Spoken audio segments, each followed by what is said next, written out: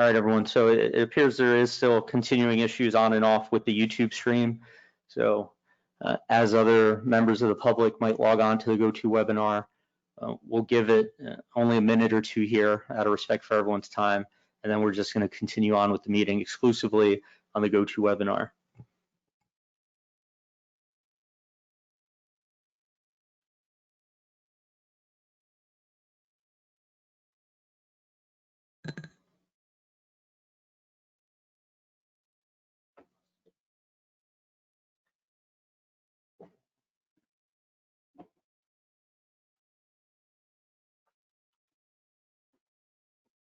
YouTube's turned off, right? YouTube is off.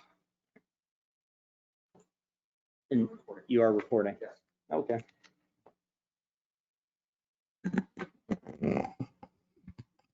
All right, at this time, we're going to resume the meeting, hopefully without further interruption or intermission.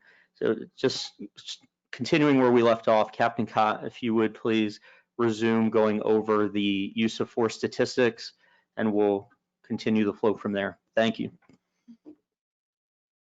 So on page 6, we're looking at how many times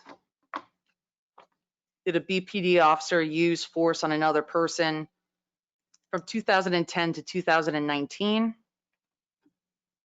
As you're observing that table, please keep in mind that the observable rise in reports completed between 2013, 2014 to present is attributable to the department adopting a more comprehensive policy that requires officers to submit use of force reports when a subject is taken to the ground during the course of taking the person into custody.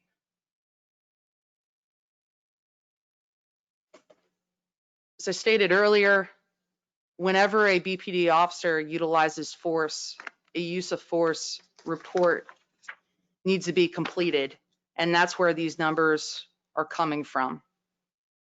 It's not only a requirement of Bethlehem Police Department policy, but it's also a mandatory requirement through both national accreditation and state accreditation as well. Moving on to page 7. Many times a use of force situation involves more than one officer. So the top table documents incidents involving 2 or more officers.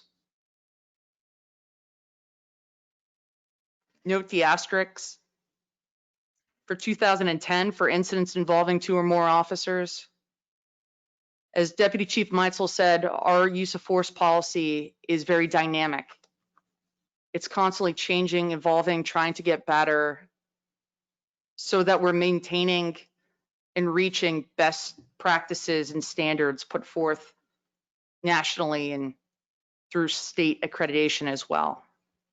So where that information wasn't collected in 2010, it later became a requirement in the use of force report that officers are required to complete.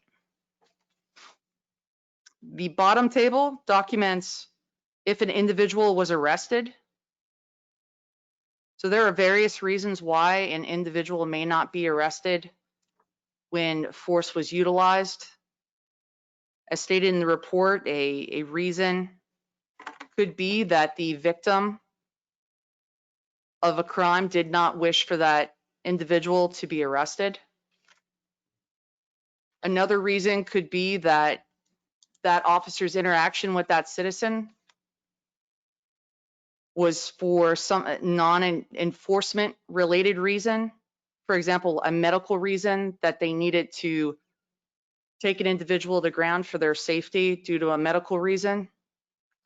Regardless of why or the reasoning behind it, a use of force report needs to be completed by an officer. Moving on to page 8. The total amount of arrests versus total amount of use of force from 2015 through 2019. Taking those 5 years, out of 13,650 total arrests, 635 use of force applications were utilized by Bethlehem police officers. That's a percentage of 4.6%. The total arrest number incorporates all types of arrest: felony, misdemeanor, summary grade.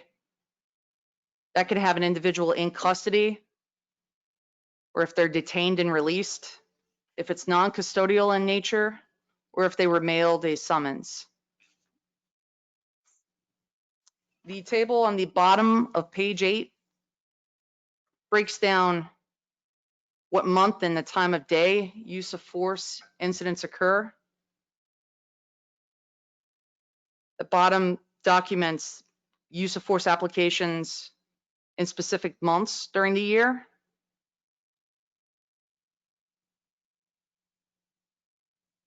Moving on to page 9.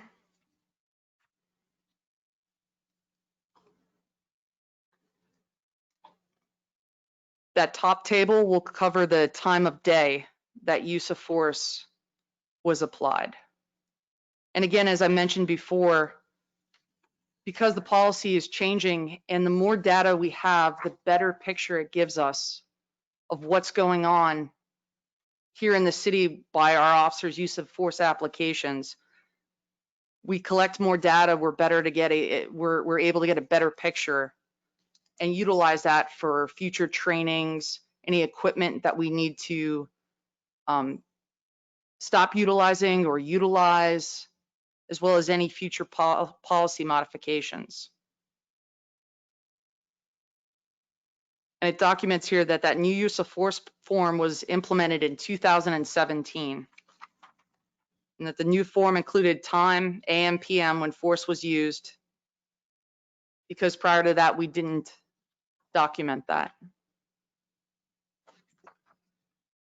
On the bottom of page 9, that table includes use of force information for the age of the individual that force was used on.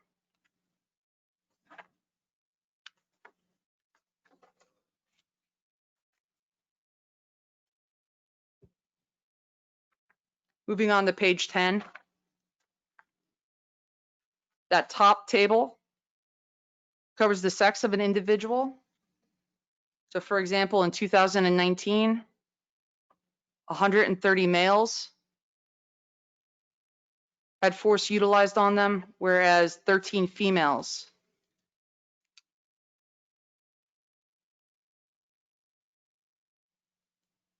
On the bottom, that bottom table will cover the race of an individual. So again, pointing out about the data was not collected.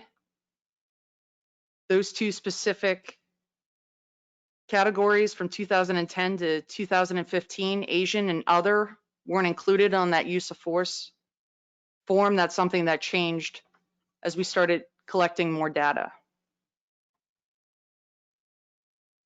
I think it's important to note recently at the Mayor's Advisory Board, as we were going over these numbers and these statistics, a very important question was raised about the use of force and the race of an individual. And though African Americans and Hispanics comprise a certain number of the population, why are the numbers the way they are for our use of force?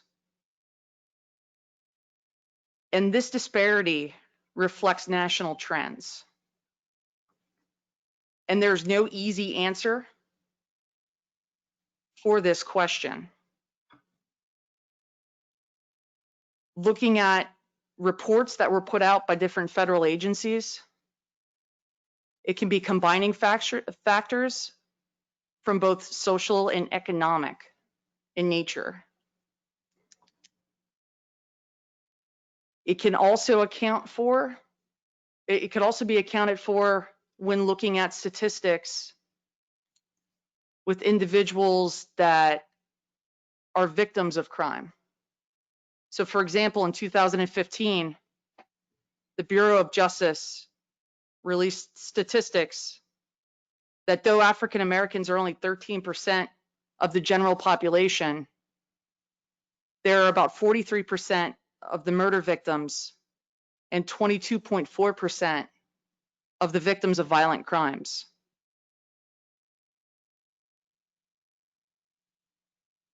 So again, like I stated, there is no easy answer for those numbers. When, excuse me, Chairman, I have them written down here. 78.7% of the city of Bethlehem is white from our past census numbers. 7% are African American, 2.9 are Asian, 5.8 are other, and 28.5% are Hispanic.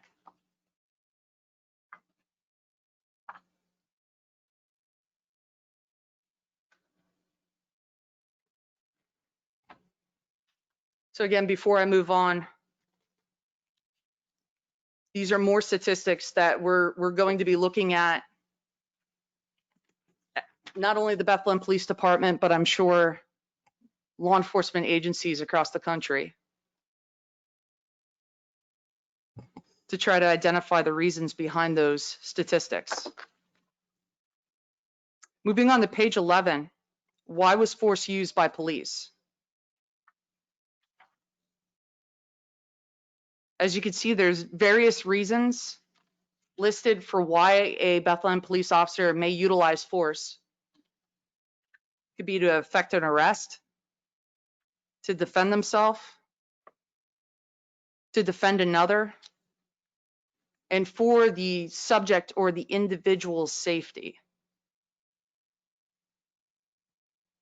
Again, in 2017, the new use of force form that officers need to complete when they utilize an application of force was implemented to collect this data. Prior to that, the data was not collected. This enables us to look at the big picture behind our officers' use of force.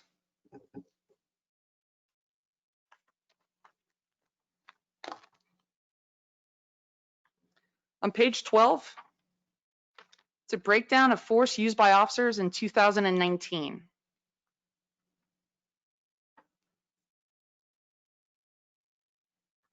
The most utilized application of force by Bethlehem police officers was subject taken to the ground.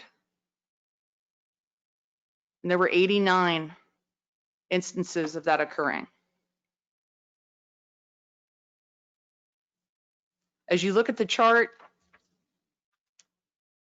some people, by just looking at the different headings, would see deadly force and believe that to be an officer utilizing their service weapon on another individual.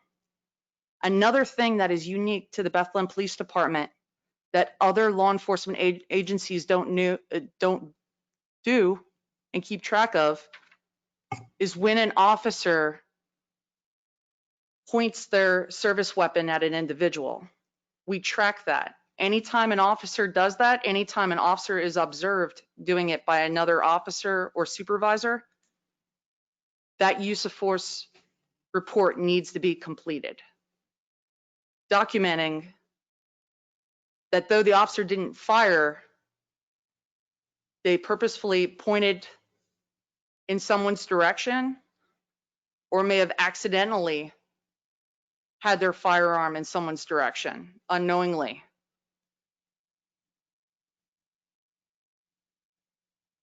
So again, looking at the chart here, out of those 5 deadly force applications, 5 of those officers did not utilize their service weapon by discharging it.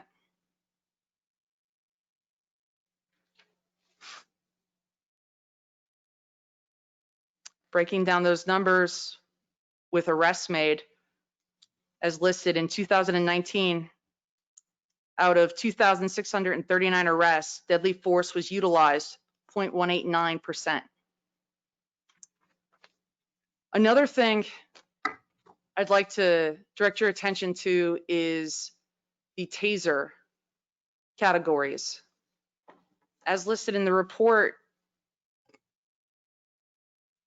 there are various use of force applications involving the taser.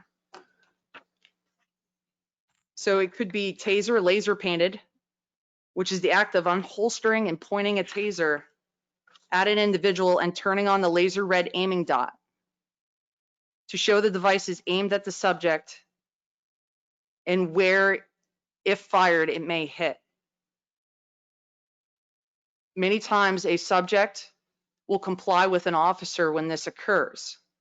Even though the officer did not discharge the taser, they are still required under our comprehensive policy to complete a use of force report. Next is taser drive stun, the act of unholstering and holding the taser device against an individual without firing the projectiles. And then taser probe deployment, the act of unholstering and aiming a taser at a subject and discharging the electric probes into the subject to effect compliance. So in 2019,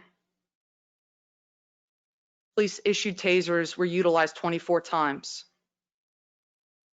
the majority of which was a taser laser painted.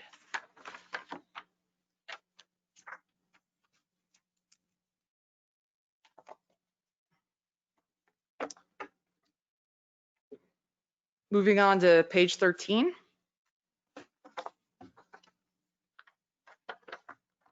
Which is a breakdown of force used by officers from November, December 2016 to 2019. And again, similar to what was seen in 2019, the most used application of force by Bethlehem police officers was subject taken to the ground with 236 applications. And as I explained earlier, though deadly force is listed as being used 25 times, over a 3-year and 2-month time period, an officer utilized their weapon 25 times, meaning a handgun, a shotgun, or a patrol rifle, to cover a subject without discharging their firearm.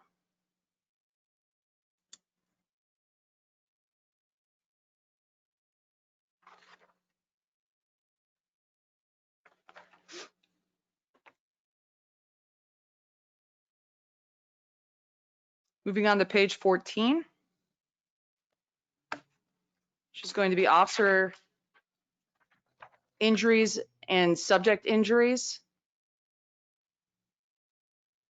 So the table on the bottom of page 14 documents officers injured by a suspect or an individual during use of force incident.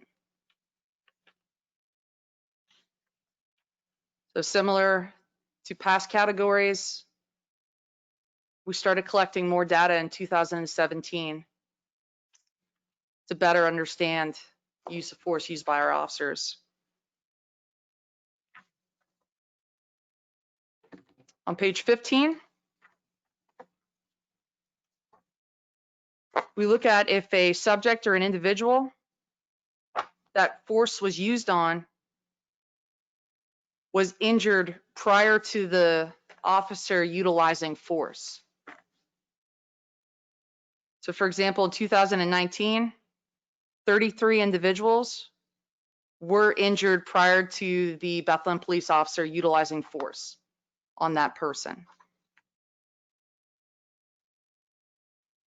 110 for 2019 were not injured prior to the officer utilizing force on them. The next table shows if a subject was injured as a result of use of force by the Bethlehem police officer. So for 2019, 40 individuals were injured as a result of the use of force application by a Bethlehem police officer. 103 individuals were not injured by that use of force application by the Bethlehem police officer. And again, regardless of if a subject or an individual is injured, that use of force form has to be completed. Also, there's verbiage written into the use of force policy that if certain things occur, officers need to render aid to that individual. So for example, if a taser is deployed, if the probes are deployed, the Bethlehem police officer has to call EMS so that individual can be checked and appropriate aid can be given.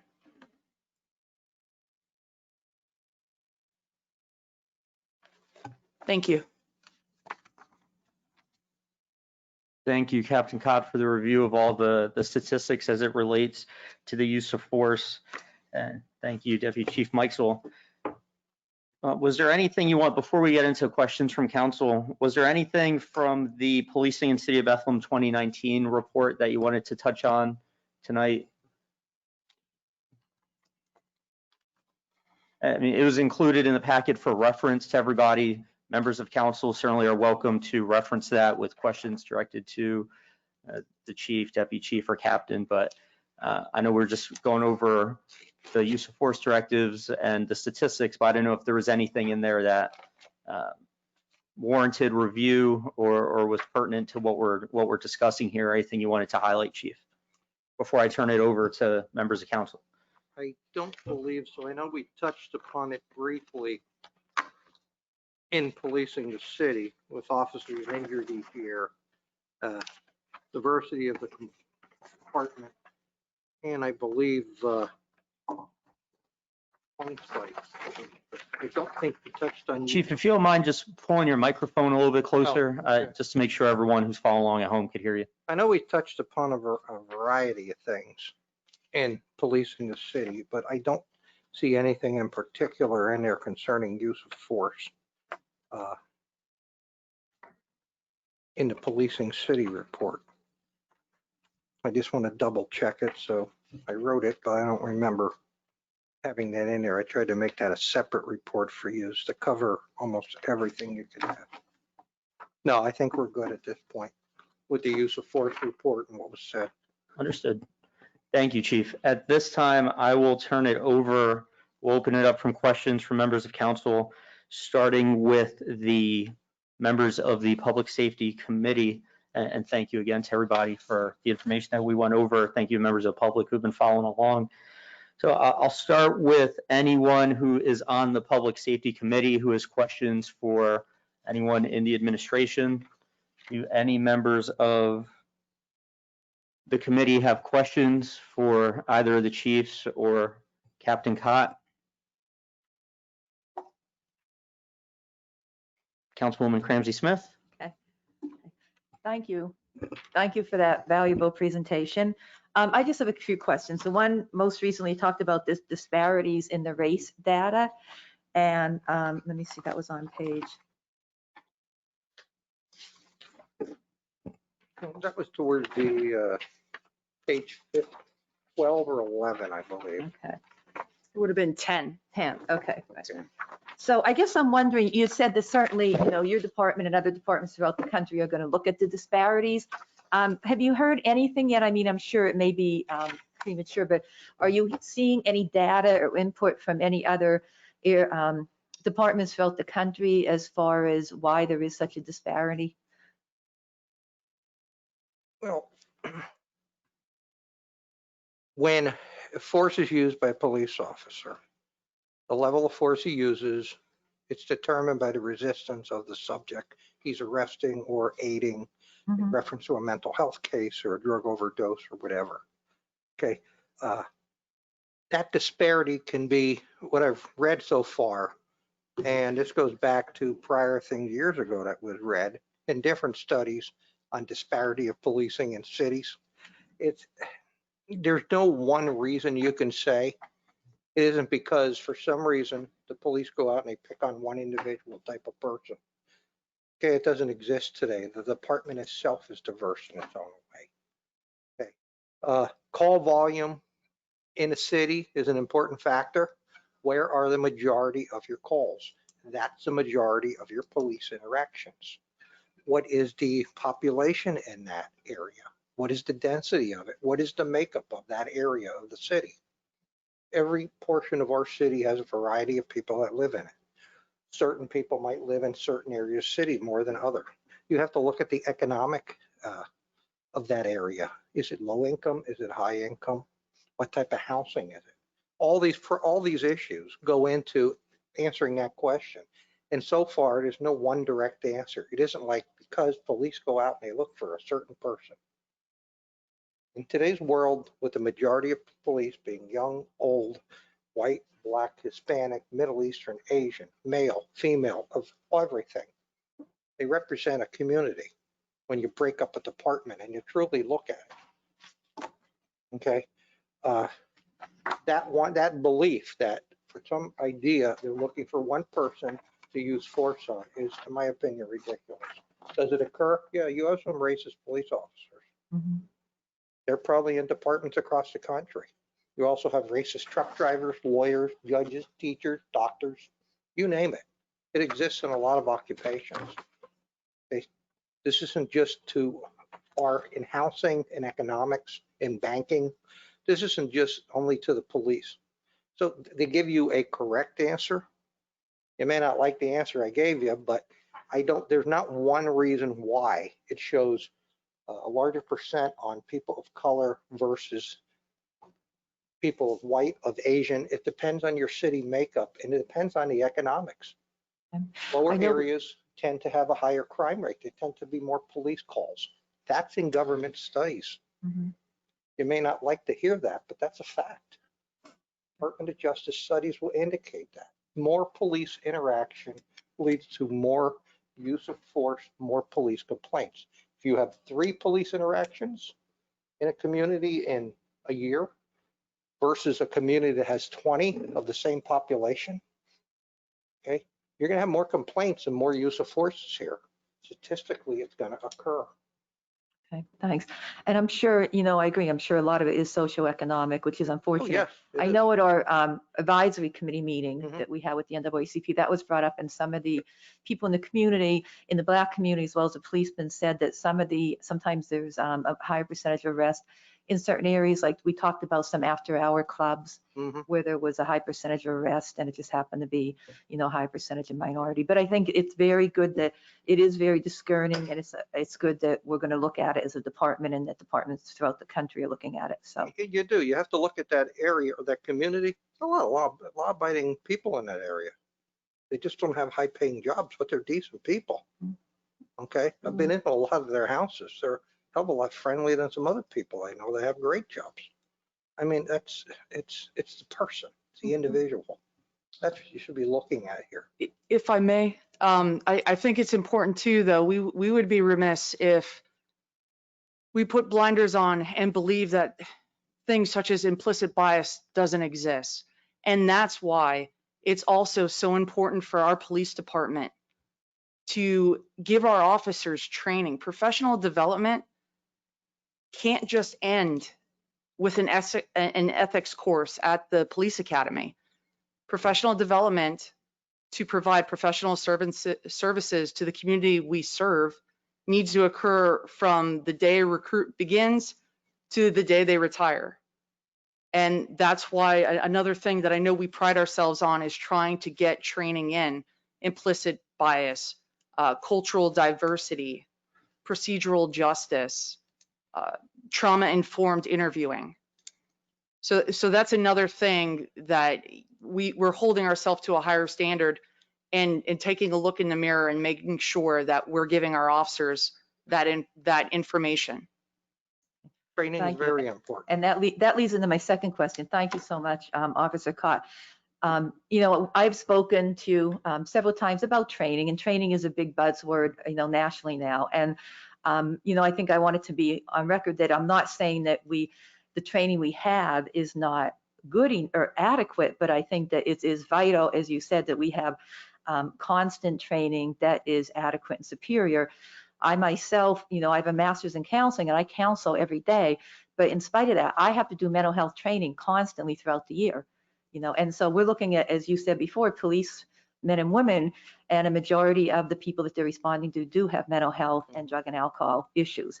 So training in that area is vital. And that goes into my question. I was going to ask you on page 11, it looks at 99% of those who force is used on is for the safety of the individual. And it's 99% of the time there's drug and alcohol and mental health issues. And I thought that was very interesting. It's on page 11, and it's the chart that says reason the force was used. And it Yes, says 99% of the incidents where it's a subject safety issue, the subject involved involves some type of drug and alcohol mental health issue. And I guess a couple of questions with that. And it's something that nationally we're hearing a cry nationally for more experts in addictions and mental health to be working with police officers. So I guess I just want to question, in those incidents, how often would you say you're working with the county mental health crisis, or you're having addictions people also going on the calls with you or assisting? Because 99% is a pretty, high percentage. And I seen that in my career over the years where, police do need to get involved, and it can get pretty nasty sometimes and touchy with those who have mental illnesses and addictions. most mental health calls and most drug overdose calls, there's no social worker there. It's the police. The call comes in through 911.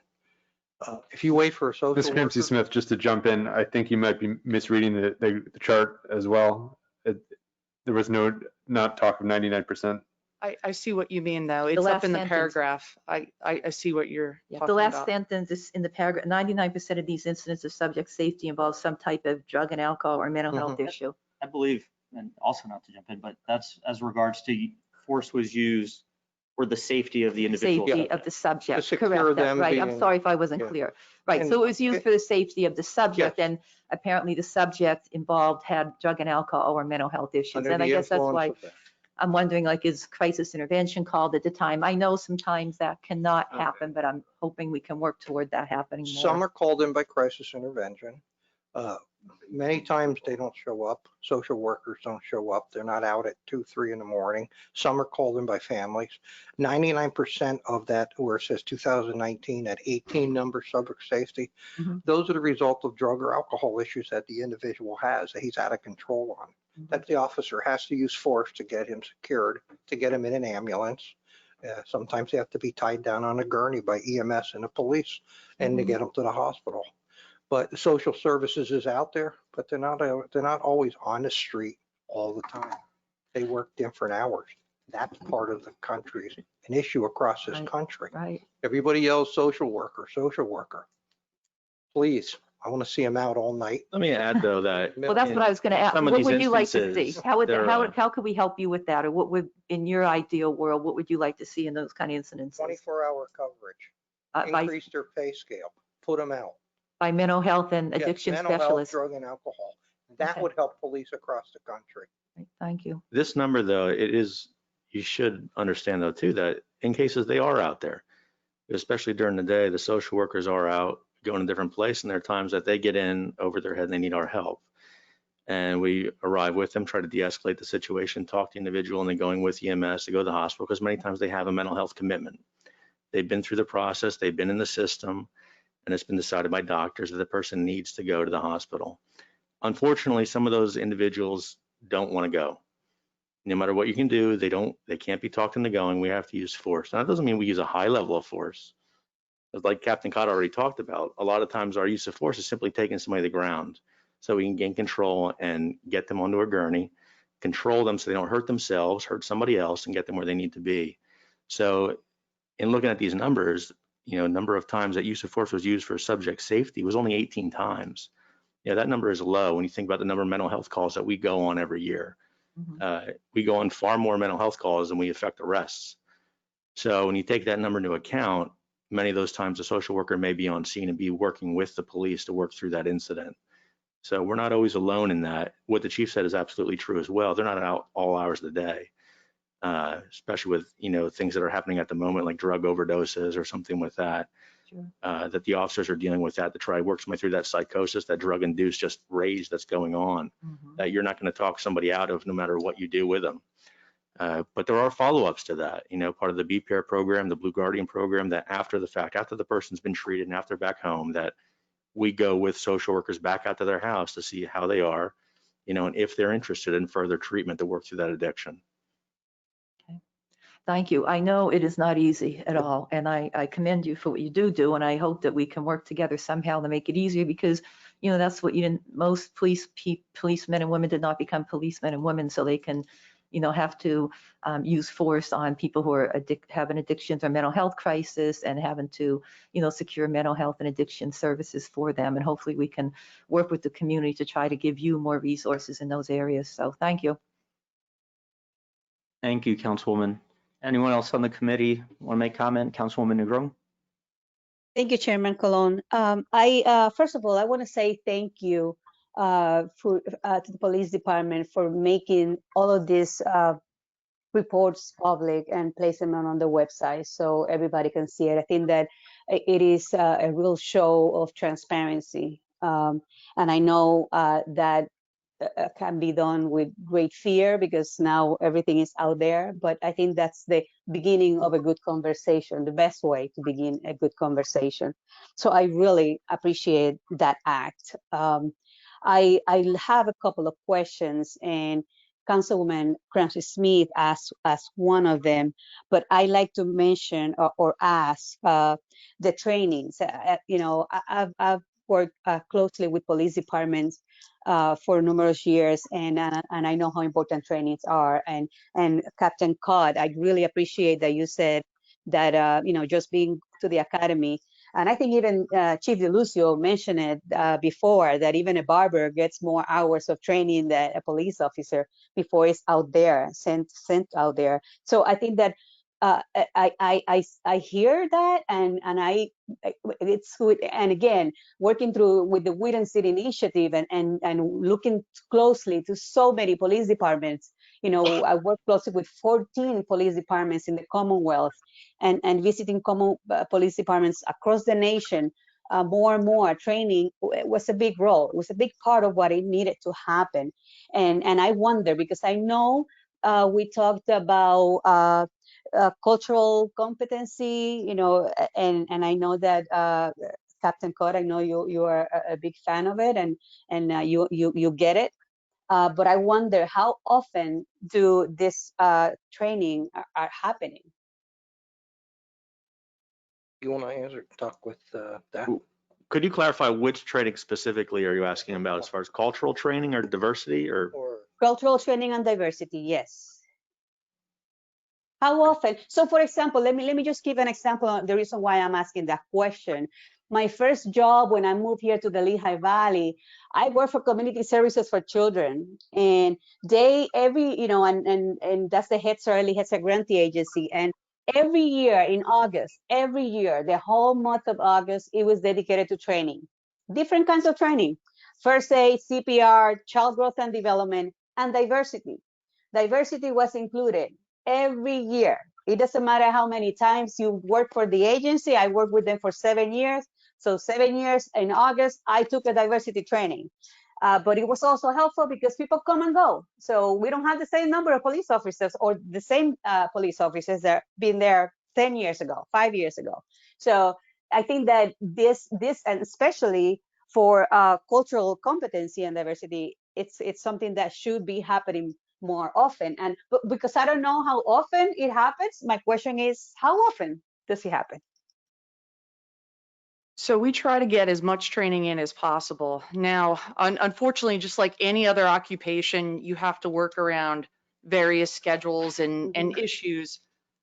We have 4 platoons that 3 of them are constantly changing from days off to day shift to middle shift, various specialized units. So trying to set up something where it would be a month long or a week long is difficult. Different types of training that we utilize could be roll call training. It could be 2 or 4 hour online training, to where we bring individuals in and actively have officers engage in real world applications of different type of like problem solving training. So for example, for de-escalation, we have de-escalation training built into all of our use of force application training. And it's not just in PowerPoints or policy, but we have scenarios that individuals have to go through, scenarios where they have to utilize de-escalation in real world applications, which is not only going to enable them to feel more comfortable using it out in the street, but as adult learners, it's going to help them retain that. Now with diversity and cultural diversity, we try every year to get as much training out to our officers via roll call training or online training. One of the most recent online trainings that we put out to all our officers that was mandatory was LGBT training for the officers. And not only do the current officers go through it, but as well as all the newer officers. Good. So That's we great. try as much as possible to get that training out, but that's an example that readily comes to my mind. I can't tell you 37 times this year but there are bias training courses officers take. There's diversity training, there's cultural awareness training. I have another really good one, sir, is so we, something that I really find is well received by the officers is a law enforcement youth curriculum that a lot of our officers attend in Lehigh County. What happens is the officers go to this training with kids, middle-aged high school kids, and the officers get to learn about different issues that might be affecting our youths today. And the kids get to tell the officers about stereotypes that they may have about law enforcement. And then law enforcement gets to have a conversation with those kids and let them know about different stereotypes. And ultimately contact with people that is non-enforcement in nature is going to build that equity, that the relationships with the community. So that's another cultural diversity training that allows our officers to get to know people from all various different backgrounds and help them understand a little bit on why individuals may be apprehensive about talking to us, may not want to readily come forward when a crime occurs. Good. Thank you, Captain Cudd. And you mentioned de-escalation. That was my other question. So you explained something that at roll call you are so you are like making a shorter period of training on de-escalation on a daily basis or weekly basis. How often does it happen? So de-escalation training it's a main component of all of our use of force training. So anytime an individual goes through use of force, whether it be defensive tactics or firearms training, less lethal training, such as using a taser, there's de-escalation communication skills built into that. Okay. So a very good analogy I heard recently is if you only give an individual a hammer, everything they see is going to be a nail. So you want to give them other skills, other tools to utilize other than that specific skill. And that part of de-escalation training is built into the use of force training through those scenarios where the officer has to demonstrate, okay, you're able to do that physical skill of handcuffing somebody, but can you give verbal commands? Can you talk to that person? Are they able to be compliant from your verbal commands rather than put your hands on someone? Another thing about de-escalation that we do is if we see an officer that may be utilizing more use of force, it may be for legitimate reasons or there may be issues where they require retraining. We'll have that individual go to you know, a 8-hour or 2-day de-escalation course. So again, I wish I can give you a specific number of how many hours it's done. The roll call training, just let me clarify, it's one of the platforms that we can use for training for our officers. So if there's a new law that comes out and we need to get it out right away for our officers about search and seizure, medical marijuana, we can put that out to the lieutenants and have that information delivered to the officers quickly, but Mhm. efficiently through like a 5-10 minute training. Mhm.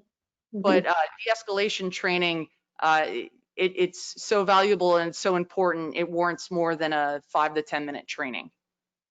Absolutely, I agree. I agree, and you know, it's really helpful to me. I'm sure to the rest of members of council to hear you say that, because I mean, it's something that we don't know. You know, just like it is really helpful to see reports. So, how about my other question was related to the reports when they're sent to the state or the national, whether it's CALEA or the national, the state accreditation agency. When you prepare these reports as a department and send it to them, what happens? What do these two entities do with these reports? Basically, how do we do accreditation? We don't send a report to them. They come Okay.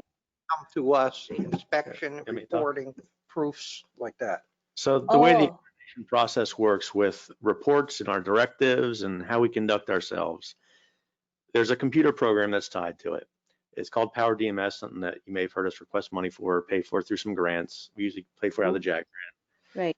That program allows us to upload our directives and an upload they call proofs. So through our reports, we have to upload that we actually follow through on a lot of these directives, whether Okay. that's through how the report was written, through what the officer did during the interaction, or through training that we document. So these proofs all get uploaded. Now, when it comes time every year, different assessors get assigned to the department by these agencies. So the assessors will log in, they will review all the documents electronically, and then they will call and talk to us. And then eventually in the 4-year period, they will come and physically visit the department, walk around, conduct interviews with officers, with community members, with other administrative leaders throughout the city to verify that what we say we do, we actually follow through and we actually do. And that's that whole process kind of work together through the visual inspection of the electronic documents, through the discussions, through the interviews, and then through finally physically seeing it.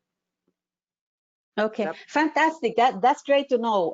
Thank you so much for providing the information. It makes a lot of sense.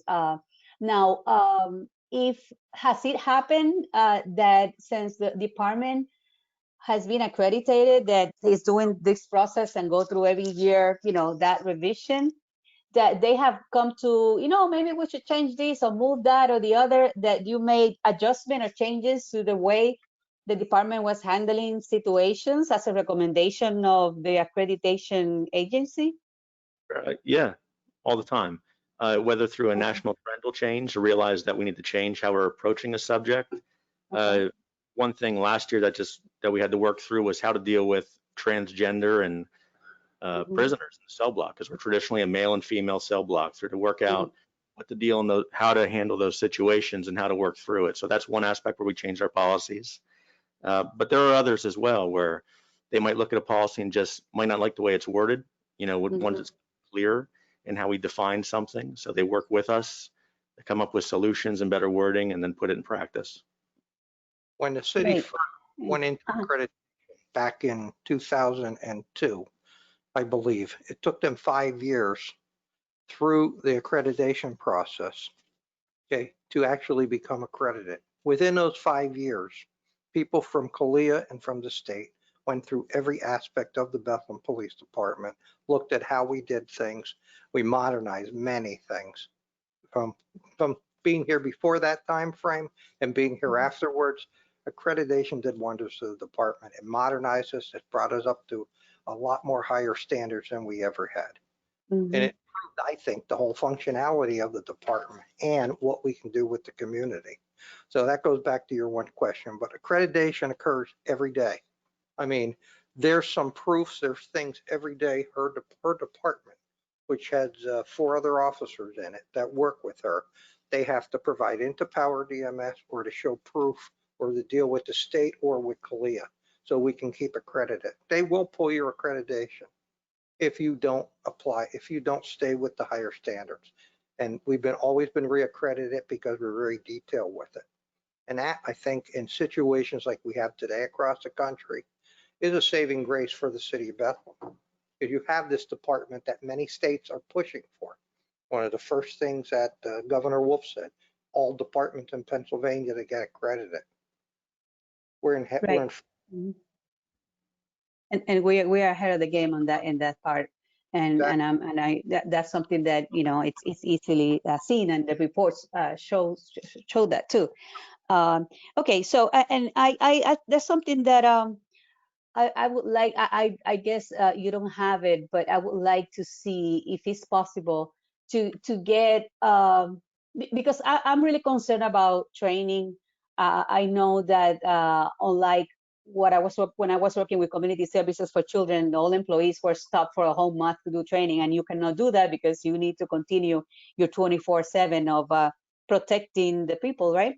So, but I know that it can be done. I like I said, I've worked with police departments, 14 police departments across the Commonwealth, and visited police departments across the nation, and I understood and realized the importance of training.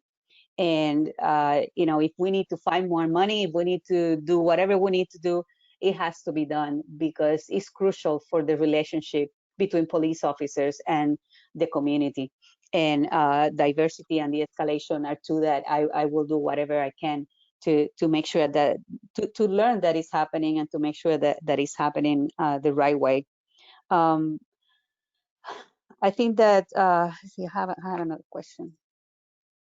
Deflecting, yeah.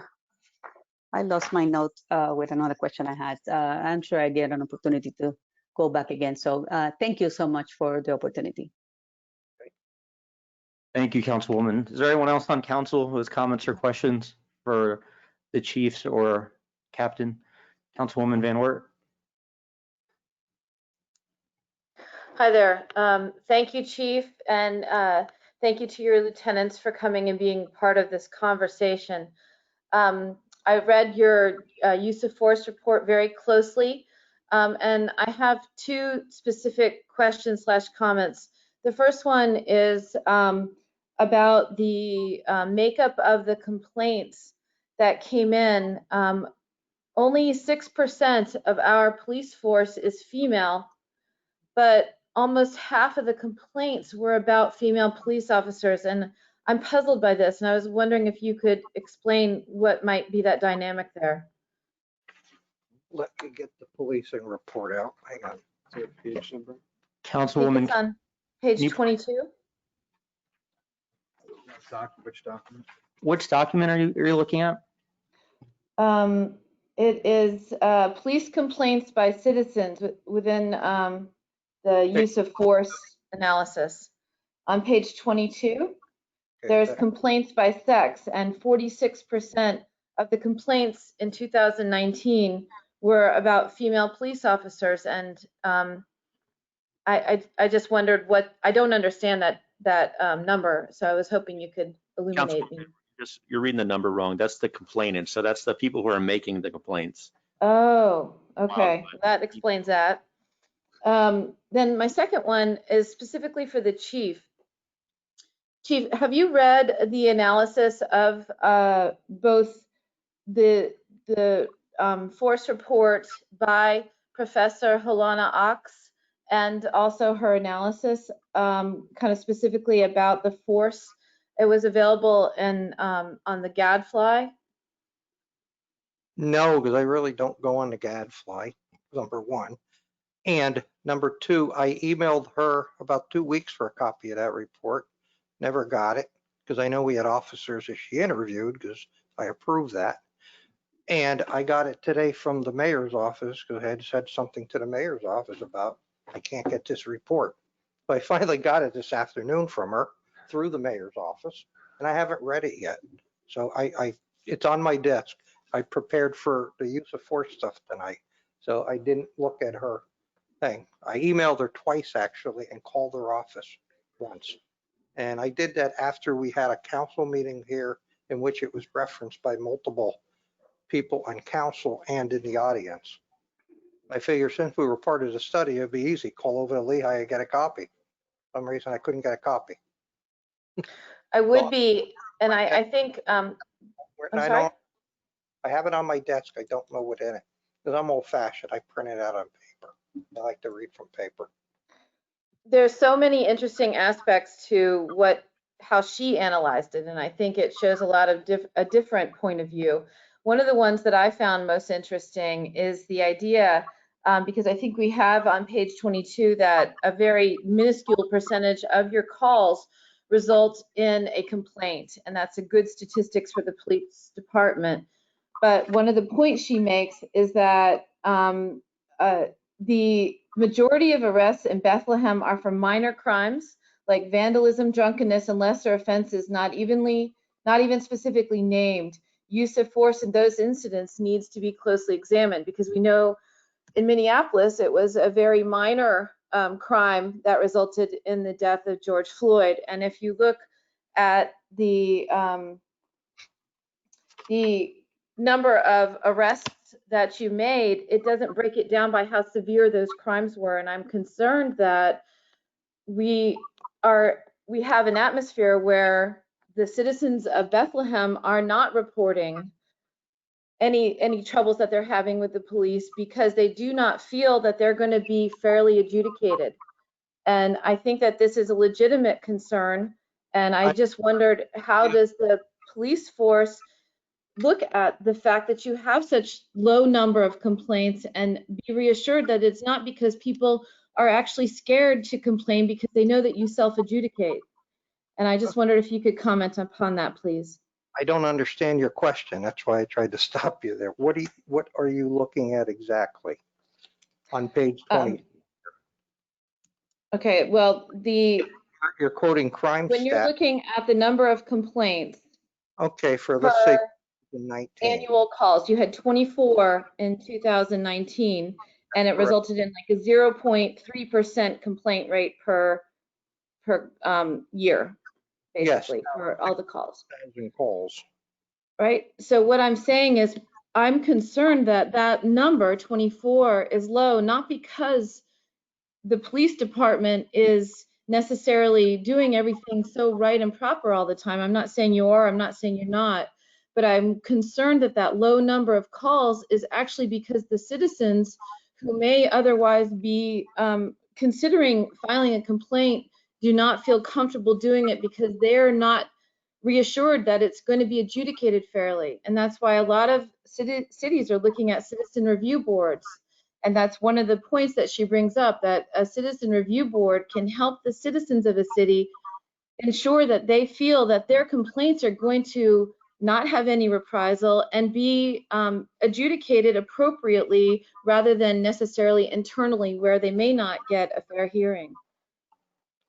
Well, in 2017, there was a random study done by Kutztown and by DeSales University. And it talked about, I think council did get a copy of it, and it talks about perceptions of police service in the city of Bethlehem.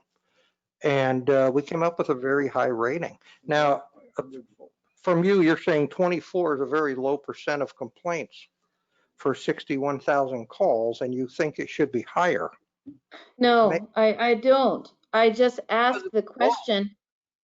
I mean, you're giving a hypothetical situation. Just because it's low, maybe those are the people that did complain. How do I know something happened to somebody if they don't come forward and complain? I don't think you're ever going to be able to raise a statistic on that. I know you're getting into citizens review boards and stuff, but I mean, there is a process here and it has worked. We've fired officers, suspended officers. We've had officers arrested. We've disciplined many officers over the years. Since I've been chief, there's 11 of them I know that left, either fired, terminated, or resigned pending discipline, or were arrested and left. Okay, so we do, under accreditation, to put complaints and discipline and use of force is in the top category. That's your credibility on the street as a police department. You don't handle your department And it goes out of control like some places across this country, and we all can agree on that. Okay? It's a bad police department. We have a good police department here. It might seem low to you for 24 complaints. I don't know. That's the amount of complaints that came in, and we answered every single one of them.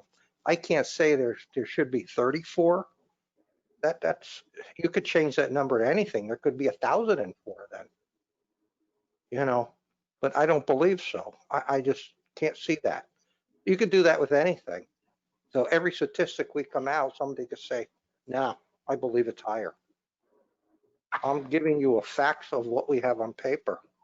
I can't just predict. I don't know, maybe that's not the answer you're looking for from watching here, but, you know.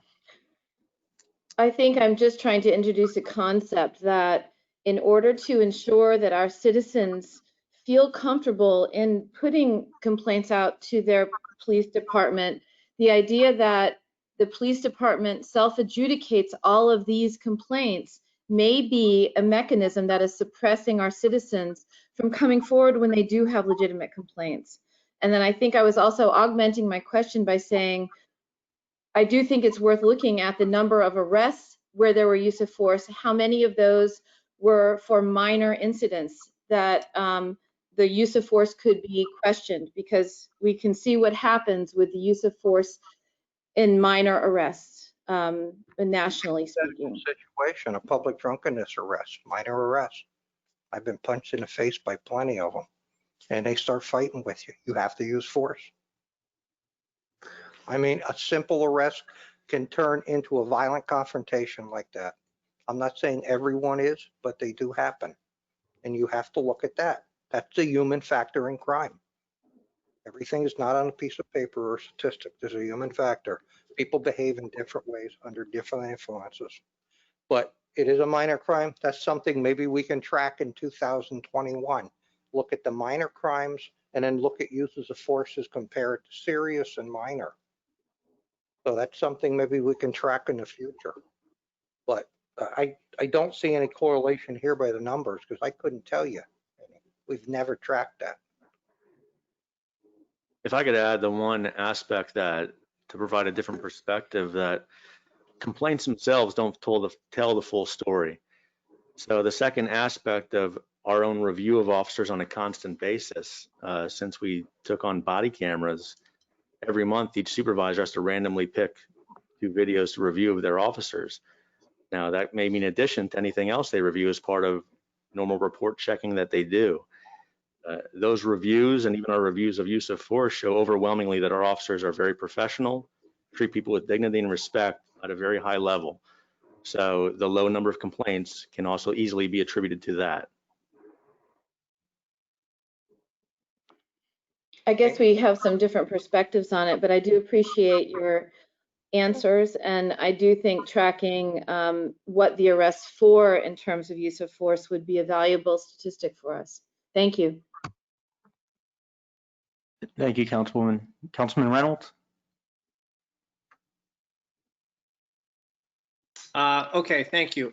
Just to follow up briefly on one aspect that Dr. Van Wert brought up is that I think the methodology as far as reaching underserved populations and traditionally underrepresented populations is one of the things that we're able to point to. Is, are we able to say, and this is part of the idea of the community engagement initiative, is have we reached out to people that maybe have not had a voice in the past and don't necessarily trust the same avenues that other people trust and the other institutions that other people trust. So I think that one thing we're able to do, and we saw this when we did our communication survey, that a lot of people were unable to respond to our communication survey if they didn't have internet access and if they didn't have the ability to do it. So I think that it could be true, the fact that, you know, it's highly rated, and it definitely is by those people that responded. But I think it's, you know, if we're going to say some people don't respond, we should be able to point to our efforts to necessarily gather feedback. I just have one point here, or one kind of question. And that goes back to the data that I think Officer Cott brought up about the use of force as far as a percentage of the population. And I was just curious again as to what I think one of the big things we have when we collect data is like, what do we do with it? And I would be curious just to hear again what that answer was for why we think that we may be that there may be that higher rate of use of force compared to overall percentage of the population. Okay, I'll answer the first question first. So with that data, what we do is we do a year-end analysis of the statistics of that data collected from all the use of force reports. My office takes a look at it and they see if there's any trends, any patterns. And then from that information, we want to look at, is there any remedial training that is necessary for our officers on something? Is there an equipment issue? Do we need better equipment? Is there a piece of equipment that's antiquated or we shouldn't be utilizing anymore? And then finally, is the policy faulty? Is it out of date? Does it need to be updated? So that's what we do with that information from the use of force reports. Now, as for the use of force with individuals of different races, what I tried to say earlier was there's no simple answer. And it's extremely frustrating, and it's something that not only law enforcement agencies across the country, but citizens across the country are demanding answers for. And it's something that we all need to take a look at. And personally, a holistic approach to it. I don't have the right answers, but I think there's so much more at play here. Yes, there are issues in law enforcement, but there's I think on a grander level, we need to take a holistic approach to addressing. And I agree with you wholeheartedly, and I appreciate you giving that answer. And I know we've talked about this before, but I think one thing that we need to remember is that a lot of this conversation is not about police, and it's not about the police department. And the issues that you have raised, that the chief raised before, about the different economic opportunities. I mean, there were a couple play times where we got pretty close there to defining what a lot of people have been talking about in this country over the last couple of months as far as the definition of systemic racism and the reasons why it's, we can do everything right and our police department can do everything right. And we go to some neighborhoods more than others because that's where the calls come from.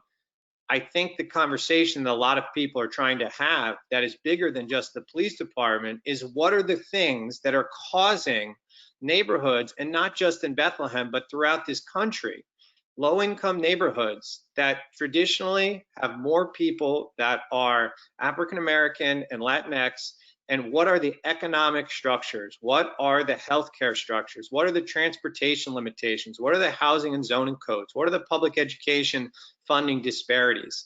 All of those things are what goes into structural racism and the structural problems in America.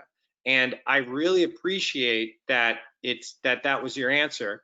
And I think that that's the conversation that a lot of people want to have. And I think that that's something we're going to talk about with our community engagement initiative. But when you hear people protesting, a lot of their anger is not just directed at police departments or even at police departments at all, is the failure of society to do something about those systems that at the end of the day ends up with a call to the police department. And I think that a lot of people are going to disagree necessarily what society should do about a lot of those issues. But I think step one is agreeing that there is as you said, a holistic problem and a structural problem that end up causing a lot of these disparities at the end of the day. And like I said, I just wanted to say thank you for saying that. And I think that that's I think that that's progress, that's something that we can talk about openly. And I think one thing that a lot of people are looking for going forward is that anybody in a position of authority starts to realize, you know what, these are the different issues that end up, intersecting with each other and causing a lot of the community anger and frustration that we're hearing about. Thank you. I had a comment on what you said. In my initial comments is what I exactly almost said, maybe in different vocabulary, not as etiquette as you sometimes. I'm more blunt, which get me in trouble sometimes. But I mean, you and me had one path in life, and we got to where we are because of that path. There's other people who don't have that path, don't have those opportunities. Okay, that's part of the problem. That goes back to housing, poverty, education, medical assistance in this country, a lot of other different issues. And when you look at these numbers and in different areas of your city, population density, this is something you're talking about, systemic racism, which is part of the problem in this country. And it's embedded in criminal justice, housing, and a lot of other things. I think now people are noticing it more when you look at this. And I do have to agree with you. I'm not disagreeing with you. We may disagree on how we view certain elements of it, but what you're saying is exactly what the captain has said, the deputy has said, we talk among ourselves. It may not be here in the city, but it's in the overall system. And that's what you need to go after. And I understand the anger of people out there. I understand the anger of people of color out there. They have a feeling that they're not getting their part of the American dream. And that's what it is. You expect people, a young kid should expect to grow up in a good family, go to high school, go to college, have a good paying job. But there's a lot of hurdles placed in front of certain kids, and they can't get over those hurdles. You and me, we had hurdles, but we were able to get over them. But everybody doesn't go that same route. So, I'm in agreement with what you're saying. I don't know how we change that whole system. We can maybe change a little piece at a time in the city here. But thank you for your comment on that. Thank you. Any other questions or comments from other members of council? Councilwoman Negron, I'll turn back to you. Thank you, Chairman Colon. I just wanted to point out, Councilwoman Dr. Van Wert asked a question, and I think there was a confusion. As you know, all of you know, I've been in conversations with the professors at Lehigh, Helena Oaks, and a group of others that did the research on police. And I've been working with them since I don't even know how long now. And something that, and we have had several Zoom meetings discussing this. And one of the, after our last city council meeting where the resolution passed, I asked Professor, the team, the core team, if anybody from the administration or members of council have reached out to them, because we mentioned them so many times. I was hoping that I will hear, yeah, of course, they all did.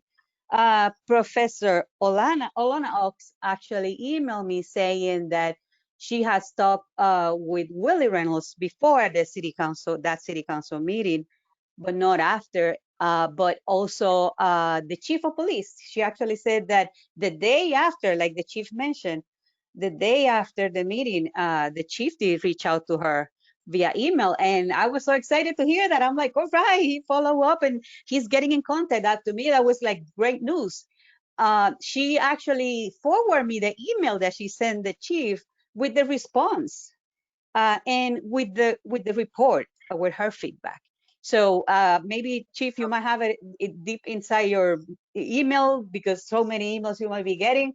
That happens to me often, but you did get that report. She forwarded me the email that she responded to you with the report that you just got in paper today from the mayor's office. I just wanted to clarify that because I know she was really excited too. We were both excited that you reach out and that you were interested in reading the report. And that was back on the 8th because the meeting was the 7th and you reached out to her on the 8th and she responded to you with the report and all the details on her feedback. I just wanted to clarify that because I know that she, like me, were very excited that you got it so fast. Thank you. She sent it, thank you, tell her I'm mistaken, then I'll have to check my email. But I did check and I couldn't locate it, but I do have it now. So next time we get together, maybe we can bring up the report. I haven't read it, so, but yet, so. Tell her thank you. Thank you. Any other questions or comments from other members of council? Mr. Cologne? Councilman Waldron?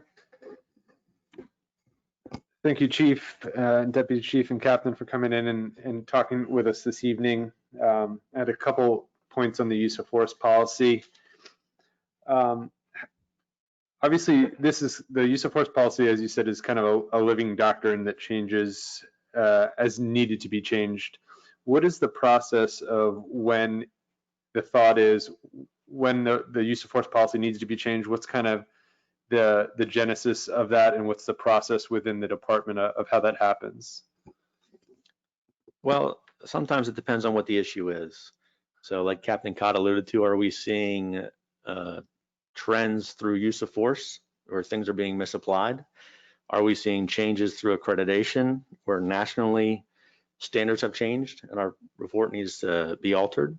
Or are we just seeing that officers aren't understanding the way it's written? So any of those things can generate a change.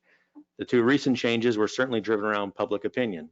Chokeholds were misunderstood with departments, as was the idea of intervention. So while those things were part of our department for quite some time, and that we don't use chokeholds, we haven't since I've been here, and they were never trained, that we just formalized in the policy that that's not an approved method of control. The same with intervention. That was something that was included in another directive in vaguer terms. We simply moved it to the use of force directive to clarify it and further bring it to light. So any of the above can go through that process. Once we begin that process, several of us will work on wording to make sure that it's understood, look at it several times, and then eventually put it out to the department, and require training and usually testing on it as well to make sure that it's understood. Thank you for that. And what would be the process of, is there a checks and balances as far as a review of that? Because of our two accreditations, I was wondering if someone looks over our policy, is there a safeguard to it? Every year. So yeah, I mean, all these aspects and all these points of accreditation through PLEAC and CALIA, with the two of them, there are several hundred points that the department has to meet. I think CALIA is somewhere around 500 something and PLEAC somewhere around 300. All those need to be proved every year. All those need to be shown and demonstrated every year. And the assessor looks at it and looks through it. And there are different times when, depending on the policy, that we ask legal their advice. But it just depends on what change is being made. Do the assessors of those two accreditations, do they look at the city's use of force policy specifically? Yeah. Okay. So, but as far as you making a line item change, essentially is as simple as a memo and rolling it out and training it to the department, not having to take that specific item and get approval for it. Correct. We can do it ourselves. Understood. Okay. So is there a feel for how often that's changed? How many, I would say, is two an above average amount for a year, or how often does that number move around? Yeah, the last major revision of this policy was probably, if I had to guess off the top of my head, probably 6 years ago, maybe a little bit longer.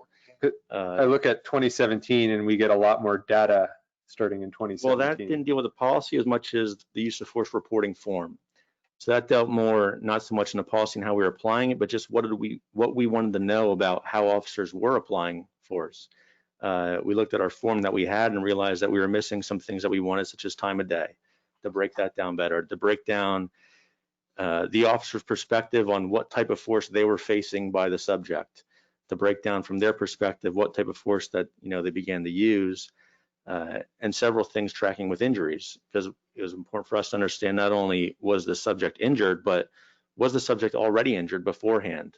Because many times you're dealing with people that are in fights, that are been doing violent acts of why force is even needed, that are injured. Did the officer's force then further increase that injury or have no effect on it? And then conversely with that, did the subject injure the officer during use of force application? Another thing that's tracked is whether that subject then, if they were injured by the police or were injured before, did they require hospitalization or just medical treatment on scene? So all those things, we wanted more information so we could better understand what our officers are facing on the street and how they're applying policies, how they're applying force, and working through it. And that's simply just an input and categorization within the city system, It is. just to get those numbers out and to tease them out specifically. And if you look at page 15, when you were talking about subject injury, there's not a lot within all the arrests that are made if you look in 2019, but I would say there's a fairly good percentage, over those 5 years that we have numbers, 40%, that if an officer does use force, there's a 40% chance that that subject is going to be injured. Well, the thing to keep in mind with that is that doesn't reference the type of injury. Sure. So any injury we track, that might be a brush burn, that might be a probe deployment from a taser, meaning that the probes went into you. I mean, they're kind of straightened fish hooks. So that slight puncture is an injury. Through this past year, there were no serious injuries or no hospitalizations that I can even remember of a subject. Yeah. So If I can interject, even if an individual, we ask everyone, are you injured? If they say yes, that's a yes on the box. The officer does not dictate that, what the answer to that question is. It's the individual that force was utilized on. And likewise, I would imagine there may be some instances of injury without force as well, as far as, applying handcuffs or putting someone into the back of a vehicle, or they could be a claim of an injury while in fact no force was used by an officer. That was one of the statistics that we collected because, for example, we've had where someone was too intoxicated and may have fallen downstairs or cut themselves on glass prior to the police arriving on scene. And that's something that would be documented in subject injured and call prior to police use of force. I'm thinking of something specifically different where an officer makes an arrest without force, and then yeah, How- there are claims. what That's not- happens?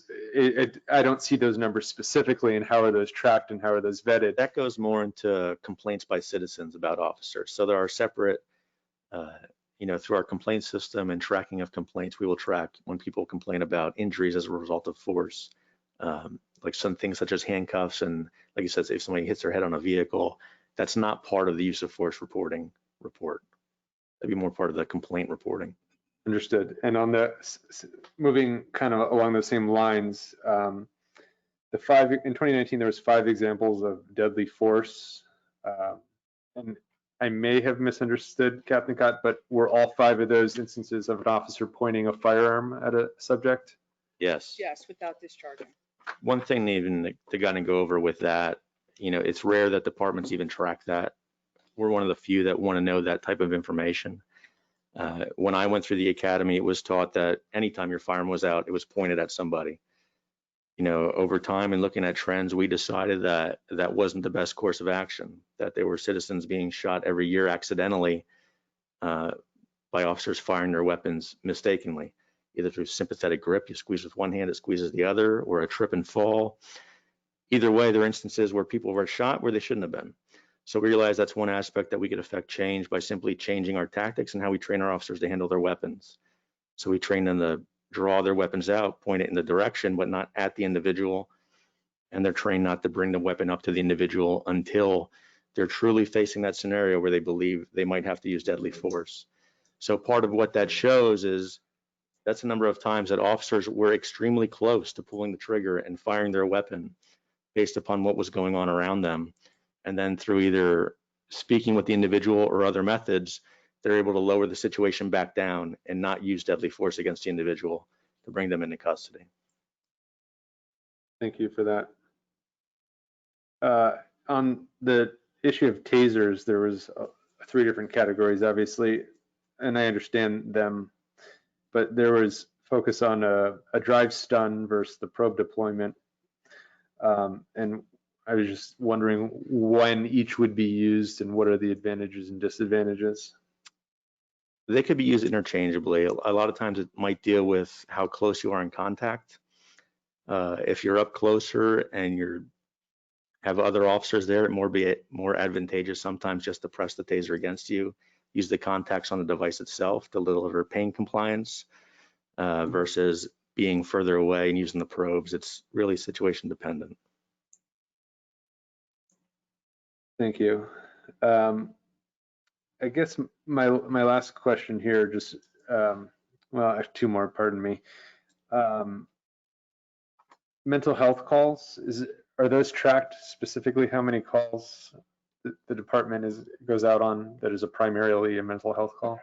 Yeah, well, we track medical calls. So medical calls are all tracked like every call type. So we have numerous call types that we'll track a lot of things on. So mental health are not specifically tracked as part of medical calls, but they are there. But that might not be the only mental health type call that we go on. Sometimes that domestic is tied to a mental health reason or a neighbor dispute. So there's such a wide range of call types that might really be tied to a mental health issue that's a tough category to just track on its own. I would encourage maybe a way to look into that to try to tease those numbers out specifically to find out how many of those mental health calls end in arrest versus end in a physical use of force. And clearly, I don't have an answer to that, but I would think that data might be something I'd be interested to see if it is possible. I think 2021 we could look into. Okay. And my last question is, which is a challenging one to answer, is what is the rate of report from officers for use of force? You mean their compliance level? Yes. I would venture to say it's, in the high 90s. We find out when officers use force. There's multiple officers there. There's multiple reports written. One thing to keep in mind is officers are, for the most part, individual assignments on the street.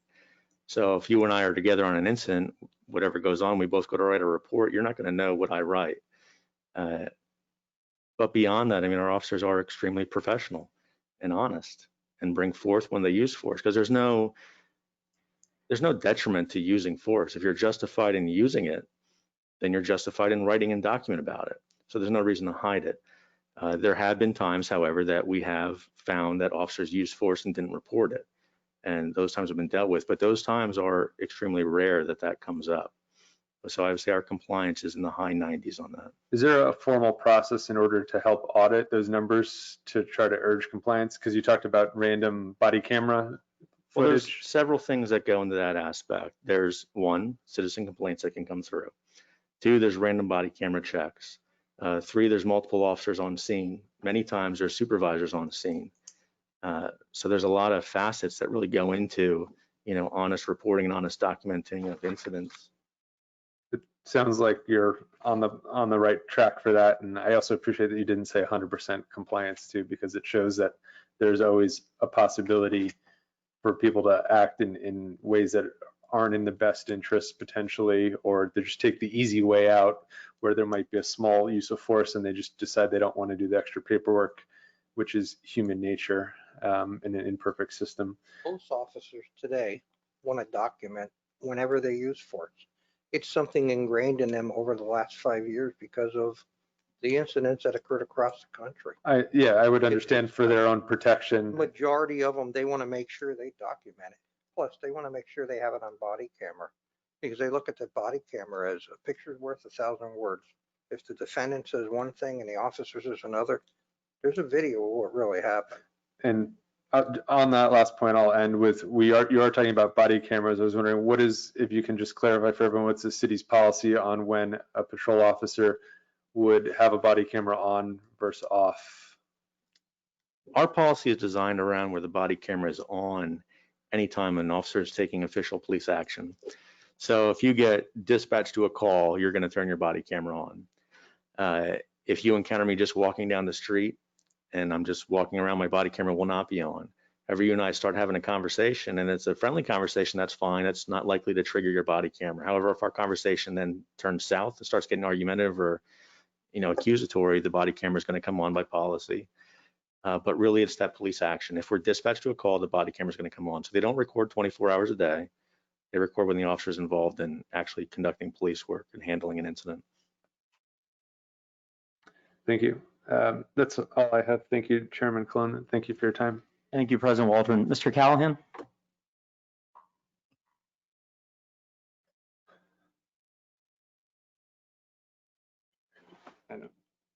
Mr. Callahan, I believe you're muted.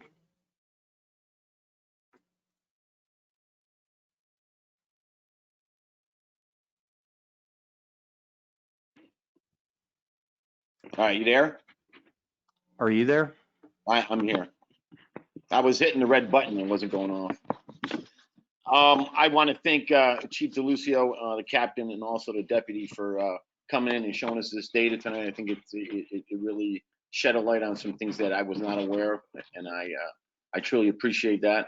I also agree with Chief DeLucio that I think the CALIA accreditation that we went through after the Herco incident was really critical. You know, a lot of people at that time had criticized my younger brother's administration for bringing that in, but I think when you look back on it, it probably was it definitely was the right thing to do, and I think it put us years ahead of other police forces. So we are one of the top 10 safest cities of our size in the United States, and I think there's two reasons for that. Number one, I think we have a police force that is trained properly.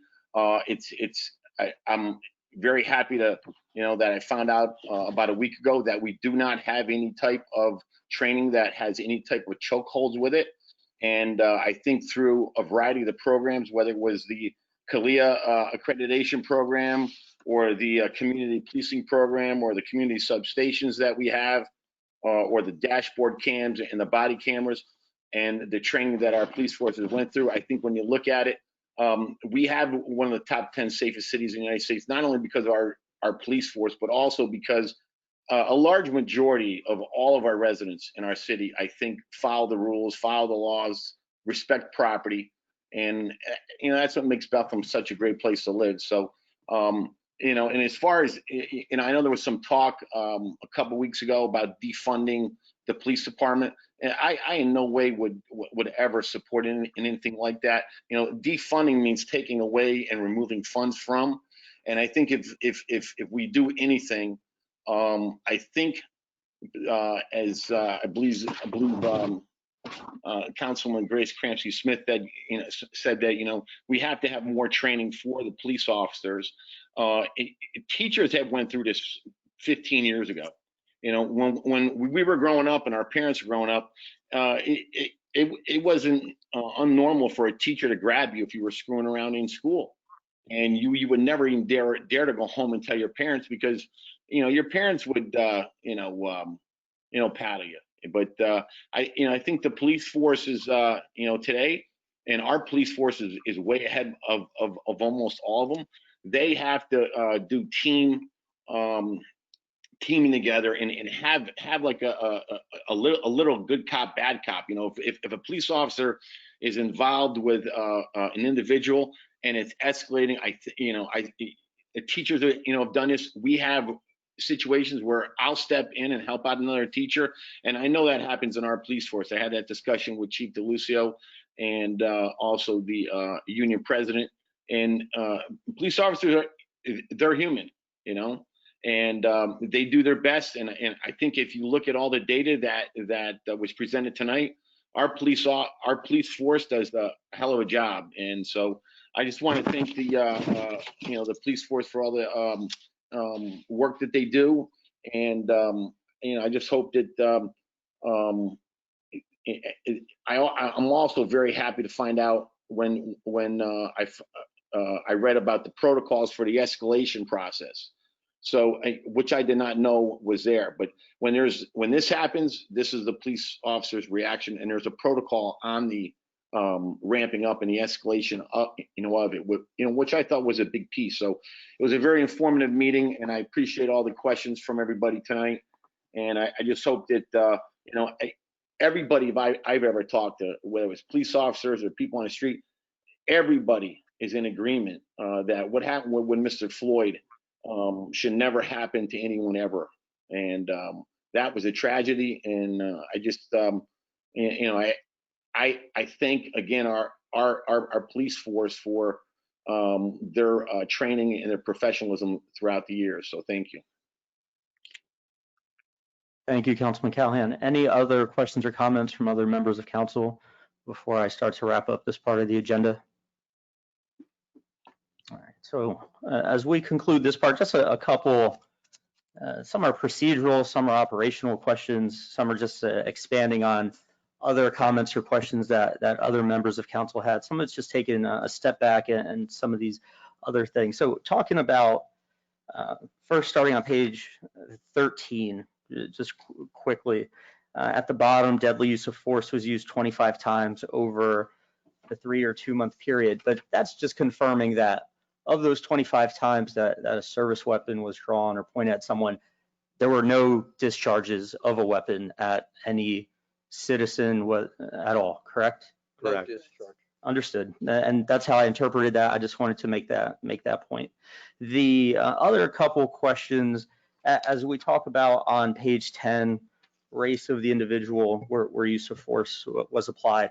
And I appreciate everybody's transparency as we have these open conversations, because there's a lot of things that go into this. It's obviously very comprehensive as we talk about different factors and looking at different cases individually and trends. And Chief, I know you alluded to national trends, and I hope we continue to apply that and see what's applicable here in Bethlehem, because obviously what applies to Fresno, California, or any other city of 75,000 people isn't necessarily the solution for Bethlehem, but keep looking at what's best for our community, our population, and our diverse makeup here. But looking at those occurrences by race, and we talked about calls and where the calls come from and things like that. In terms of just police contacts, because force can only be applied obviously when a member of the community comes in contact with a police officer. And I don't need an exact number, an estimation, something like that. How many police contacts or incidents are written up that were driven by calls? Say, somebody dialed 911 or the non-emergency line, officer got dispatched out for whatever reason, as opposed to how many of those contacts, those incidents, were officer initiated. I'm walking down the street, staggering, officer stops me, or traffic stop, things like that.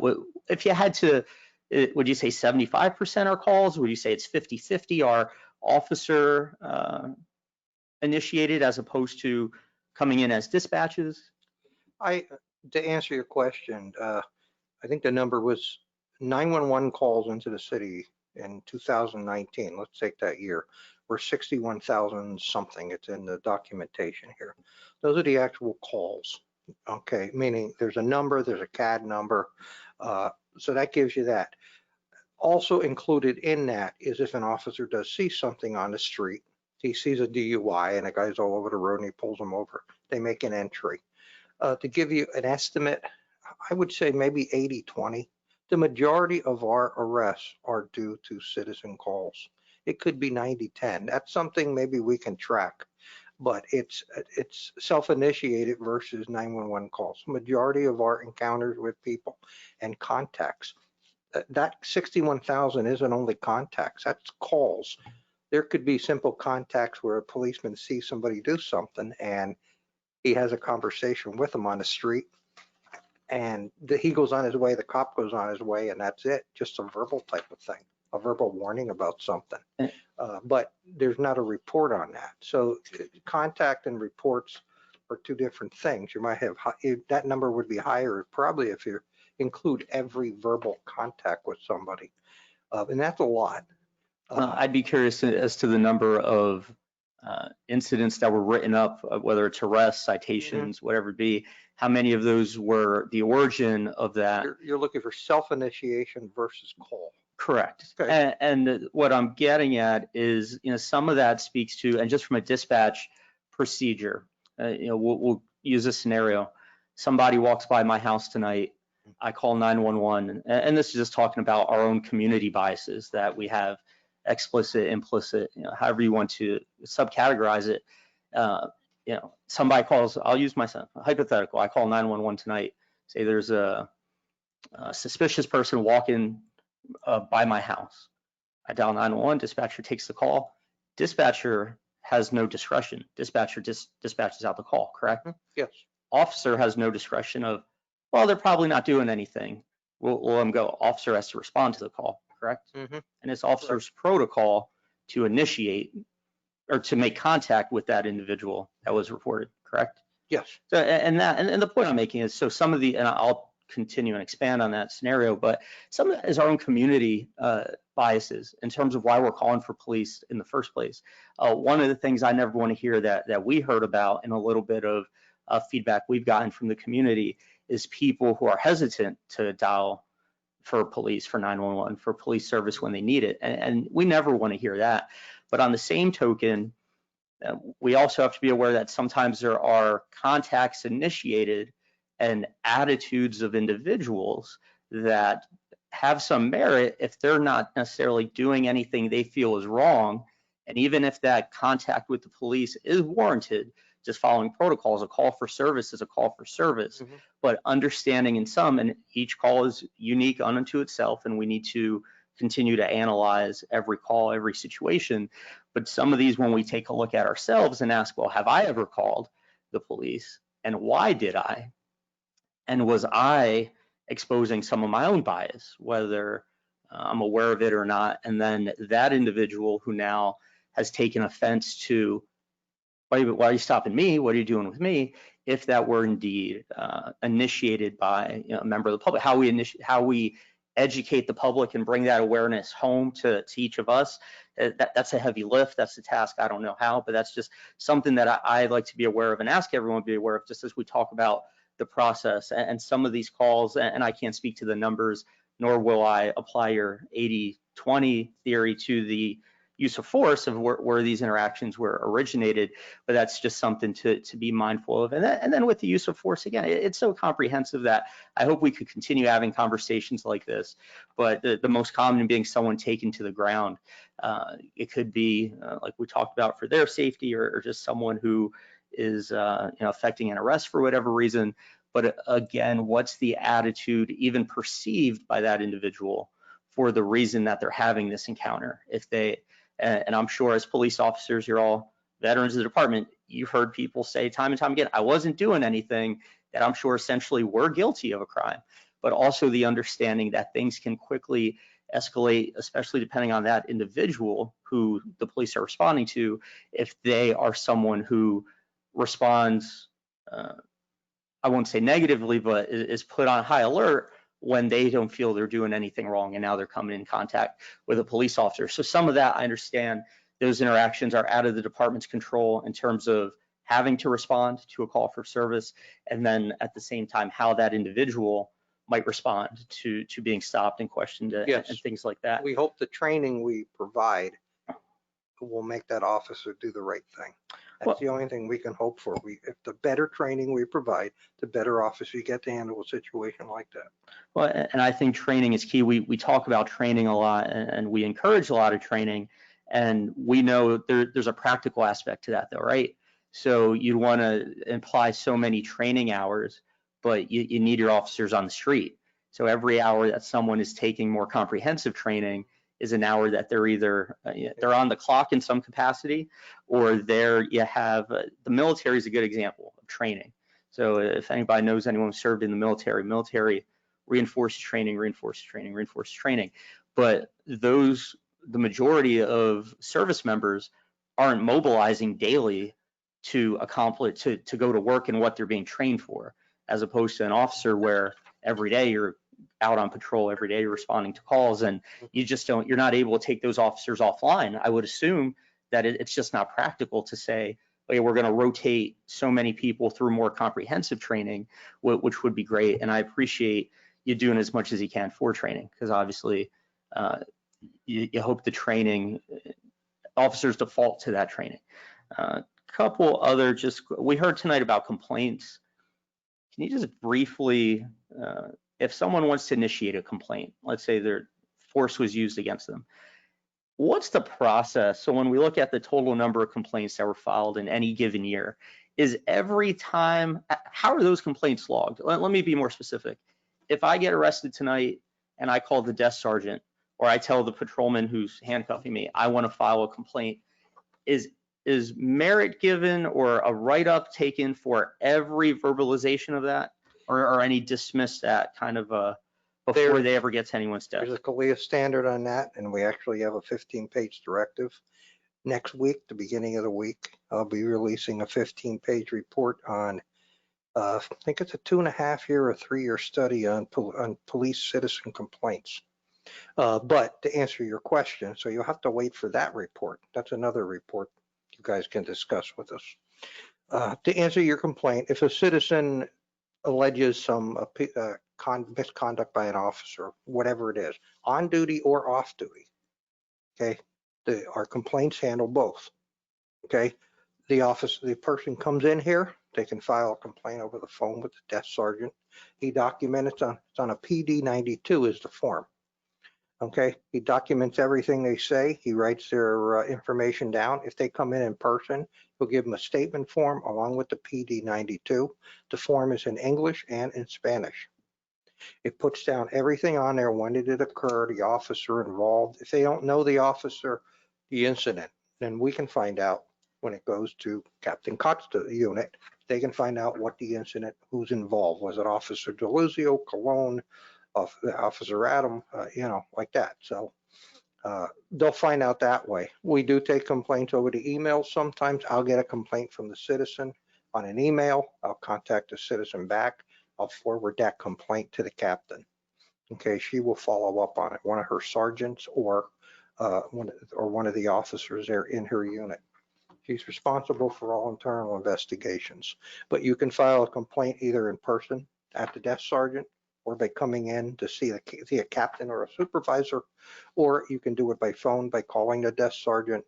If you email it to me and it's a serious complaint, of course, we're gonna get out there. If it's more like the officer was rude and he was on a parking complaint or he didn't tow my neighbor's car, and that's still gonna go to the captain. She's gonna call him back or one of her people and they'll handle it. But each one does get followed up.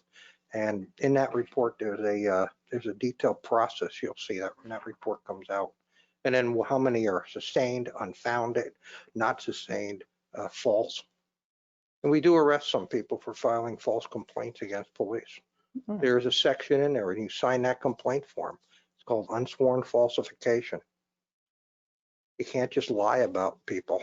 That's like somebody lying about you and the police arrest you based on a lie and you lose your job. I mean, you have to have, there has to be some type of evidence. And those complaints are forwarded to the DA's office and they approve the charge or not. And we have charged people on that. It's what's good for the goose is good for the gander. So every complaint is fully reviewed then, Yep. logged, Yep. and then there's categorized as similar founded, to, unfounded. similar Understood. to a use of force. The immediate supervisors review it, then it comes to my office and we sit down on staff with PSD and the deputy, me, the captain, and 2 other captains review it. And then if the officer did something wrong, he's disciplined. If it's a use of force violation, it will go to the DA's office for final review. Understood. Thank you, Chief. A couple other just points of more comments and reassurance. So things like, as Councilman Waldron had alluded to, that Deputy Chief Meisel had, I believe, mentioned about the 2 random body camera reviews every month. And I'm sure, without getting into every single one line by line, just quality assurance protocols like that, as you've made abundantly clear today, due to the dual accreditations, that certain things are necessary and in place. And I think that's just checks and balances of the department. I mean, it's reassuring for anybody, for us as a council, us as citizens who are logging in and listening, everything like that. And as we continue to have conversations, though, about whether it's enforcement, use of force, race disparities, and things like that, I go back to, Chief, you had said something earlier that there's racism in every profession, which I would agree with. I mean, there are people of different biases and levels of bias and things like that. No, but when you say a truck driver doesn't have the right to put me in handcuffs tonight. A librarian doesn't have, she tell me I can't check a book out, things like that. Now, I'm not going to say, because I don't believe that there is some issue of, discrimination in the police department, but I think it's good to have open conversations when we talk about the numbers. The facts are borne out in the use of force against different minority communities in the city of Bethlehem, and talking about why and looking at these individual cases. Was it simply a case of non-compliance on this person's part? Was it a case of non-compliance because the person, like I said before, might have thought they were minding their own business, and unbeknownst to them, someone in the community called the police and asked someone to be dispatched to them. And you know, I think it's good to keep digging into that and getting into the nuance and having open conversations. You know, the things we can control, equal application of the law. You know, I talk about these what's initiated by an officer, that making sure, and I have no reason to believe it's not happening, but continue to have these conversations that if there is a teenager with a backpack walking down Pembroke Avenue and is going to get stopped, that there's an equal likelihood that a teenager walking down West Broad Street is going to get stopped, and looking at those kind of occurrences. I want every time someone breaks a law or an ordinance in place, they should be, you know, face whatever fine, penalty, you know, that comes with that. And for us to continue assuring at the same time that we're equally applying those laws to our different communities and having an awareness of where these interactions come from and looking at it from all the different angles. And when we speak to training and how that applies to use of force, Captain Cott, you had alluded to trauma-informed interviewing, you know, things that we talk about, where when approaching certain individuals and just identifying what they might be carrying with them and how they're going to respond to police contact, to police interaction. All these things I think have wonderful merit. I hope we could continue expanding whatever programs are going to give the officers the best depth of knowledge and training to handle the different situations. And as we talk about looking at, I mean, I know Chief, you alluded to wishing there were social workers on staff 24/7, and as we know, that's not the case. But remembering that a 911 call is a call for help.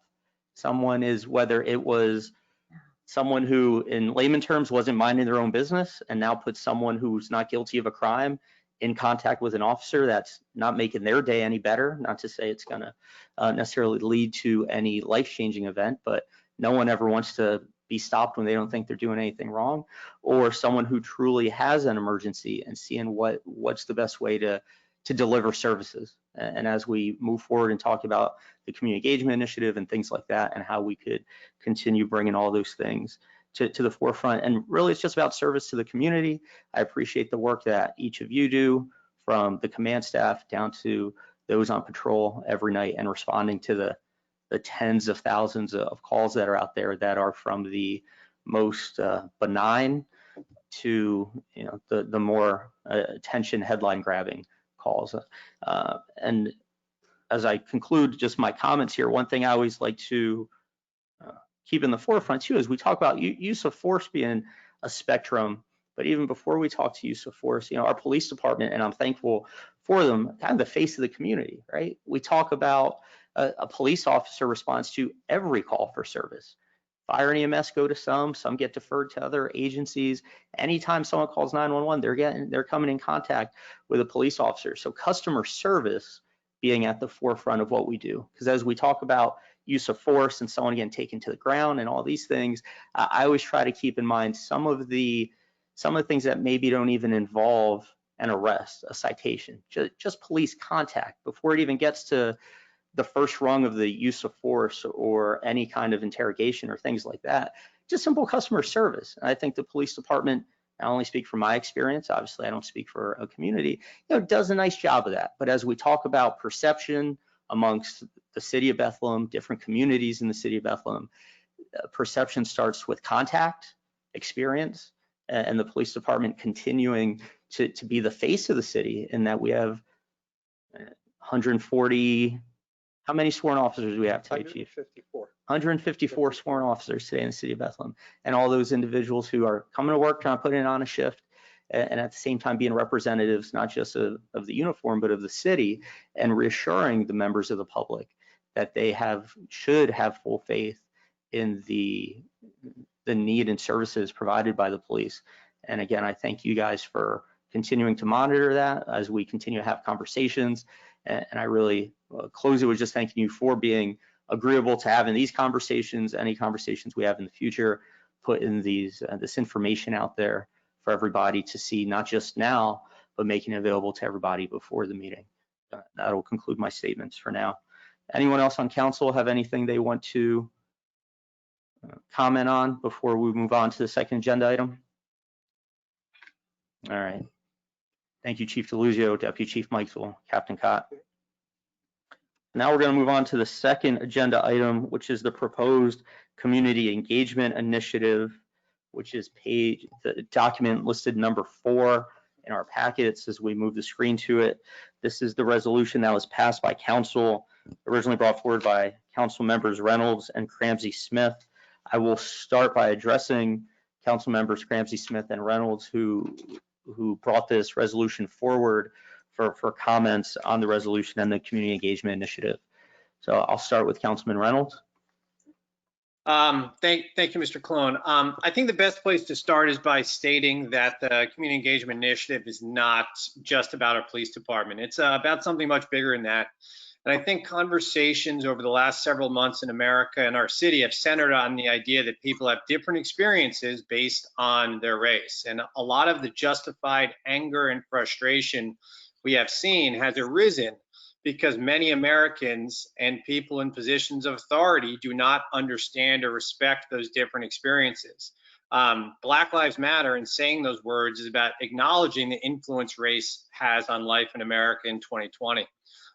It is also about acknowledging that opportunities in this country have historically been unequal because one's opportunity is often determined by your race. And I think correcting those inequities on a structural level is one of the basic tenets of the idea of social justice. And I think it's important, I said this before, is that social justice is not just about policing. And an analogy I would use is it's like counting to 10. The police get involved when you get to 10, but social justice is working, caring, dedicating your life to 1 through 9 when you get up in the morning. So disparities in education, healthcare, mental health, transportation, economic opportunities, housing, discrimination, racism, I mean, the list goes on and on. And I don't think that, we as a city can have the conversation about number 10 going forward without also talking about 1 through 9. And that's what the community engagement initiative is about. And I was appreciative of the comments before by Captain Cott and Chief Deluzio that agreed with a lot of what's being talked about here. And I want to be clear, this does not mean not having a police department. It means understanding that systemic racism exists in America in 1 through 10. And it means spending our time and allocating our resources as a city and a community, not just local government, in a way that recognizes the responsibility on people in positions of authority to improve and fix number 1 through 10. And as a city, I think we have a lot of people who agree with that analogy about our responsibility. We also have a lot who do not agree with that analogy, as I think our email would prove. But the community engagement initiative is about 1 through 10. And a lot of people don't see how all of these areas are tied together and contribute to systemic racism. I, as many people on city council, I've lived in Bethlehem my whole life. I've also taught at William Allen High School for over a decade, where a majority of my students are Black or Latinx. And I hear their stories and I hear their parents' stories and their experiences with the institutions that we on city council personally trust so much, such as schools, healthcare systems, the courts, voting on election day, to name a few. They don't have those same experiences. And this is not breaking news that these systemic issues are ones that I or my colleagues on city council care about. They're included in almost every conversation we have. They've been a priority for me and the proposals I've brought forward as far as our climate action plan, Northside 2027, neighborhood revitalization, expanding broadband access, and connecting Bethlehem, which is proposed changing the way we communicate as a city. As the city's plans have developed in these areas, making sure we work to eliminate traditional barriers for our citizens has continued to be a priority and will be in the implementation of the plans. Why? Because systemic racism is real. I know there's a lot of people in America and there's a lot of people in our city who don't think systemic racism is real. They don't think it's a thing. And they also think we can talk about things in a bubble or an island, but we can't. And everyone who works in education and healthcare and criminal justice should care about these other areas that affect their job, and more importantly, the moral responsibility we all share as people living in the same community. So once again, the community engagement initiative is not about our police department. It's about a different type of conversation and looking at the ways that we as a community can end systemic racism and create an equitable city. For a variety of reasons, it is difficult to change things quickly. It's also one thing to come up with an idea. It's a completely different thing and a challenge to come up with a plan to implement that idea. We could get the opportunity to say this tonight, and we don't have it, and say we have $100,000 to spend next year. And there would be widespread disagreement on how to spend the money, let alone make sure the money actually accomplishes what it is supposed to do. The Community Engagement Initiative is designed to create a vehicle through which change can be discussed and created by our community by listening to voices that traditionally have not had a seat at the table. So I would just then quickly transition to how I see the initiative working going forward. I think there can be two types of meetings. One type of meeting could be run by the City of Bethlehem, similar to this Public Safety Committee meeting or a City Council meeting, or put on by the mayor or the police department. The second type of meeting, though, could and needs to be run by organizations or groups in our community. These meetings could include schools, churches, social justice organizations. For a lot of reasons, it is important that City Council and City Hall doesn't organize or control all of these meetings. The goals of these meetings could be letting people share their experiences, education on criminal justice issues, or whatever the organizers of the meetings want. The decentralized nature of organizing these meetings by design requires the host organizations to set the agenda, control when questions can be asked by attendees, etc. The city can hopefully help to spread the word on the meetings, hopefully create a space on our website and communication channels to help spread the word. We have all probably participated in meetings at this point on Zoom that have been successful, that haven't been run by City Council and haven't been run by city government. And I think it's important that we allow organizations and groups the ability to create their own meeting and the conversation. Could be schools, churches, the Boys Club, Hispanic Center, Lehigh Valley, NAACP, New Bethany Ministries, social justice organizations, the YWCA, to name a few.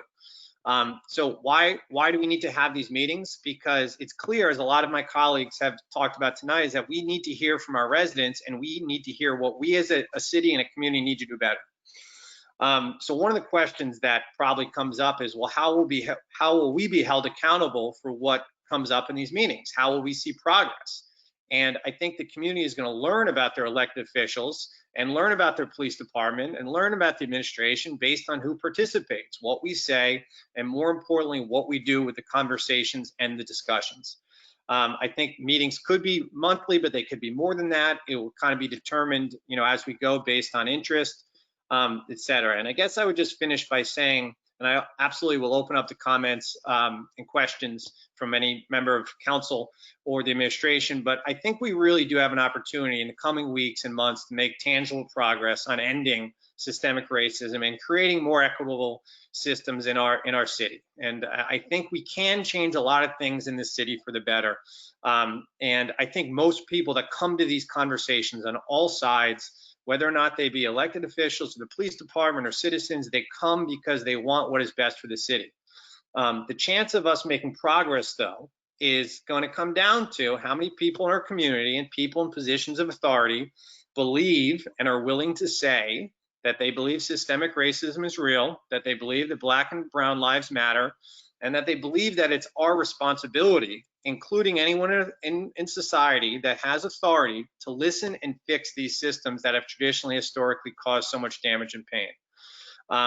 It's not easy, and I don't believe that we alone are able to change every system out there, but I do think that we can be doing much more, and I think that people are asking us in our community to do more, and if we don't make a much better effort as a city and as a community, we are going to fail them, and we're going to fail the people in Bethlehem going forward. So I look forward to the conversation as we talk about the future of our city. And thank you, Chairman Colon, for the time here at the beginning of this conversation. And I'm excited to hear from everyone else tonight. Thank you. Thank you, Councilman Reynolds. Councilwoman Cramsey? Thank you, Chairman Colon. Unfortunately, my laptop died, so you no longer are going to see my face on the screen. I want to thank the mayor and Police Chief DeLuzio, Deputy Chief Mike So, and Captain Cock for your valuable presentation tonight once again, and also especially for your transparency in disclosure of all the data that you've disclosed thus far to the community. I think that's been really wonderful. Upon our attendance at the Black Lives Matter rally in Bethlehem, in which approximately 1,500 people attended each time, fellow council member Willie Reynolds and I introduced the Community Engagement Initiative. to provide a framework for moving forward based upon public input to address all issues relative to systemic racism, as well as build bridges within our community and the police. Community engagement is a framework of guiding principles that respect the right of all community members to be informed, consulted, involved, and empowered. Community engagement allows everyone a voice over decisions that affect their lives and their cities and builds deeper, stronger, and more trusting relationships between the public, individuals, and the community as a whole. That is our goal. What do we hope that this will look like?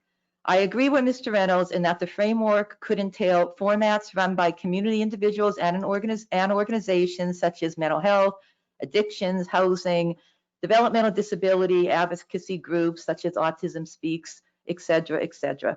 It could also entail formats run by city entities, be it the police, emergency responders, health bureau, et cetera. It could include community engagement and training, deliberate dialogue and community input, and engaged research. But most importantly, the direction the community engagement takes is guided by the framework of our community members, because that's truly what it's all about. While I strongly believe in our democracy's foundation of the right to all to express their opinions, it is very discouraging to have false contentions used to instill fear and anxiety in others. No one on Bethlehem City Council ever said they want to or will eliminate our police department. This is ludicrous, and it is unfortunate that innocent citizens within our city have had fear and anxiety instilled in them needlessly due to these false accusations. I thank our administration and the police for meeting with us and revising our use of force policy to comply with 8 Can't Wait. We have discussed the need for sufficient, superior, and perpetual training, as well as resources in the area of mental health, addictions, disabilities, etc. And this is only the beginning of our dialogue. I feel I am in a unique position, for I come from a family of police, all of whom I love and admire dearly, who are good people, who are in it for the right reasons, and who are anti-racist. My father was a police chief, and he was the one man that I admire most more than anybody in this world. My nephew is a retired state policeman. My other nephew was a detective in a large city, and my other nephew was on the SWAT team at the U.S. Capitol in Washington. Thus, I have personal insight into their professional lives and the challenges that police face daily. Concurrently, I have spent almost 40 years in the human services and counseling field, assisting individuals and families of color who have been victims of systemic racism, and I continue to advocate for equality, equity, and justice for them daily on a professional and personal level.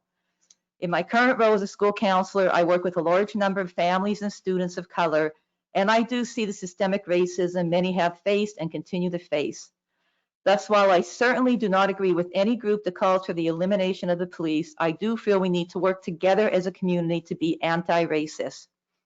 I also feel we need to assure that we use funds within our police department to make sure that our police and community have the best training and resources available to them.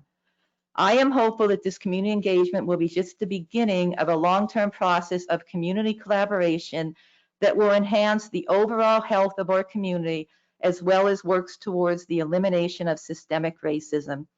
Thank you, Chairman Colon, fellow committee and council members, and all those who have already voiced their concerns, as well as those who will participate this evening.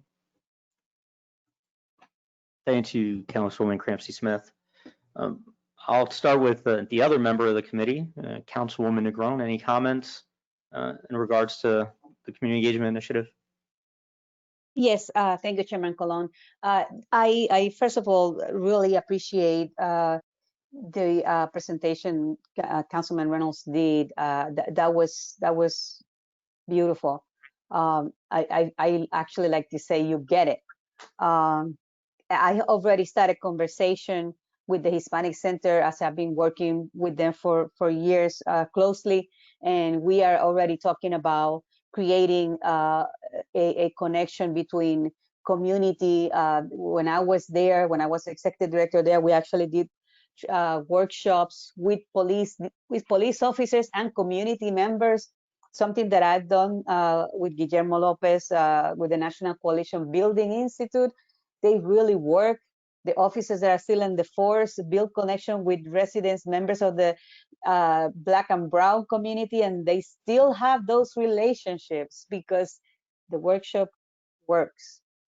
we are talking about the possibilities of bringing the conversation, getting together and having the conversation, because it has to happen. So I was glad. I know Councilman Reynolds and I talked earlier today, and he gave me a brief of what his thoughts were, and I appreciated hearing that, because I think that's already happening, just like the Bethlehem Area Public Library. I'm the council liaison. They have an incredible curriculum together, and they've been doing Zoom presentations on the matter. And just so you know, if you miss any, you can go to the website, because the links of the recordings are there. So I think that, and there are other organizations, just like Black Lives Matters have done their Zoom meetings as well, and having the conversations. I think that this is something that we have to continue to do.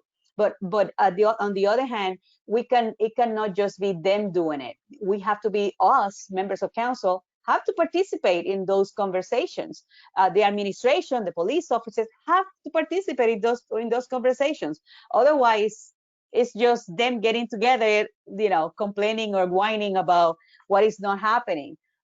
So if the conversation happens, and I know it will, because there's synergy going on right now, and if the members of council are committed to be present, not everywhere, every meeting, obviously, we have full lives too, but to be connected and to be engaged, as well as the administration and members of the police department, we can really make a difference. So I really appreciate it, and I really hope, I'm going to send an email out to all members of council with all the emails of the few professors from Lehigh, from the core program, that are willing to spend time with you and have the conversation with you about their study and how they can provide. They are willing to help, collect data, move the information, analyze it, help us. It's a resource that we have for us, and we need to utilize it, because we need their help. So I really hope that we take on their desire to be part of this conversation as well, and finding better solutions. Thank you. Thank you, Councilwoman. Any other comments or questions from other members of council? President Waldron? Thank you. I'll keep it brief here because it's getting late. Over the past week, I responded to about 50 people who emailed in to council, just letting them know about this meeting specifically, as well as letting them know that nobody on council has called for the abolishment or defunding of the police department. We've gotten, in a lot of those emails, there was some support for the police, and there were some very strong words against defunding and abolishing the police department. So clearly, there's a lot of misinformation going around.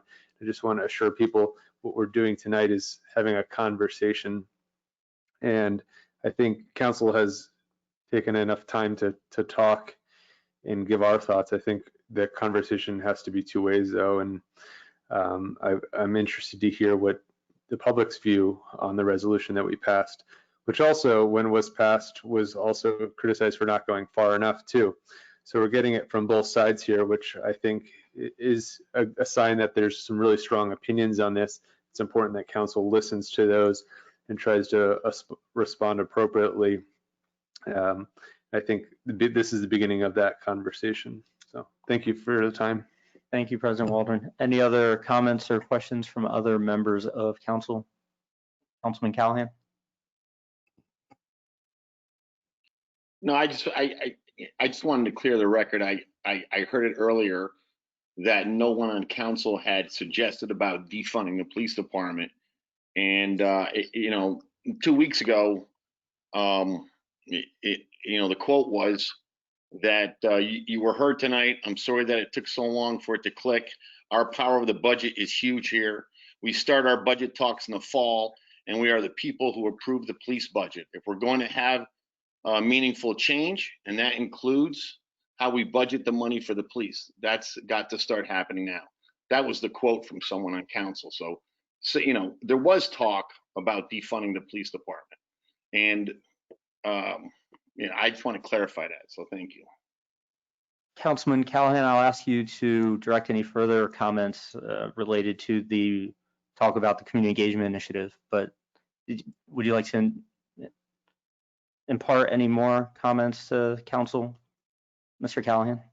That comment was to, it pertained to the discussion we're having here. Understood. Any other questions or comments from other members of council? Councilwoman Van Wert? Hi, I just want to say that I deeply support this community engagement initiative, and I look forward to participating in the community-based discussions and listening to what the community has to say about their experience with not only our police department, but the structural racism that Mr. Reynolds really eloquently outlined as a real feature in so many of our citizens' lives. So thank you for putting this together, and we have a lot of work to do. That's it. Thank you. Any other questions or comments from any other members of council?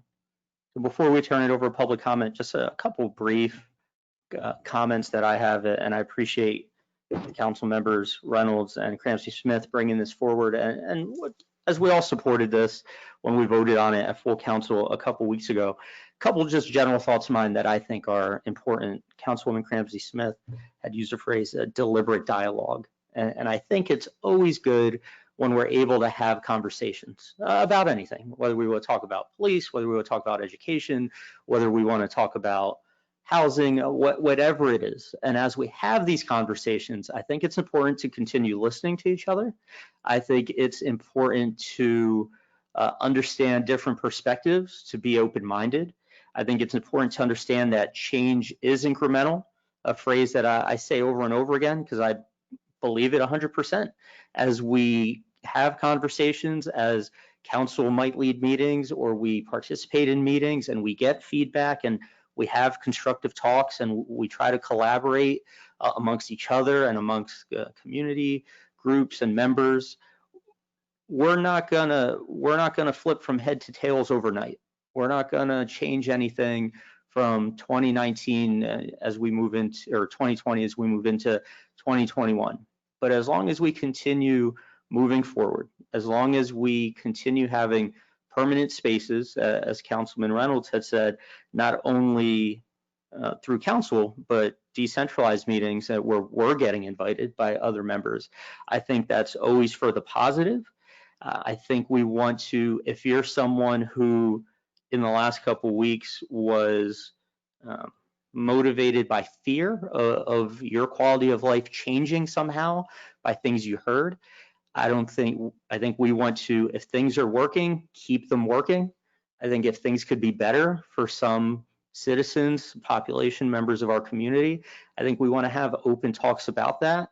And everybody should be open to hearing from each other, because I come from a certain background. Everyone on council, everyone in the police department comes from a different background, and it's important to gather understanding. And as we hear of these things, I think the biggest challenge is going to be not just from members of council, because we all, even before we got on council, participated in different civic duties in different ways, but bringing forward people in an ideal world, in a perfect world, when we get invited to a certain community meeting or whatever topic it would be, not only having those in attendance be in full agreement of it, but have people with contradictory ideas not there to disrupt, not there to be an obstacle to conversation, but to get different feedback and understand that if we truly want to move certain issues forward and bring things to light, that it takes understanding and continuing to have that. I'm a big believer in contact. And when I say contact, I mean just different experiences and who you come in contact with.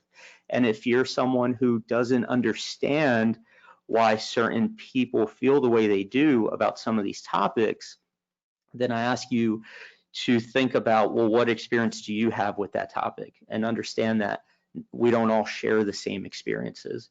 I'm very grateful for the upbringing that I had and my family makeup, which has exposed me to different things. And I understand that some people maybe can't understand where certain people are coming from because they can't imagine certain circumstances. But these are, we're all some of our own experiences, and I look forward to people bringing that forward as we have different conversations and holding each other accountable. And all of us, I mean, I'll be the first to tell you, I'm not going to be at every community forum, but I look forward to participating where I can, developing understanding where I can, and then all of us working together between the administration, council, with the input of the community, as we want to see certain things, as small and incremental as they might be, changes that could be for the positive. And that's only going to be born out of, like I said, constructive talks, deliberate dialogue, and hearing things that we're not used to hearing, and hearing from others that we're not used to hearing from. So I appreciate everybody's 3+ hours tonight with our YouTube intermission. At this time, I am going to, if there's no other comments or questions from members of council, at this time I'm going to turn it over to public comment. I do want to just reiterate how the format is going to be tonight for public comment. Our YouTube stream is off, so there's no one watching on YouTube. What we're going to do for those 84 people who are tuned in via the GoToWebinar, we are going to start with public comment. Now, there is a hand raising feature on the application where you can, on your screen, raise your hand, and then I see that here. It's a little hand icon.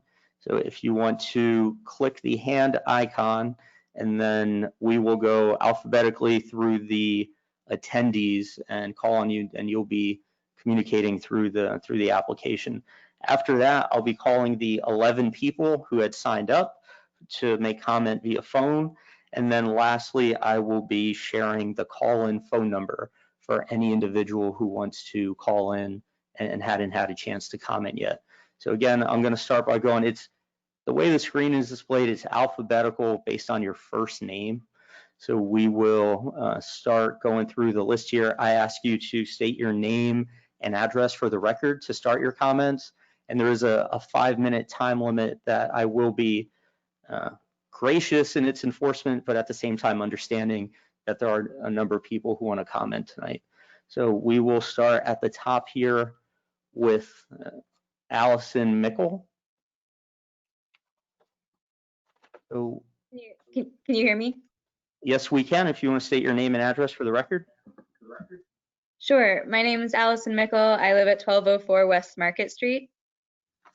I can just go ahead. Please.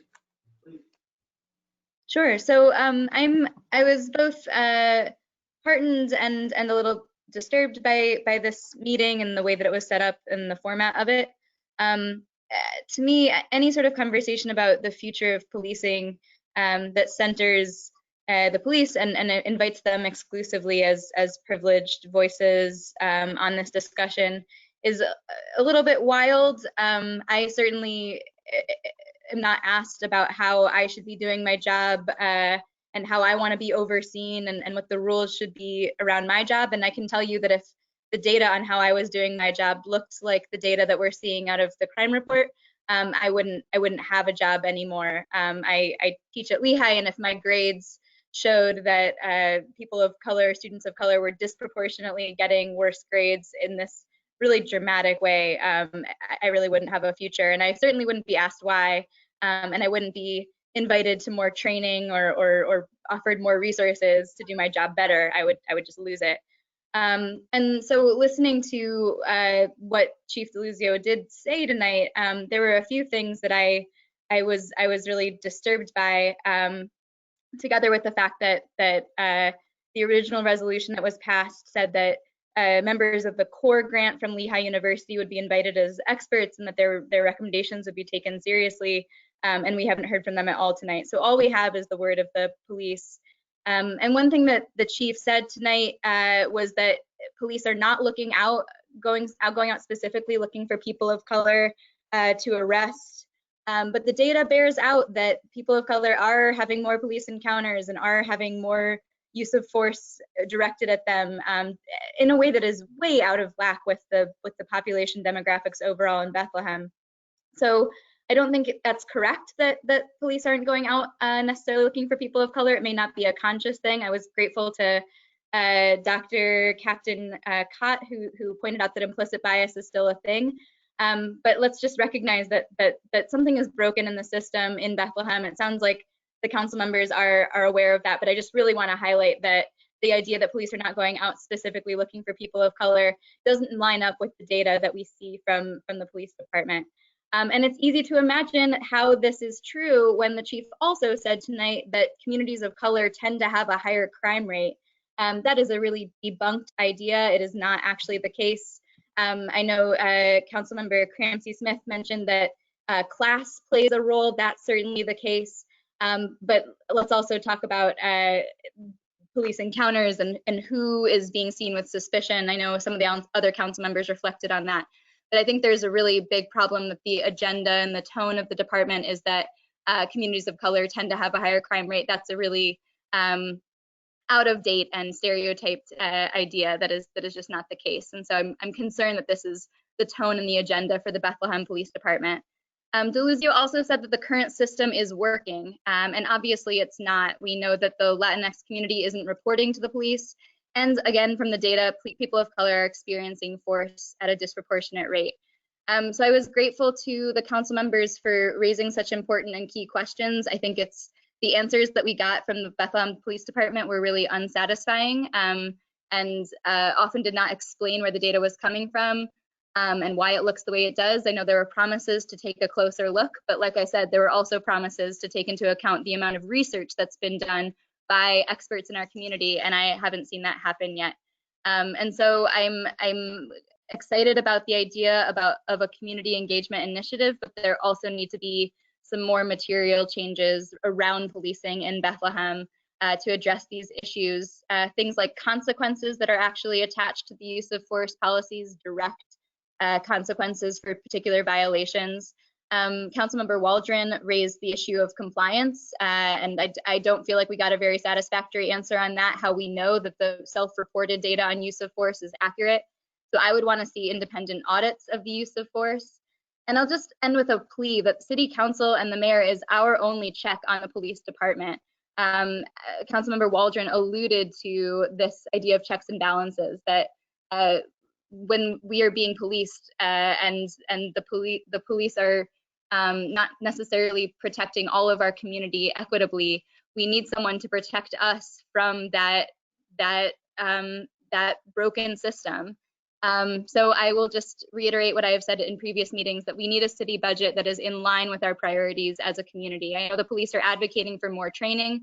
This would cost more money and would reinforce the idea that the police are the best institution to deal with every possible call when the data shows that they're not and common sense shows they're not. So right now we're funding a system with a unilateral focus on punishing people with addictions and mental health crises, and again, people of color. So I know that the council is not debating a defunding of the police, but I think there needs to be a continued and serious discussion about how we can shift resources productively away from an institution that, as we saw tonight, is unable to explain the problematic trends in its data that show racist tendencies, and instead fund institutions that actually prevent crime without brutalizing residents, things like housing first policies, mental health services, and education. So that's what I have to say for tonight. Thanks so much for hearing. Thank you. Our next person we'll be calling on is Allison Phillips.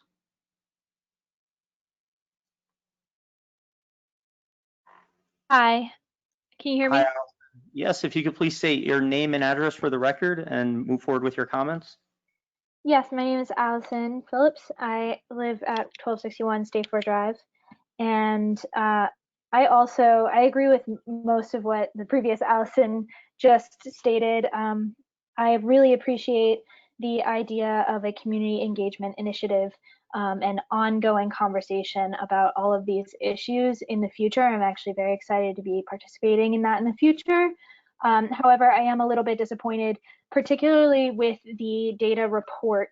I do believe that there's plenty of holes in the data that we could be improving upon, even in this report that you provided. Thank you for providing a report, Bethlehem Police Department. It's a really, really good start. However, in regards to the conversation earlier about there never being an easy answer for all of the problems and for the trends in the data, specifically concerning race and arrests and use of force, I think that there could be a lot more comparisons in the data. For example, comparing the race of the people in the total arrests and using that as well to find more trends, especially concerning race and gender. For example, Black men are a huge target, nationwide. The data shows that Black men are disproportionately arrested and also experience use of force. So that's something I think could be improved upon, some of the data holes there. And it just seems to me that these kinds of statistics that we're missing from that data report just show that the report in itself, the people that were creating this report, weren't asking some of the right questions. And that is all I have to say. Thank you very much. Thank you for your comments. Moving forward through the individuals who have their hands raised. The next person in our list is Anthony DiMaggio. Hi, can people hear me okay? Yes, please state your name and address for the record. My name is Anthony DiMaggio. I am at 1094 North Hedge Road Drive in Allentown, but I work at Lehigh University in Bethlehem, which was my motivation for participating tonight. I wanted to thank everybody for the opportunity to letting me say something briefly. I know there was a discussion earlier about inequality in the use of force between people of color and white residents of Bethlehem. And so the point that I want to make is a more general point, not specific to Bethlehem, but I think the goal is, what I would like to see is this being part of the larger discussion of race and policing in America, and particularly as it relates to the Lehigh Valley. But I think it's pretty clear that if you look at some of, and this is sort of lay stuff at this point, you can find this in the New York Times. They've summarized a number of studies in the last few years where they've pointed out that even after controlling for things like varied levels of violence between Americans based on race and ethnicity, that people of color are still being treated differently when it comes to policing and use of force. And even if when you look at cases where police have used force and the individuals who are on the receiving end have not used violence, that there are still these disproportionately different ways in which people are being treated based on race. In other words, people of color are still being treated differently, even after you control for things like violence levels, and even when you look at cases not involving violence, there is a significant difference. So I think that that's an extremely important point to bring in here, because a number of the council members were bringing up structural and systemic racism as related to education, housing, and that's all well and good, but we also need to be having that discussion related to policing in America more broadly. I think that needs to be part of the discussion, this idea, this point that racial discrimination is real in policing, whether it's the product of explicit biases that some individuals may have or implicit biases. So that's really all I had, and thank you for your time. Thank you.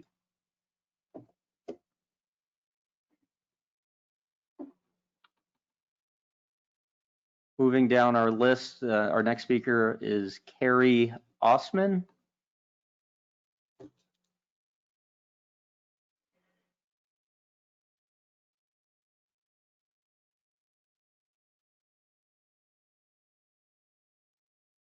Carrie Osman, are you able to take yourself off mute?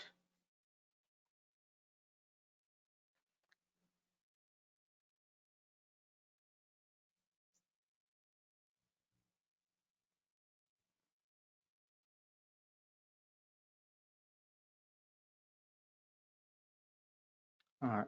And the unmute request. All right, Carrie, I'm trying to unmute you. Unfortunately, it's not. Unfortunately, it's not responding here as I tried to remove you. Carrie, we will come back to you. It's showing on my screen that you're self-muted. My apologies. If there's any mix-up there, we'll come back, and then I'll provide the phone number if you want to try calling in. Next person on the list is Don Sabo. Don, can you hear us? I can. Can you hear me? Yes, sir. Hi, Don Sabo, 423 First Avenue in Bethlehem. I just wanted to thank everyone tonight for their presentation, and especially the police department in their presentation that they did tonight, and some of the numbers and statistics that they did. And I just, as a resident, wanted to say that I'm very proud of the police department, and think that being nationally accredited and accredited by the state accreditation shows how far ahead we are as a city. Not saying that we don't have problems that we have to work through, and other issues that I think that has come to light that we certainly can improve on, but at the same time, to push everything towards the police department, I think is unfair and unjust. I also like to say that, I've been watching this over the last several weeks, and the statistics and questions that I think that you are asking for is very hard to extract out of police department programs, possibly, that aren't meant to do what you're trying to do. So I think sometimes when some of these numbers look skewed, or they look like they are very hard, or the facts aren't exactly right, but I think that's stuff that hasn't been tracked before by the police department, and by requesting these items, they're doing the best they can to extract all this data out of the reporting system of the 65,000 calls that they had that might not necessarily be a checkbox on their system. So I applaud them for searching for all those incidents and trying to categorize them into different areas. As far as the use of force, my outtake on use of force, looking at that report, certainly you have to remember at times, if people don't comply, force is going to be used, and that's a natural thing that's going to happen with the police department. So I was very impressed with the low numbers of the use of force in the report on general with the actual police department. When we look at mental health crises and the police department responding to mental health issues, drug and alcohol issues, I certainly agree that everyone can do better. But my question to you is, these are county services. You're split within two counties, Northampton County and Lehigh County. They don't offer 24-hour coverage, 24-hour service, and I think it's very hard at times for them to come to the scene for certain things. So when we're talking about the overall scheme of everything that we're looking at, how we can improve things in the city, certainly everything should not fall back on the police department. I think we really have to look at an overhaul of the entire system. And I agree with a lot of things that everyone is saying today, but at the same time, the catch-all should not always divert back to the police department. We can certainly improve things, but like you said, one of the council members said, the police go to everything. And unfortunately, a lot of times they take the brunt for everything. But that's something we need to open up for discussion and change. And I think certainly is an area for improvement. But as a resident, I love our police department. I respect the police department. I think they do a great job. And I think by the reports that they're showing today, they're doing a very good job at extracting the data that isn't meant to be extracted from the programs to try and give us what everyone is looking for and or trying to get the numbers. So I applaud Chief DeLuzio, Captain Cott, and everyone else with the police department, Deputy Commissioner Mikesell, and everything that they're doing, and hope that we can work through this as a community, as a city, and better the lives of everyone in the community, and certainly keep the police department the way it is and improve training and any other emergency services in the city, along with county services for mental health and drug and alcohol. Thank you. Thank you.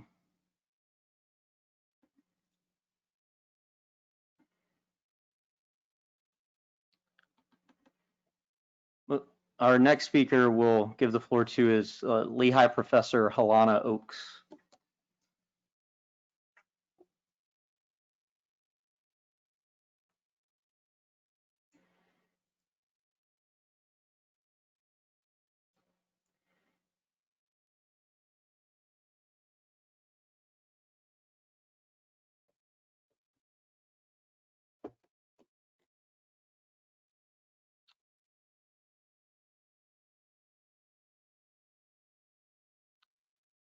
Professor Oakes. Hi, can you hear me? Sorry, yes. I was muted by the organizer, so I couldn't unmute myself. Okay, so thank you very much for allowing me to speak. So some of my research and the research of my. You don't mind just stating your name and address for the record, please? Yes, of course. My name is Helena Oakes. I'm a resident of the city of Bethlehem, and I am an associate professor in the political science department. I would like to start with talking about, some of my expertise, part of which has been discussed in council meetings. So first of all, since 1999, I have been studying policing as an institution, and my prior career was as a therapist specializing in trauma-related disorders. I worked at a halfway house for pretrial and convicted people who were incarcerated and reintegrating into the community, and for people who were in a domestic violence shelter. So that work got me interested in the work that brings me here today, which is my doctoral work and my work as a professor in political science, studying policing. So I've been studying this for more than 20 years. I have research that looks at the incidence of lethal force and the factors that affect police use of lethal force. And lethal force is, the use of force by police is a very rare incident. So I appreciate people noting the fact that the use of force is a rare incident, and it's very rare in the Valley. I appreciate that, and that is true. That's actually a statistical fact.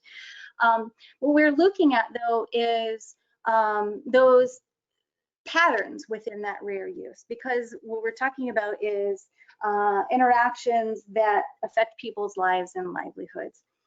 And so I've studied this for a long time, and the research that has been talked about a lot here has been my core research, or the research of the core team. And the core team is a group of interdisciplinary or multidisciplinary researchers from across the Lehigh Valley, and they include myself, Dr. DiMaggio, Dr. Angela Bell at Lafayette College, who's a social psychologist, Dr. Gordon Moskowitz, also a social psychologist at Lehigh University,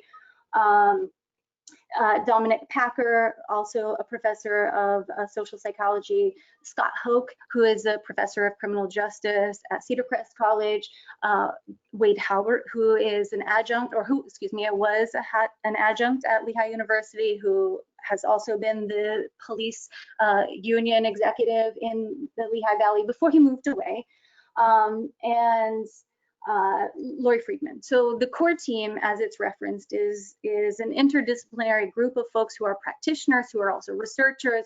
And we're very excited to get a chance to sort of talk to the community right now about not only what we've done, but the body of knowledge that we can bring to bear and help with this issue. We're very excited about being able to contribute to this conversation in constructive ways. So thank you so much for having this conversation and for including us. And there are so many things that have been said tonight that I want to highlight and bring attention to. For example, Mayor Donchez began by saying that the Lehigh police, Bethlehem police could be the best in the Valley. That's a direct quote, could be the best in the Valley. And I think, or is the best, he said is the best in the Valley. And I think that we could be among the best in the nation. Chief DeLuzio said, we're the best in the state, or we could be the best in the state. And I agree, we can achieve that. And the way to achieve that is by addressing those areas where we can improve. And we're talking about the lives of our neighbors. So I appreciate very much how seriously we're taking this issue. All of us, we're having a very difficult conversation. These are issues that we inherited. They're older than all of us, right? And so we're looking at patterns, and where you zoom in the lens is going to depend on what you think the cause is. But what we're asking here, what we're talking about is just having more conversations about how we can do better. We're not talking about anything other than what can we do better. And let's start with, let me also just say that Dr. Captain Cott, I don't know what is the appropriate honorific here, but Dr. Cott mentioned that digging into the data will help, and I agree 100%. What we're offering, what the core team is offering, is help with that. And if BPD will share data with the core team and continue working with us, and I will tell you that Chief DeLuzio, Dr. Cott, among a number of other police officers in the Valley have worked with the core team. And as Councilwoman Negron mentioned, Chief Deluzio did, in fact, reach out to me on July 8th, right after the meeting, just right after. He reached out to me at 4 o'clock, I believe it was, after the meeting. And by 7:45, I had responded to him with the report that was discussed in the council meeting and provided him some highlights. I've also provided additional information as requested. So I've provided a lot of information to people. And it's understandable if any of that got lost. But what I think Councilman Reynolds is proposing is a formalized way to bring this knowledge to bear, to provide a formalized way. I'm sorry, Council people Reynolds and Crampsey. In the Reynolds-Crampsey proposal, they have proposed a way to formalize this communication, right? And I think that that's absolutely essential. And I actually have some recommendations about how that can be formalized. But before I get to that, I'd like to talk about some of the things because Dr. Cott mentioned that data is important. And I just want to bring up a couple of things about the data that are critical to understand. And before we talk about what would be this Crampsey Reynolds community of practice, which I think is what they're proposing, right? So before we start, let's talk about the strengths of BPD. A lot of people have brought this up, and I think it's important to start with what we're good at. And there are a lot of things that work very well. I mean, Bethlehem PD is exceptional at crowd control. We have millions of people. Excluding this year is an anomaly, but most years millions of people crowd into the city, and BPD handles that with very minimal violence. This is something to be applauded, right? We should not forget all of the great things that they do. It's also true that when it comes to the use of lethal force, and this is a particular use of force that's very important, but also very rare and unique, right? The use of lethal force in the Lehigh Valley and in Bethlehem in particular is quite rare. Some points of comparison with other jurisdictions matter very much. And I have visualizations. Unfortunately, only BPD is allowed to provide visualizations. I haven't been allowed to provide you with the data visualizations I would like to. I am going to provide them to all of council, to the chief, to anybody. Anybody can email me. You can email me at any time. I will provide everything that I'm doing is free of charge. This is not work that anybody on the team is doing to get promoted or to improve our career or profile. This is not stuff we get credit for. We're doing this as a labor of love. And so, anything you ask me for, I'm going to give you for free at all times. Anything. Anybody in the city can email me at any time. I'm happy to answer any questions. If we look at the national data, the best available data is from the Guardian's The Counted Research, which is publicly sourced data from 2015 to 16. Now, it's limited, meaning it's very conservative data. It's undercounting is what that means, right? So the best available data suggests that 2,239 people were killed by the police between 2015 and 2016. And you can look at that data by year and see that the highest percentages of the population killed, and that's not even in proportion to their percentage of the population, are Black people, Native American, and Latinx folks, right, who are most likely who are at greatest risk of police violence, right? And that's what we're talking about here. We're talking about who's at greatest risk and how can we reduce that risk. Reducing that risk improves our overall performance. Right. So the police care, and I appreciate so much that the police are here because it shows that they care. They've released this data publicly they didn't have to, right? They are proving that they want to work with us. They are showing that the things that they do a great job of, and we're showing what we can do to help that. And where we see areas where we can improve, have everything to do with our ability to deal with the neighbors that we think of as other. So when we look at the state data, in 2015 and 16, 48 total deaths by police in this time period. So the overall incident rate is quite low. It's very, very, very low. It's 0.000000359, right? So Given that though, 20 Black people were killed by police. That's 42% of all the incidences. 42% of all the incidences of police violence, lethal force, during 2015 and 16 occurred or were perpetrated against Black people in those years, right? So Black people make up only 10% of the state population, right? And so when people say things like, well, that's because Black people commit more crimes, well, that's actually based on the myth of Black criminality. That's what's referred to as the differential threat hypothesis. That suggests that Black people are more criminal, so they encounter the police more, so they're more at risk. That's actually not the case, because Black people are 7 times more likely to, Black and brown, are 7 times more likely to be stopped by the police, whether walking, biking, or driving in a car, but their hit rates are lower. So they are in fact less criminal, but they're actually interacting with the police more. So the incident rate is about what the police are doing. Let's remember that arrest rates are a measure of what the police are doing, not all the crime that is happening. The police statistics are not about what crime is happening, they're about what the police are doing, right? And so those arrest rates tell us that we're focusing on communities and putting those communities at greater risk. And Deluzio said this himself. We look at low-income communities of color, and that's where we're seeing the action. Well, what they're describing is what they're doing. May I apologize for interrupting. As I had said in our previous conversation about public comment and giving you the floor, for the sake of other participants who we still have a few dozen who wish to comment tonight, if you're able to keep your comments to another couple minutes for your points, and then Sure. then we can follow up with the information you want to disperse to council, and then talk about ways to incorporate your expertise into the next community engagement. Sure. I will.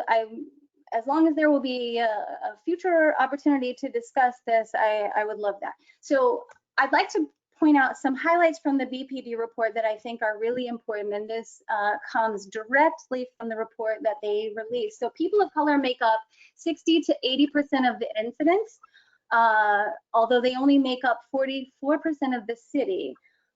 Whites make up between 30 and 40% compared to 60% of the city. So the single largest age range subject to use of force are 18 to 25-year-olds. On average, 37% of the use of force incidents in this city. So teenagers, that's what we're talking about.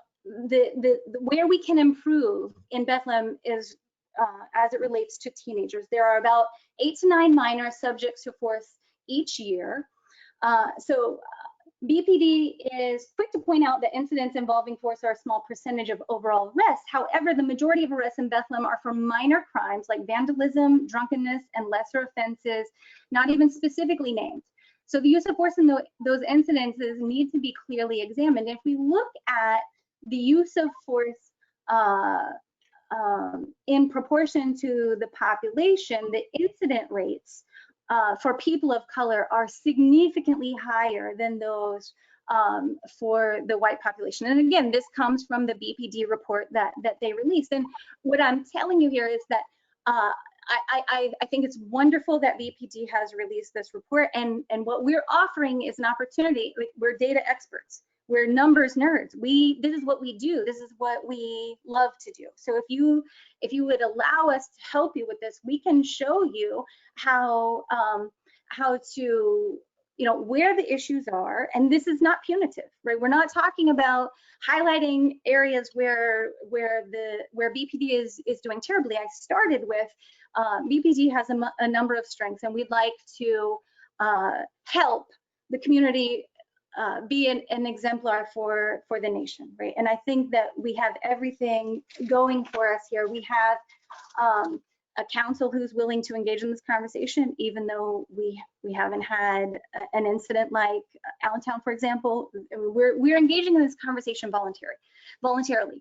BPD has given us the data voluntarily. We're all here participating in this conversation voluntarily. We all seem to be motivated to work on this very complex issue that's older than all of us. And so what I would like to say is that the core team is here to offer our expertise in data analysis, and we're doing it for free.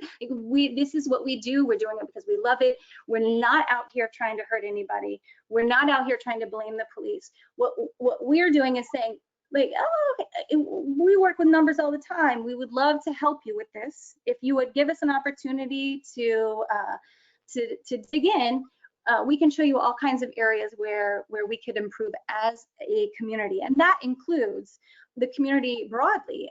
I think it was pointed out several times that one of the issues here is that neighbors are calling the police on neighbors for no good reason. Right? We don't get to decide who belongs in our neighborhoods. We shouldn't be calling the police on our neighborhoods because we think they don't belong. We could redirect resources from more punitive forms of policy to services, as Councilwoman Cramsey Smith pointed out. There are other ways that we could go about this, and Chief Deluzio pointed out that mental health services are not available 24/7. This is a policy issue, right? Not everything that we're talking about today is a police matter, right? We could reprioritize things in ways that make more sense for serving our community that don't have to be punitive. Professor Oakes, I do appreciate your comments tonight. If there's any last comments to conclude your statements, and I'll speak for myself, and I look forward to continuing conversations with you as we move forward with different community engagement initiatives.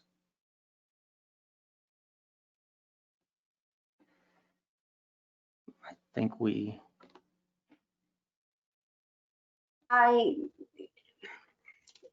I prepared a lot of comments, but I do appreciate that you have opened the door for future conversations. And my primary objective in participating in this conversation is just to argue that I think the Cramsey Reynolds proposal is excellent as a starting point. I think that what would really be beneficial is that if we provide a clear structure for that, and I actually have studied a lot about citizen review boards. I have some published studies on citizen review boards and the structures of those boards that are more or less effective. I'd be happy to provide those for anybody who is willing. But there are three things that I think are critical: data and transparency, regular reporting, and reprioritizing safety efforts. And I would love to go into more detail, and I hope that I'll have the opportunity to do that. Thank you. Thank you, Professor Oakes. Moving forward with the other individuals who have their hand raised, now I'll turn to Dustin Luktich. Dustin, can you hear us?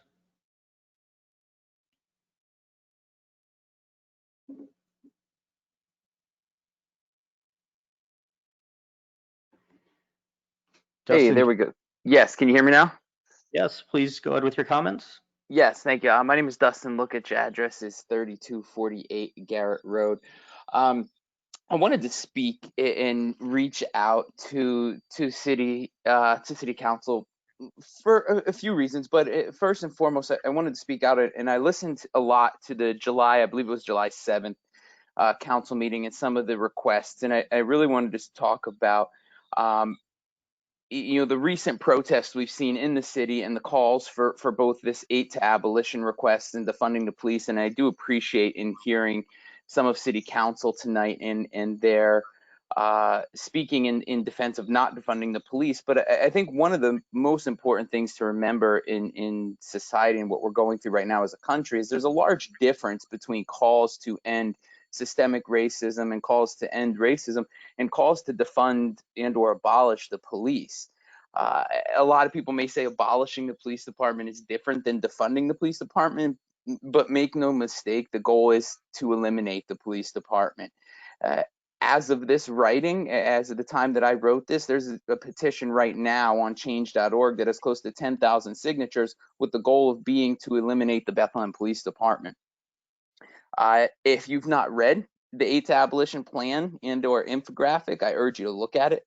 Defunding the police is only the first step of their plan. By step 4, it calls for people to be freed from prisons and jail, with the final goal being, and I quote, which is their mission statement, "We believe in a world where there are 0 police murders because there are 0 police."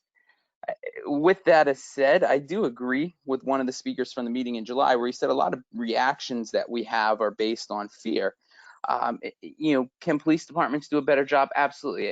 Everybody can do a better job in the community, but I think the best way to combat fear and emotion-based responses is with facts. And we've looked at a lot of data tonight. The previous speaker spoke a lot about data, but there's a lot of data that hasn't been spoken about, and I'd like to speak to that.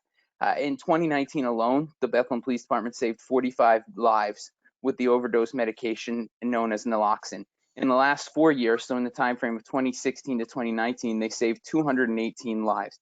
These are officers administering the medication, not EMS, not fire departments. So my questions are, who will save these lives in the future? Is 8 to Abolition saying these lives are not valuable? Are we as a city, if we are looking to defund the police, saying these lives aren't valuable? In that same time period, 0 residents have died at the hands of the police department. So what I'm asking is, where's the disservice at here, right? So in the same time frame, again, there's 298 officers injured in the line of duty, yet they continue to go to work protecting our city every day.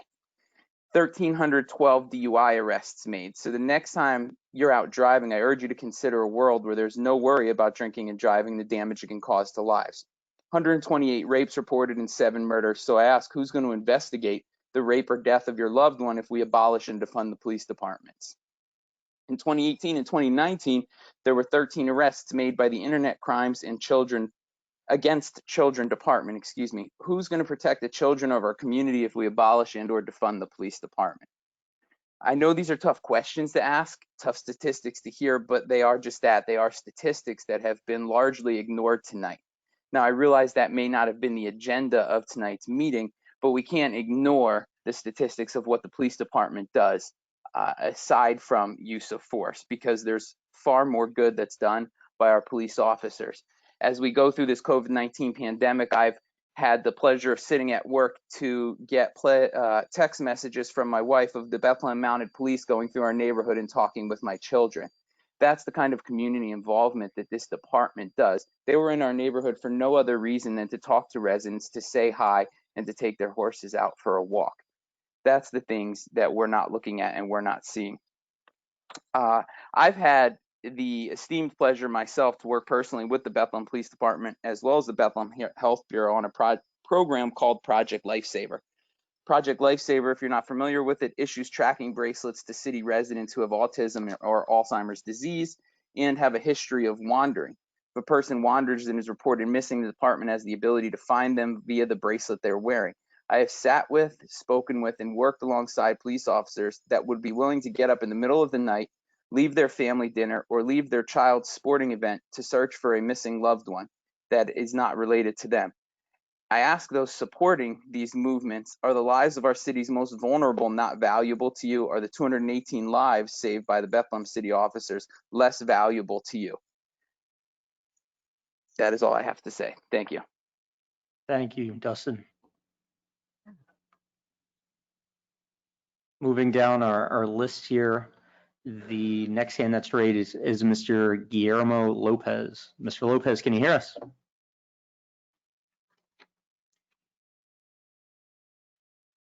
Yes, I can hear you. Yes, Mr. Lopez, your comments, How please. you doing? Guillermo Lopez, 1404 Bud Avenue. So I want to say hi to a lot of my friends there, Olgita and Willie and Chief and Captain Cott. Gosh, I'm so proud of all of you.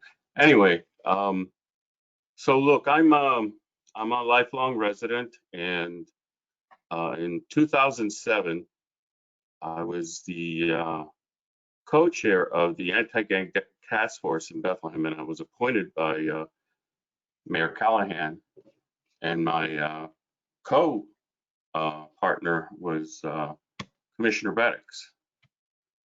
And he gave me this real deep lesson on what CALEA was about and how great it was for the police department and how it's moved it forward.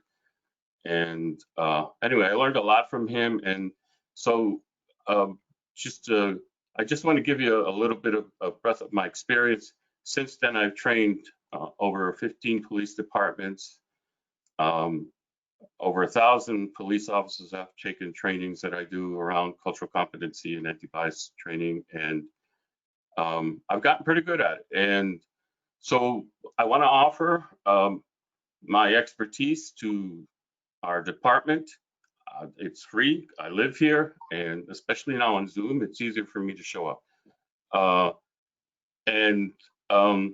Having said all that, I have trained all over the country, and I just want to say a couple of things that I've learned about CALEA. So CALEA is a phenomenal, and Stu Beddick showed me that, for a department that is in a challenging way around policy and around standards. And I have yet to hear a police chief anywhere in the country say anything that doesn't sound like that. But I've heard other comments about it, and I've noticed other things about it. And one of the things that I learned was what I was teaching in the department, CALEA couldn't do. It couldn't teach how to listen with intent to learn. It couldn't teach how to separate being uncomfortable with being unsafe. It couldn't teach about institutional racism. So CALEA is very good with standards and metrics, but it lacked the heartbeat of the community. And I think CALEA also, again, is if you're a police department that's in despair of getting an order, CALEA is the perfect tool for you. And one chief said to me, it will take you to a B, but it will never take you to an A+, because the A+ part comes with the heart of the community and the actions that we take in partnerships and in relationship building. And so I'm really proud that we're part of CALEA. I would just say that CALEA has not caught up to the desires of the community. I guess that's how I would phrase it. So I think I heard all these numbers. I think they're all great. What I would like to see more than anything is how we can ratchet down the defensiveness from everyone's position, and that we actually slip into a place of listening to each other. So with intent to learn. So I was really proud of you, Chief, when I read that you call Bethlehem Police Department a progressive police department. And then I will say, and this will be the last thing I'll say, is that I read the proposal for this community engagement initiative, and I don't know that a police department can get much more progressive than being involved in something like this. So thank you for letting me speak, and I look forward. I hope you take my offer up. I won't be hurt too much if you don't, but I hope I can play a role in helping move this issue forward. Thank you. Thank you for your comments, Mr. Lopez. Moving along, our next person with their hand raised is Henry Hennings. Mr. Hennings, can you hear me? Everybody's doing well tonight. Thank you for taking an extreme amount of time to hear us. First, I'd like to say that I fully support the Bethlehem Police Department for their professionalism and their transparency, and I hope they would remain fully funded. My question to Captain Cott is in regard to the use of force numbers. And just for my edification, so I understand, she said the total number is 4.6% per total arrests. But then they also stated that some of the use of force policy is related to safety, and that data is on page 11. So my question to her is, does that include if an officer has an interaction with an individual that has a medical episode, seizure, cardiac arrest, diabetic emergency where they go unconscious, and they assist that individual to the ground?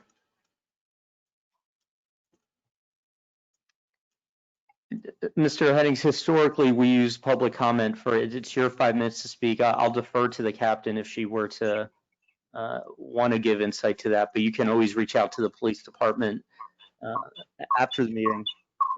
Just to answer real, But go ahead, Captain Cott, if you'd like to answer. real quickly, I mentioned earlier, yes, that would all be included. There are times that an arrest isn't made. It's for subject safety. Okay, and the reason I asked that question is that 4.6% number then is actually not correct. That should be lower, just for the fact that it's not actually a use of force. I also would like to say that it seems like some of the commenters tonight are comparing the city of Bethlehem's police department, which has a double accreditation, to that of the Minneapolis Police Department, which is approximately 7 times larger and has no accreditations whatsoever. I think that we need to keep our eye on that. And also, some of the commenters seem to be missing out on the fact that the officer does not initiate the use of force. The person they have contacted dictates the escalation to the use of force.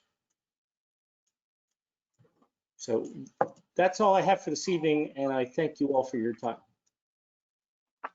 Thank you, Mr. Headings. Moving along to our next speaker is Jenna Teague. Hi, can you hear me? Yes, Jenna. Hi, good evening, everybody. My name is Jenna Teague. My address is 940 Cherokee Street. I just want to quickly comment on some of the things that were said tonight.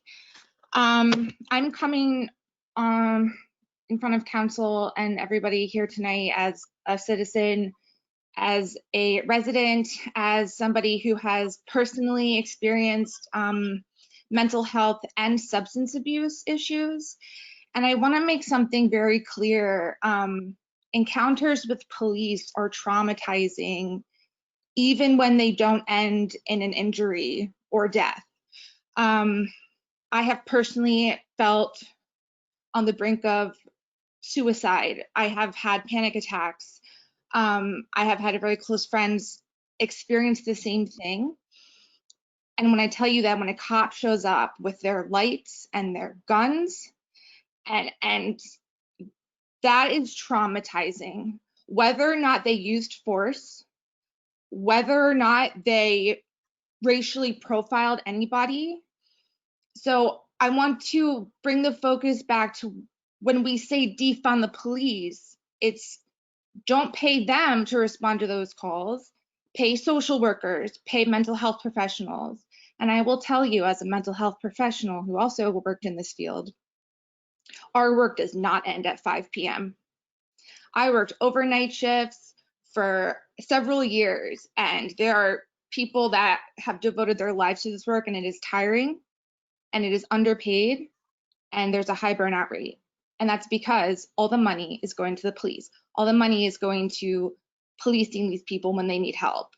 Same goes for substance abuse. Introducing members of our community that have health issues into the criminal justice system is not helping them. I heard several people mention tonight that the cops aiding mental health and aiding the drug addicts. No, I'm sorry, they're just not.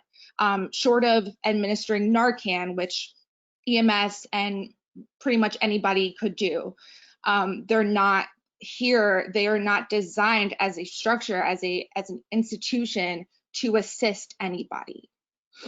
I want to call out some of the racist remarks that I heard by Chief DeLuzio, saying that there's racist cops as much as there's racist truck drivers, as much as there's racist teachers. That statement was insinuating that tolerating that racism in any form should be tolerated. We're here to tell you that it is not. It is not to be tolerated, whether it be a police, whether it be a truck driver, whether it be your neighbor, your father. It's no longer being tolerated.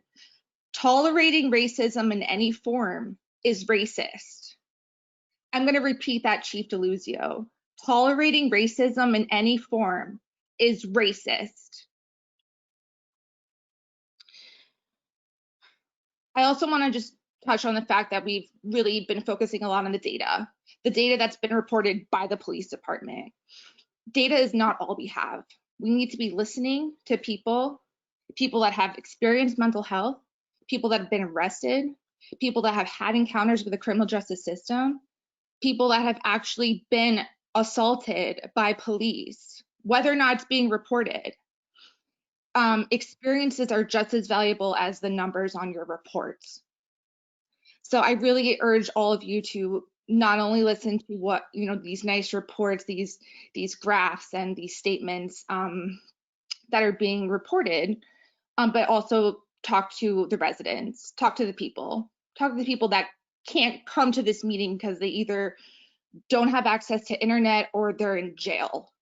Like, let's really talk about, the people that this is affecting and like who we're really showing up here for. It's not us. It's for the people that can't be here tonight. It's for our Black and brown neighbors.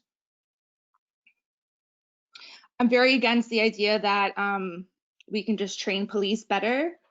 Like I said, I'm going to circle back to what I said. Police encounters are traumatizing, whether or not they end in injury or death.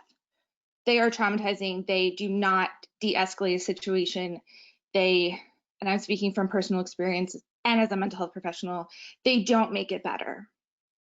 So when we say defunding the police, we want to fund appropriate response to that. It's not saying we're going to allow rape and murder to run rampant.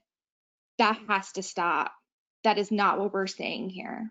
We're saying we need to think about what other people's experiences with police have been like, because it's not just yours, and your point of view is not the only one that matters. Thank you. Thank you, Ms. Teague. Next on our list here is John Irons. John, can you hear me? Yes, can you hear me? Yes, John.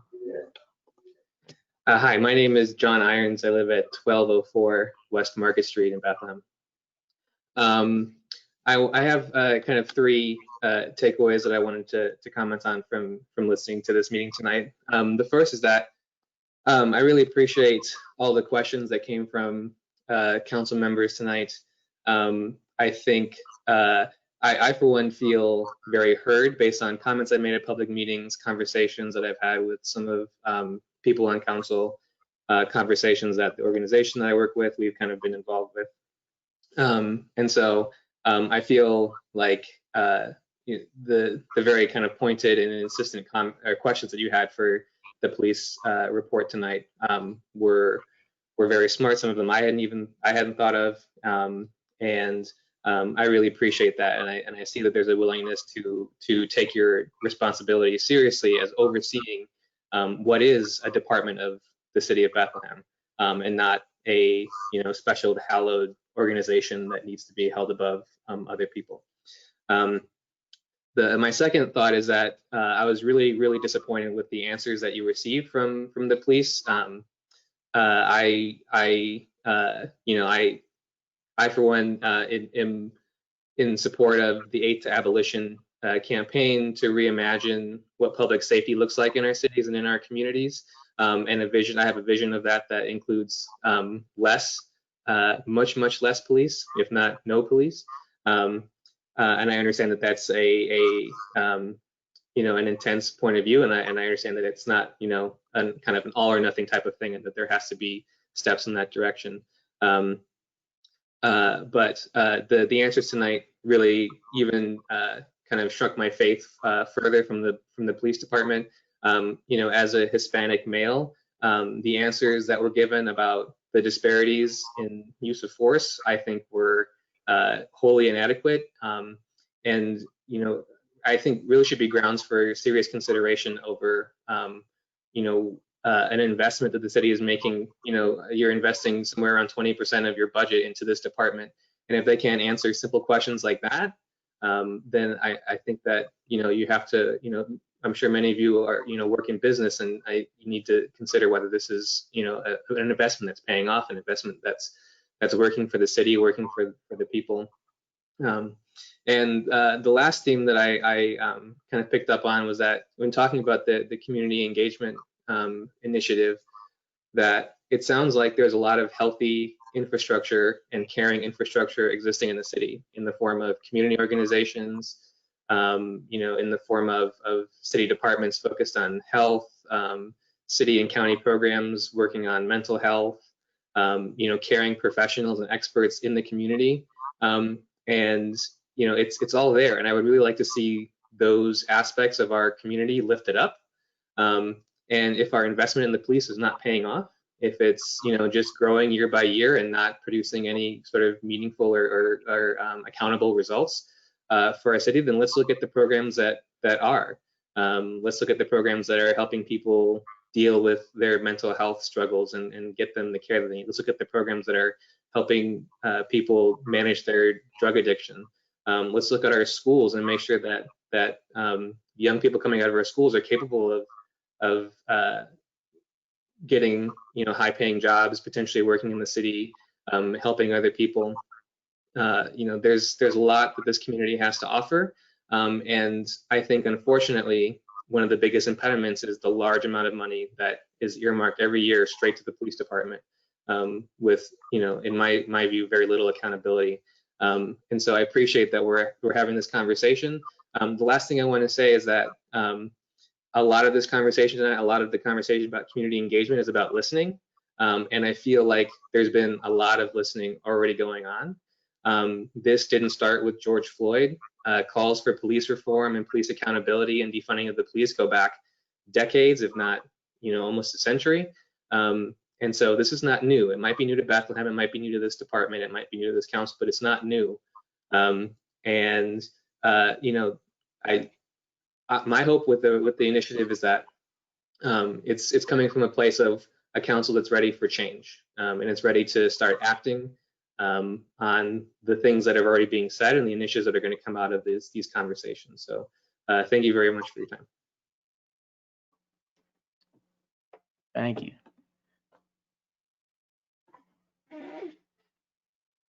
Moving on, our next speaker is Lawrence Mayo. Lawrence, can you hear me? Yes, can you hear me? Yes, sir. If you want to give your comments to council. Sure. Members of council, Mayor Donchez, Chief DeLuzio, Deputy Mikesell, Captain Cott, distinguished attendees, thank you all for your time. Everyone, my name is Lawrence Mayo, and I'm not a resident, but I am a former police officer for the city of Bethlehem. I still visit the city, and I just wanted to weigh in on this. I remain pretty heavily connected to the Lehigh Valley community at large, and I visit frequently. And as you all know, there has been a lot of concern about last month's demonstrators who called for abolishing and defunding this city's police department. So I was very happy to hear Councilman Colon state tonight that we will not be doing this tonight. And I hope that remains everyone's position. The city of Bethlehem has invested into this police department over the years, and I think that the return on this investment that BPD officers and leadership has yielded for the city has been exceptionally good. Over the past 10 years, Bethlehem police officers have definitely saved hundreds of lives, probably many more.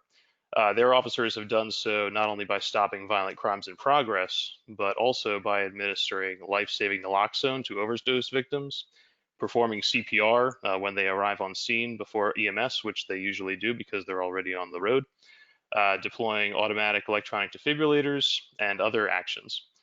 They have taken hundreds of drunk drivers off the road, seized large quantities of deadly heroin and deadly fentanyl and other drugs. They've eradicated and contained entire criminal organizations and have seized illegal guns. They have returned probably hundreds of missing children to their parents and protected hundreds, if not thousands, of victims of violence by making arrests for domestic abuse, sexual assault, and homicide. Under the watch of BPD, Bethlehem's violent crime rate is significantly lower than the U.S. national average, and as Councilman Callahan said, Bethlehem is among the top 10 safest cities of its size in the United States. This is not a broken police department, as one or two of the other commentators mentioned. A broken organization does not save hundreds of lives across all categories over the course of 10 years. In closing, I'd just like to say that the city of Bethlehem has indeed made a wise and profitable investment in its allocation of funds and resources to the Bethlehem Police.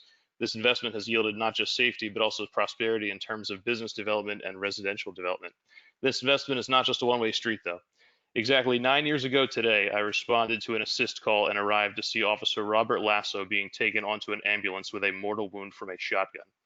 Councilors and Mayor, you have guided the city of Bethlehem to be heavily invested in your officers, and they are heavily invested in your city as well. Thank you all. Thank you, Mr. Mayo.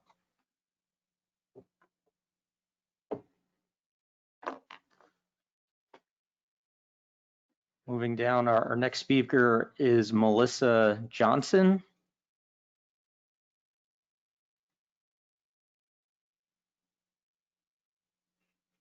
Melissa, I believe you're muted, if you could hear us. Can you hear me now?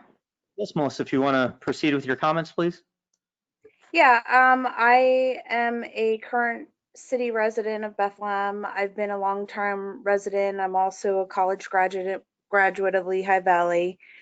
I'm also a former employee of the Bethlehem City Police Department. I'm also spent years, in service to the people, in homeless youth, etc. First and foremost, I want to make it quite clear that I am in no way, shape, or form, looking to defund the police department in any way, shape, or form. I think that would lead to complete anarchy. I mean, we can see the problems in Seattle, etc. I'm not really sure why, if we're going to get local, why Easton or Allentown wouldn't be under the gun. I definitely think that Bethlehem has done a much better job at policing than any, place that I've ever lived in before. I do, want to express that I was a little disheartened when I found out that the 911 center was dismantled and part of it went to Northampton County, just because I'm sure that the ETAs of police arrival times on the scene of, disturbances, etc., I'm sure has been elongated. I'd like to see numbers on that eventually. But with that being said, I do come from a long line of Irish Americans who my whole family is into the police department. My grandfather was a chief of police. I have cousins and uncles in the FBI and NYPD, etc. And not to, taunt that I'm totally in support. Do I think that we need a lot of help? Yeah, I think that as long as we're open to hearing the community and bringing, a voice to that, I think that it would subside a lot of the fear that people have. I do think that this meeting, considering it was of such great importance and the fear was out there that it was to defund the police, I think that it could have been managed a little bit better. I think that it could have been more inviting. As a city resident and, someone who I, feel that I'm involved with my community, I had to find out about it, through Facebook. And, I luckily am not technology challenged in the sense that I'm familiar with Zoom, etc. But I never received the follow-up email saying, click here, log in. So if there's a lack of attendees, I would have to attribute it to that. I do want to say, and not to air, grievances, but, if people are comparing numbers, I get that they want to say the Black and the brown community are the minority. By no way, shape, or form am I saying that prejudice does not exist. We all know that it does. But the numbers that you guys have presented us with tonight have actually shown that the majority of the incidences were actually with the white community. And not to get on that rant, I am not a mathematician by any way, shape, or form, and will not claim to be. But I do want to say that my firsthand dealings with some of the police department on an outside basis, I would have to say that the force that I have seen used was absolutely colorblind. It didn't matter if somebody was Black or white. It didn't matter whether they were educated or not. It didn't matter if they had money or not. It was mishandled. And, we heard people speaking tonight about, them handling people because they had to, because they were a danger to themselves. I get that that instance happens sometimes, and if a situation arises where someone is deemed, to be 302'd, etc., I get it. But on the other hand, as as a citizen, we have the right to refuse medical treatment. If there is a reason, if there is someone who doesn't have medical health insurance, etc., they have the right to, refuse medical treatment without being forced to, or having their face bashed in on the back of a cop car and their tooth broken and put in a freaking straitjacket and thrown in the back of an ambulance when they're in the driveway of their own home. I mean, you're talking about a complete violation of someone's rights when someone was not being threatening or violent or whatever. And I know that that's on a one case basis, but as you heard before, people want to hear from people that have been in situations. And I don't want to be part of the problem. I want to be part of a solution. And I would like an opportunity, if it's available, to work with the community. Obviously, everyone that's on this forum tonight is here for a reason. I mean, we've been here since 6 o'clock. So, do I feel that we could have gotten to the point sooner? Absolutely. Do I feel that Bethlehem is a great police department? Absolutely. Do I think that there's work that needs to be done? Just like anything else, we should all strive to be greater. Absolutely. And if Reynolds or anybody else, if they have a community action plan that wants to be, I would be happy to participate. I definitely don't want to come across as someone, anti anything, because I love Bethlehem. I love being a resident here. I take great pride in living here. I tell everybody about a great community that we have. The fact that we're even in the situation tonight and having to stand up for what is right, it is beyond me. And I just appreciate any time that anybody has spent on this. And, hopefully it doesn't end here. And if there is a community action plan in place, I would like to, be a part of it, or, maybe do some additional social media advertising so more people are involved. And if there's something that I can do to help, I would like to do that. But definitely people need to be heard. Thank you for your comments this evening, Ms. Johnson. Moving forward, our next speaker is Michelle Downing. Ms. Downing, can you hear me? I can hear you. Can you hear me? Yes, if you want to proceed with your comments. Awesome, thank you. My name is Michelle Downing. I live on West Lehigh Street here in Bethlehem. I'm a resident of Lehigh Valley for the last 20 years and Bethlehem for 6 years. So I'm also a 30-year registered nurse, and I've spent the last decade as a licensed social worker here in the Lehigh Valley, with my specialty being in mental health and substance abuse treatment.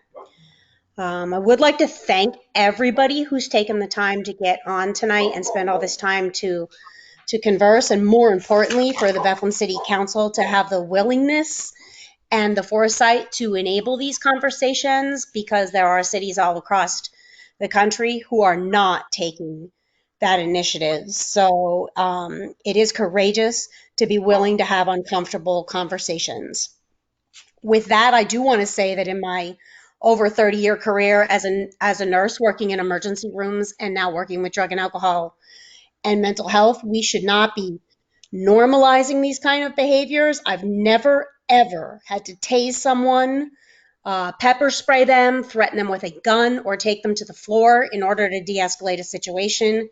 And I've probably de-escalated, I'm going to go with hundreds or pushing thousands of situations in that period of time. So I don't know if that is a training issue, or I'm not sure what that is, but to normalize the fact that we are talking about brutalizing human beings as a method of de-escalation is just really not acceptable and alarming to me. And I did want to mention earlier in this call that, it clearly was brought up. The police chief mentioned earlier that he was denied or ignored access to information from Dr. Oaks' team, and it's been mentioned several times, both in emails from council members and Dr. Oaks herself, that those emails actually were happening and they were provided. So best case scenario, I have a police chief who's not checking his email, and worst case scenario, I have a police chief who got on this call and lied to city council and all the members of this city who had the decency and respect to stay on this call for over 4 hours now. What I would like to know, and you don't have to answer it on this call, but I do think this is data that should be provided to council and to the citizens. It's been repeatedly stated about, the various training that is available and that police officers can take, but no one has told me what police officers are taking. I have run dozens and dozens of state licensed treatment facilities here in the state of Pennsylvania. We are required to prove to the state every single year how many hours of training in each area our staff has completed. If we don't do that, or if our staff falls short, we run the risk of losing our license. So I don't think that asking how much training is actually happening is an unreasonable request. I think that data should be easy to get to, and I think it should be provided to not only the council members, but also to the citizens. And then the last question that really came up for me more often than not was, it was stated earlier repeatedly that, the police are members, are citizens of and please do not get this mistaken. I am not anti-police by asking these questions. I am pro-Bethlehem. I am pro my community.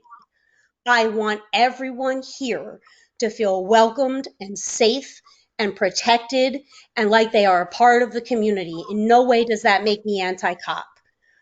But if you don't live here, you are not a citizen of Bethlehem.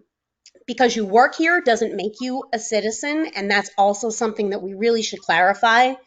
I am hopeful that we can move towards a hiring standard and a pay grade that is comparable, so that the police force feels like they can hire not only really good candidates, but candidates that are trained well and candidates that live here in the city of Bethlehem, so they have the same investment in the well-being of this city that I do, or that anybody else who stayed on this call. And I do want to thank everybody else who spoke before me and for staying on the call. Thank you.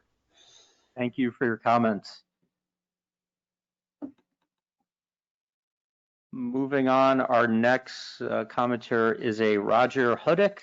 Roger, if you could please name and address for the record. Okay, can you hear me? Yes, sir. Okay.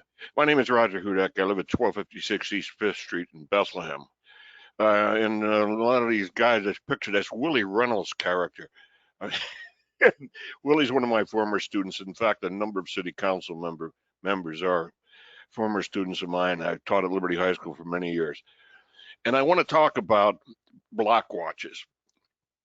I'm the chairman of the Mayor's Southside Task Force, and once a month we get together with all the block watch captains from Bethlehem get together for a meeting, and there we discuss, and the police are there too. I mean, in case a fight breaks. No, the police are there to get the information necessary to get the job done. Community policing is important. It is important that we know the police officers, really important. I live very close to Dunnigan Elementary School, and I think it's statistically one of the safest places in the city. We have very little crime here, mostly because there are more cameras in CNN and with the casino in Lehigh and the city of Bethlehem. But also, we're the place where those people live. I'm one of those people. You know, we've got a lot of, we've always had a lot of Hungarians and Czechs and such. But anyway, the most important thing with the block watch is that we get to meet some of the police officers, and we get to meet them up close and personal. And it's very important that that continues, because that's where, you know, I'm not afraid to call the police. When I know that the cop who shows up, either I know him already or he was at one of our block watch meetings. And that's so important. We don't have much in the area of crime, as I said, because we get along very well. You don't want to, if you can't handle living with people of various colors, various ethnicities, you're not going to last very long here. It's a wonderful place, and I'm very happy that you guys have gotten together, and I'm putting a plug in for the community policing. It really does work. Thanks, that's all I got. Thank you, Mr. Hudak. Our next speaker is Susan Brown.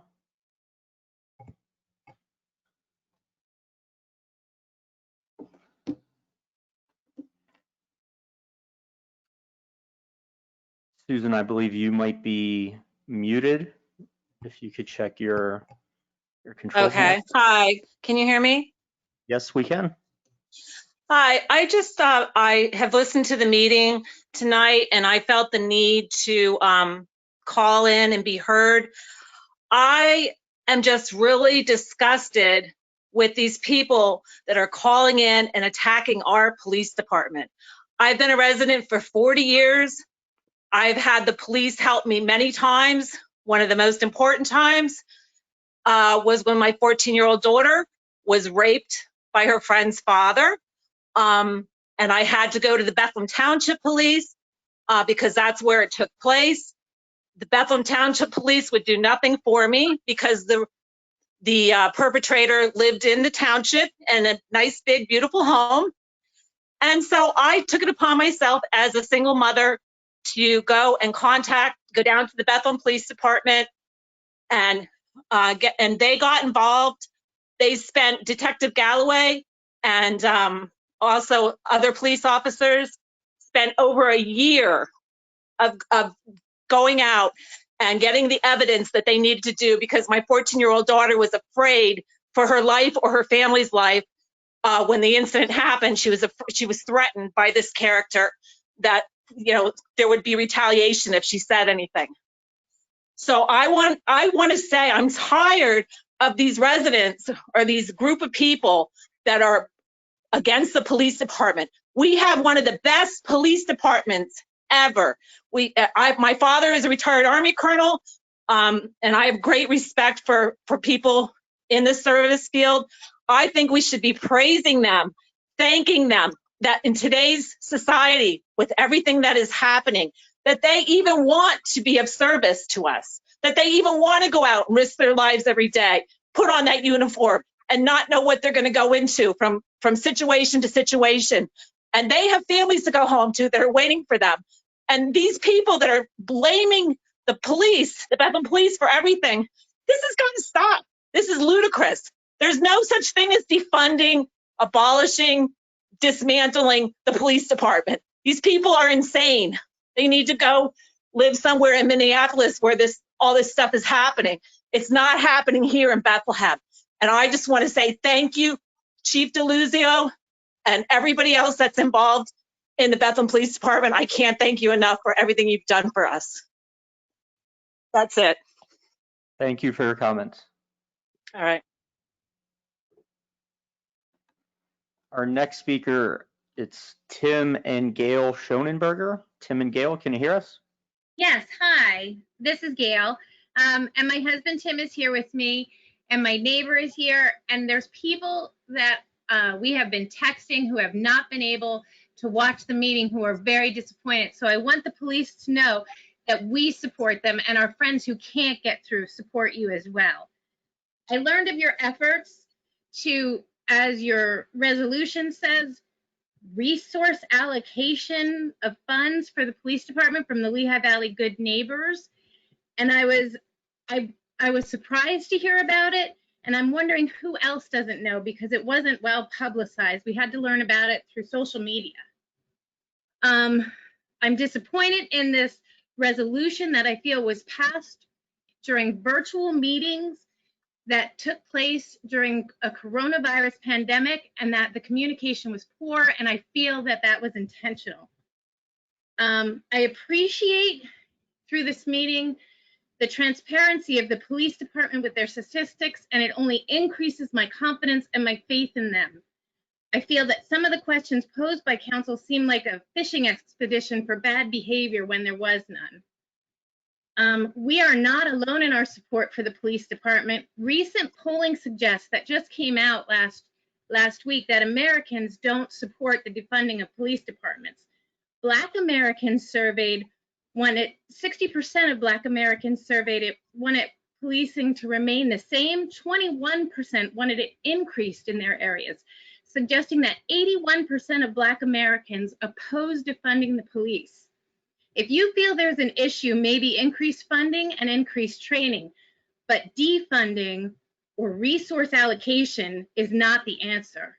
Further, the murder rate is skyrocketing in America right now, especially in cities that have begun a defunding process. There's a counter argument that says violent crime overall is down. I would submit to you that violent crime isn't being reported because people are afraid. Murder, on the other hand, is a crime you can't not report because the statistics are clear. I voted for many of you on council because your mailing suggests police support. They tout family members. Was this just a ploy for my vote? Because right now I'm wondering where your support for our police department is.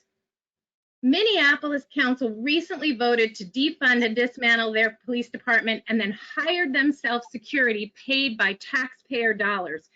Meanwhile, residents are told that if they are approached and asked for money, they should give their money over and make sure you're carrying enough so as not to upset those who are robbing you.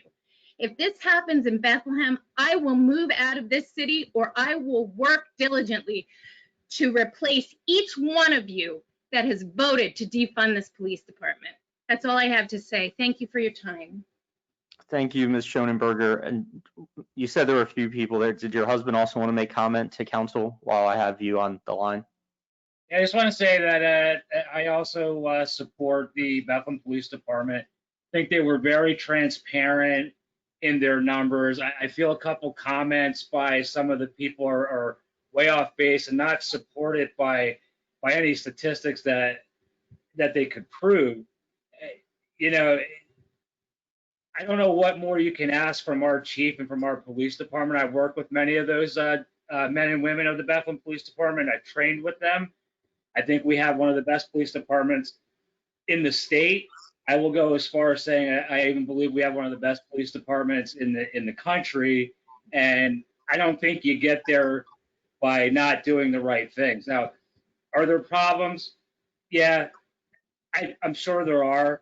I think they've addressed some of them, and I think they're working hard to make sure that those problems are taken care of.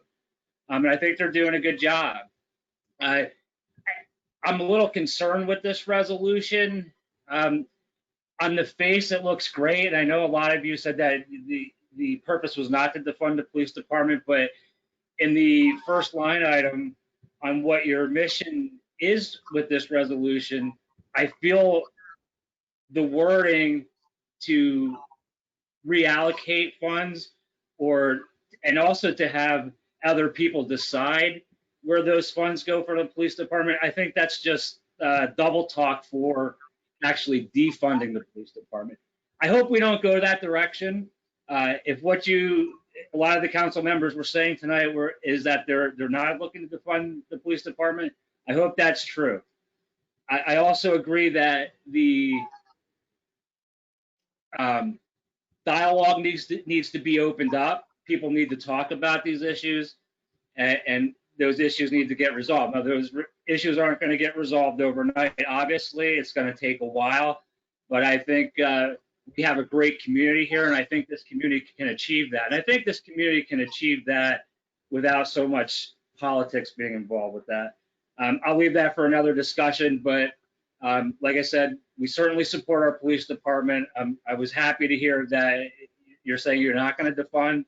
I just would be concerned about reallocating funds away from the police department. And like I said, I feel that that's kind of what the talk is about. And I think that's detrimental to the police department and detrimental to this community and a community that loves their police department. So I thank you for your time and have a good night. Thank you. Moving on, our next speaker is William Strauss. You guys hear me? Yes, sir. If you will move forward with your comments. Yes. So first of all, Will Strauss, 2131 West Broad Street, Bethlehem, PA. Thank you for having this conversation. There is a systemic issue with the use of force impacting certain populations of Bethlehem. The awful truth of the matter is when Bethlehem police use force, it is disproportionately impacting Hispanic and Black communities. This disproportionate use of force against communities of color breaks the trust with the community it has with its police force. It is a measurable indicator of discrimination. Let me repeat that. A measurable indicator of discrimination. Just because it's on par with national statistics does not mean it should be accepted at a local level. In a city that has 60% white majority, the use of force incidents for the Black community, which holds only 7.5% of the city's population, make up nearly the same amount of incidents year over year for the last 10 years.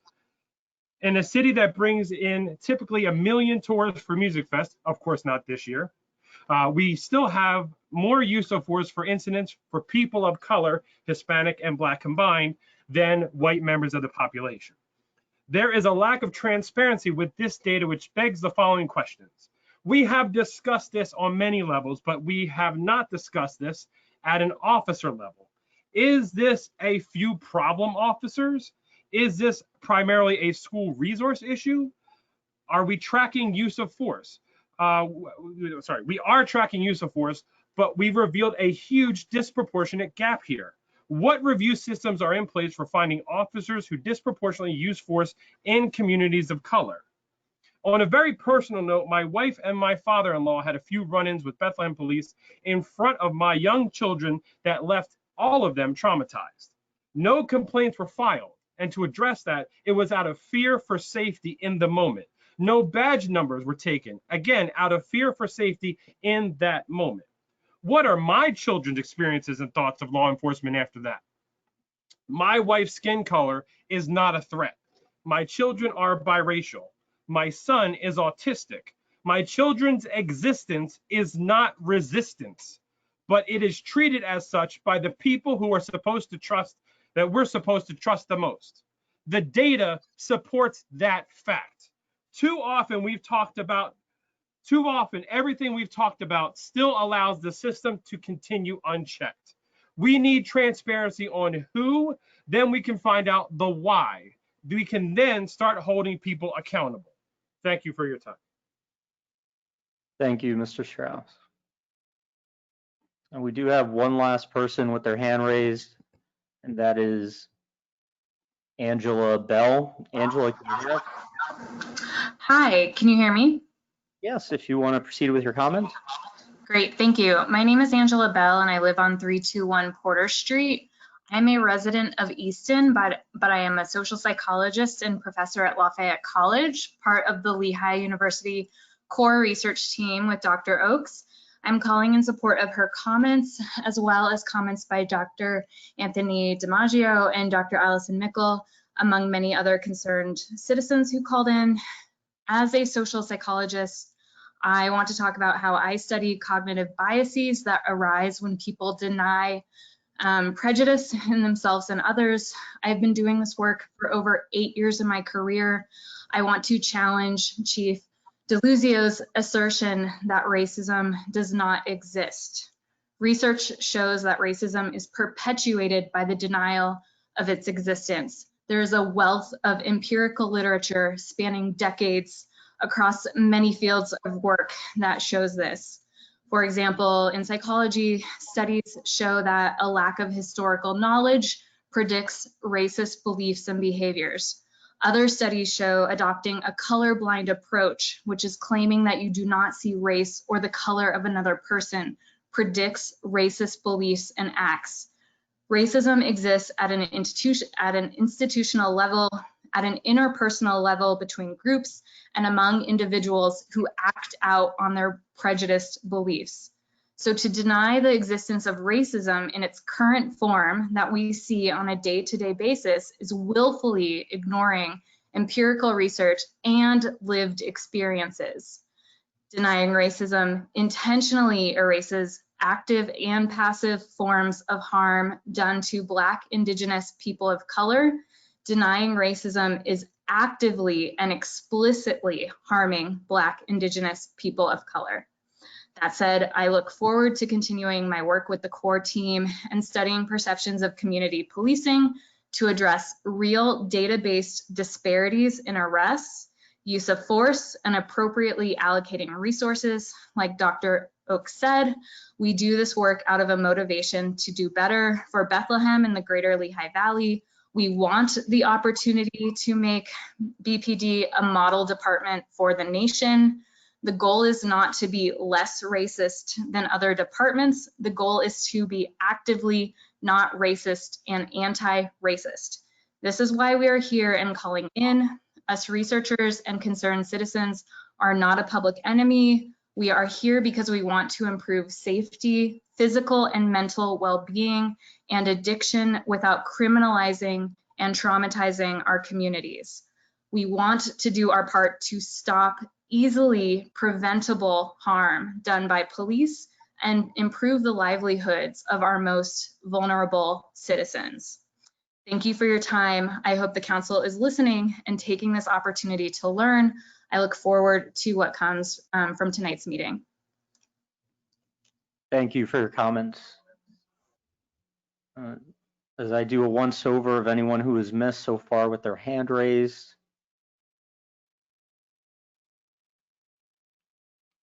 And we have one more commenter, Miss Kim Carol Smith.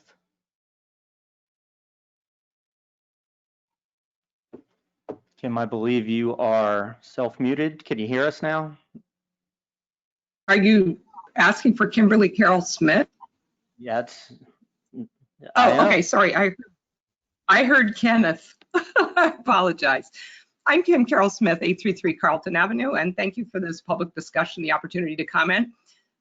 Earlier, you all discussed the police department complaint structure, and I think it's clear that this process for making complaints reflects a resident and police power gap that perpetuates disempowerment in the legal process for residents who have to go into the police department to file a written complaint, or as I understand it, the complaint isn't official or not counted in your statistics. And I think this could easily be transformed to an online process, if not a call-in process, because do we really think that folks, for example, in my neighborhood on the South Side, who experience overt bias and demeaning treatment often on a regular basis, based on where they live and who they are, often low-income people of color, are actually going to go into City Hall and Northside, file paperwork in the police department about the police?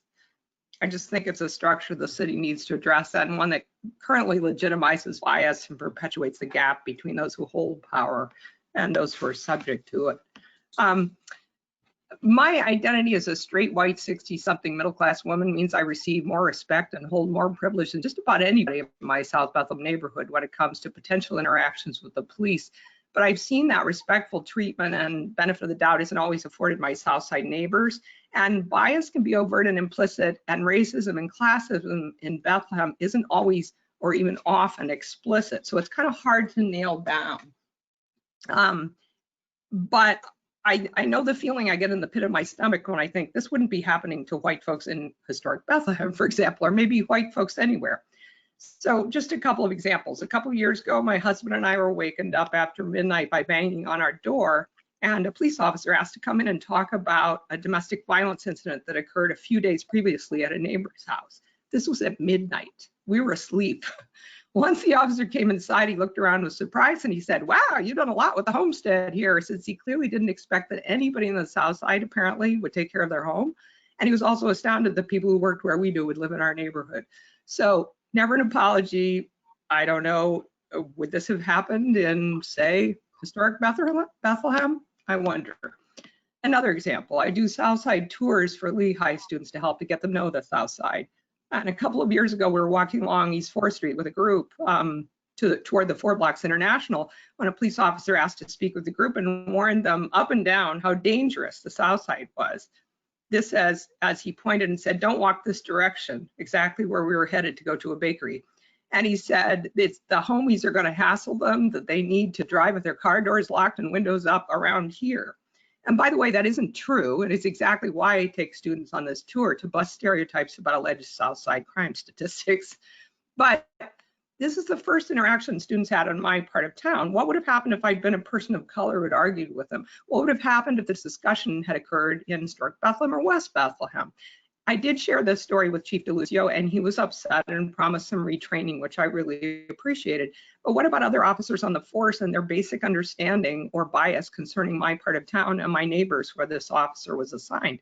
Had this officer even met a Southside person, particularly a person of color, and had a positive experience when he wasn't in a position of power? I kind of wonder about that. So what if we had more officers of color? What if we worked to recruit and really raise our own folks to become our police department, folks who know the neighborhood well? What if we looked at our community policing and thought more about building relationships with residents instead of just businesses and Lehigh students?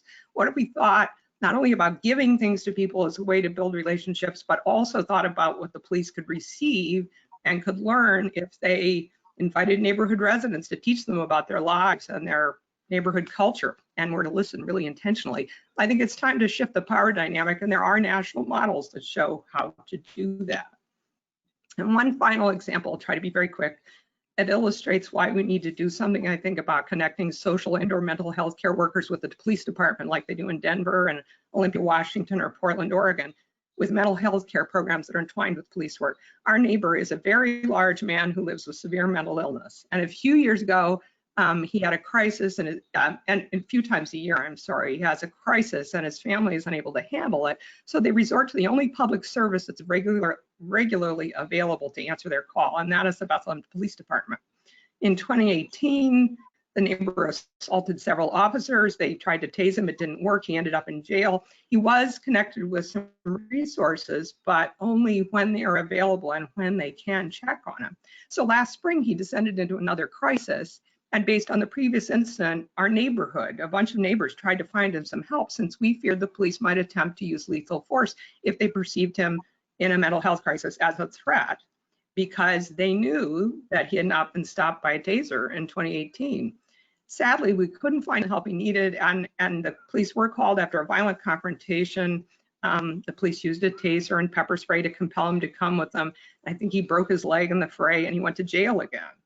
So I think this illustrates why we need to think beyond using policing as an answer to many of our society's problems. Police officers I've talked to don't want to be the ones responsible for handling these kinds of crises. They admit that they have a lack of expertise, and this is not what they really signed up for, frankly. They need to only respond when the crisis is escalated. That's when you can call and expect them to come, and that leads to violence. So I think it's time to think about ways to invest in trained professionals who could respond to situations like that of our neighbor. and a different response that would yield better results for everybody involved. I think there are ways to think about using a portion of the police budget. Doesn't have to be huge, but a portion of the police budget, as well as doing things like applying for grants the way they did in these other cities, to try and create a rapid response counselor system that is tied into the police department, instead of using that money to pay police officers to subdue individuals who are in crisis once things have gotten out of hand. I think we all, including our police, would be a lot better off. And I'll just stop there. And I thank you so much for taking all this time to listen to so many of us. Thank you for your comments.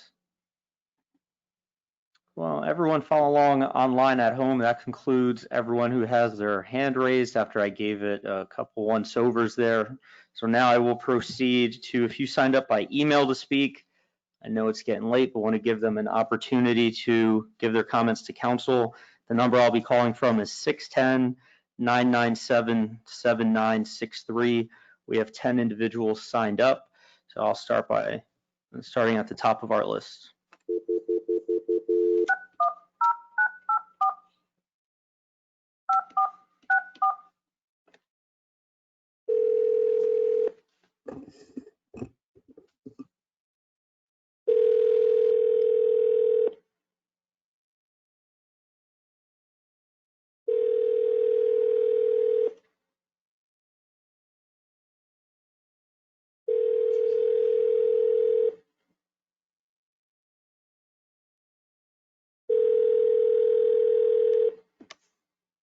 All right, moving forward through our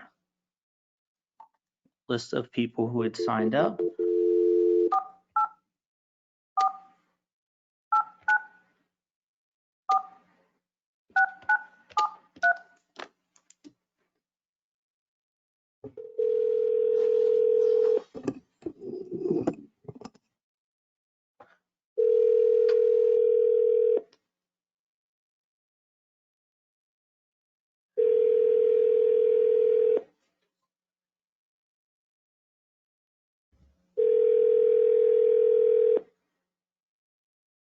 People are going to answer like in 3 rings. Yeah. I think we may have outlasted a number of people who had signed up here, but I will give them all a courtesy call, limited to only a couple rings here for the sake of their schedule. Hello. Hi, good afternoon, good evening. This is Bethlehem City Council. Is this Mr. Ragni? Yes, it is, Councilman Cologne. Thank you for calling. Of course, if you could give your name and address for the record and proceed with your comments. Sure. My name is Greg Ragni. I live on Oakland Road in Bethlehem, and I thank you for this opportunity to speak to you tonight.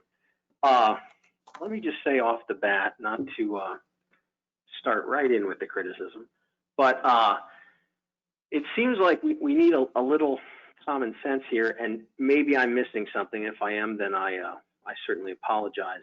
But it seems to me that those who signed up in advance maybe should have been the first calls taken. I know that several of the people who I know who signed up in advance have not outlasted this marathon session, although I deeply appreciate you having a session of this nature to discuss such important issues. It just seems like if there were 10 people on this list and the people who had the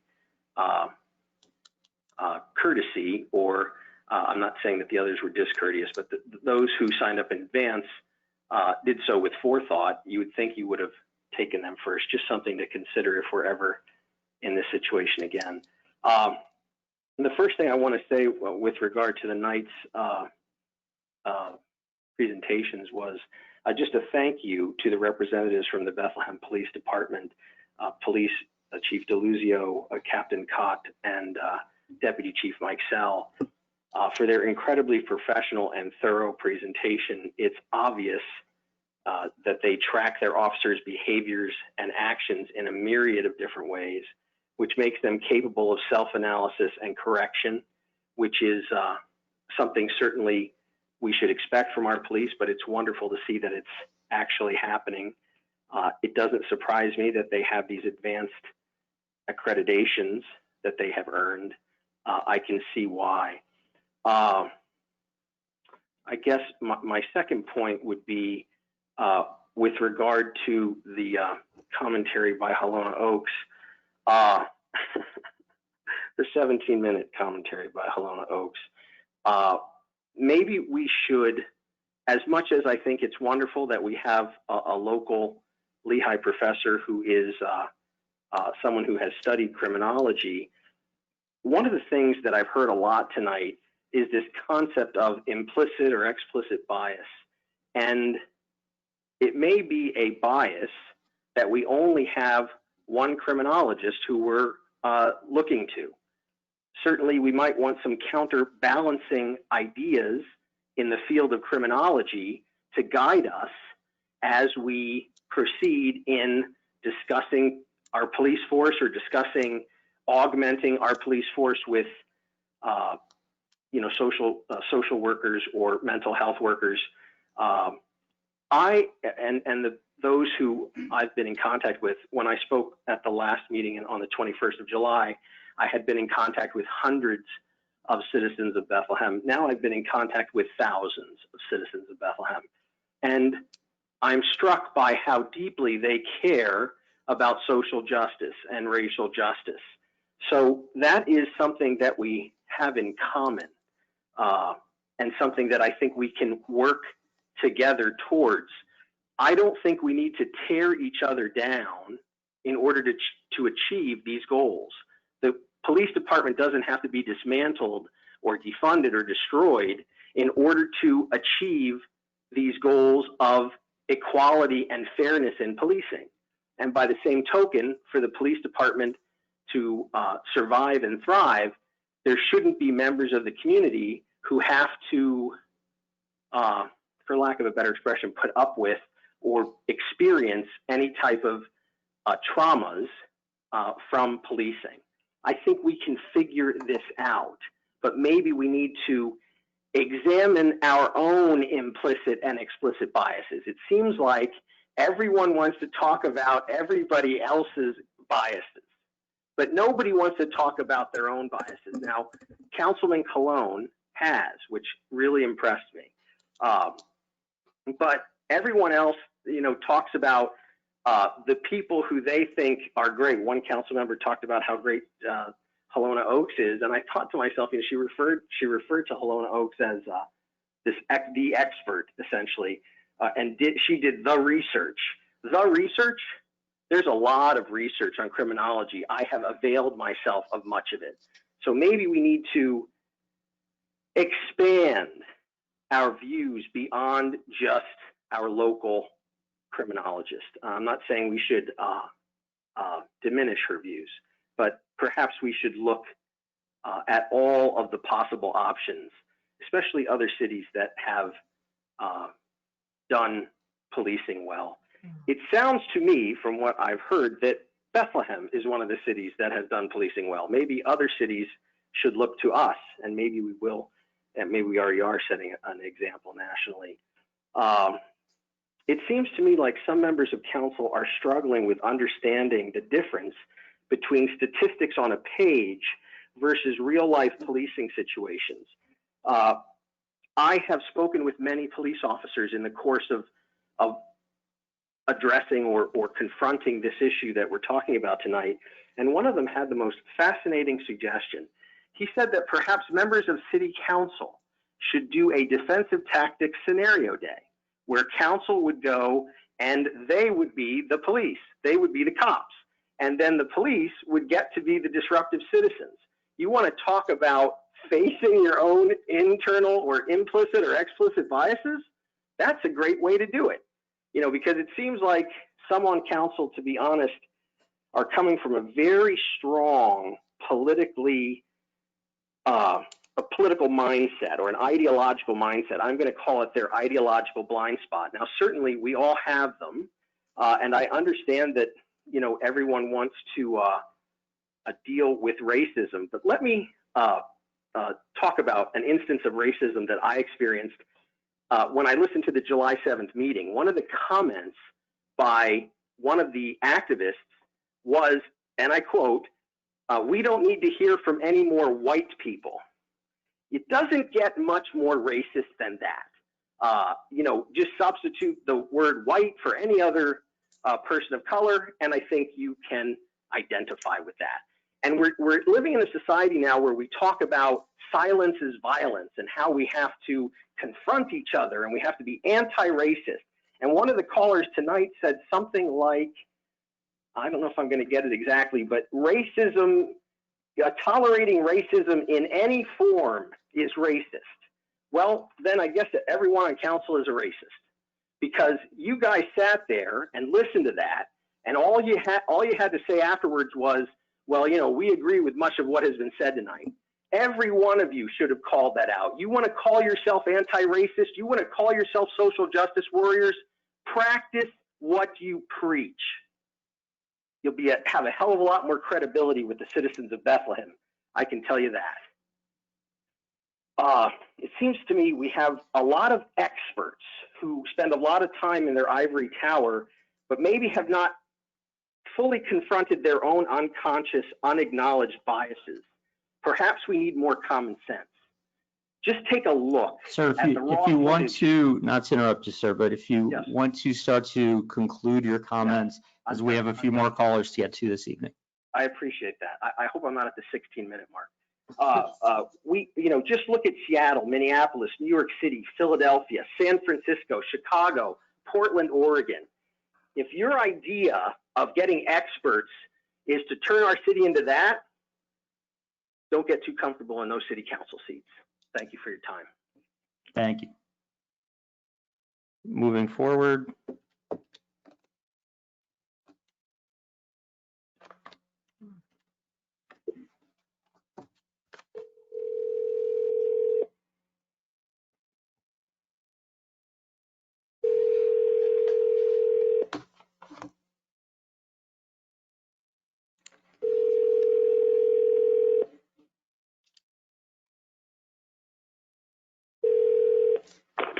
Hello.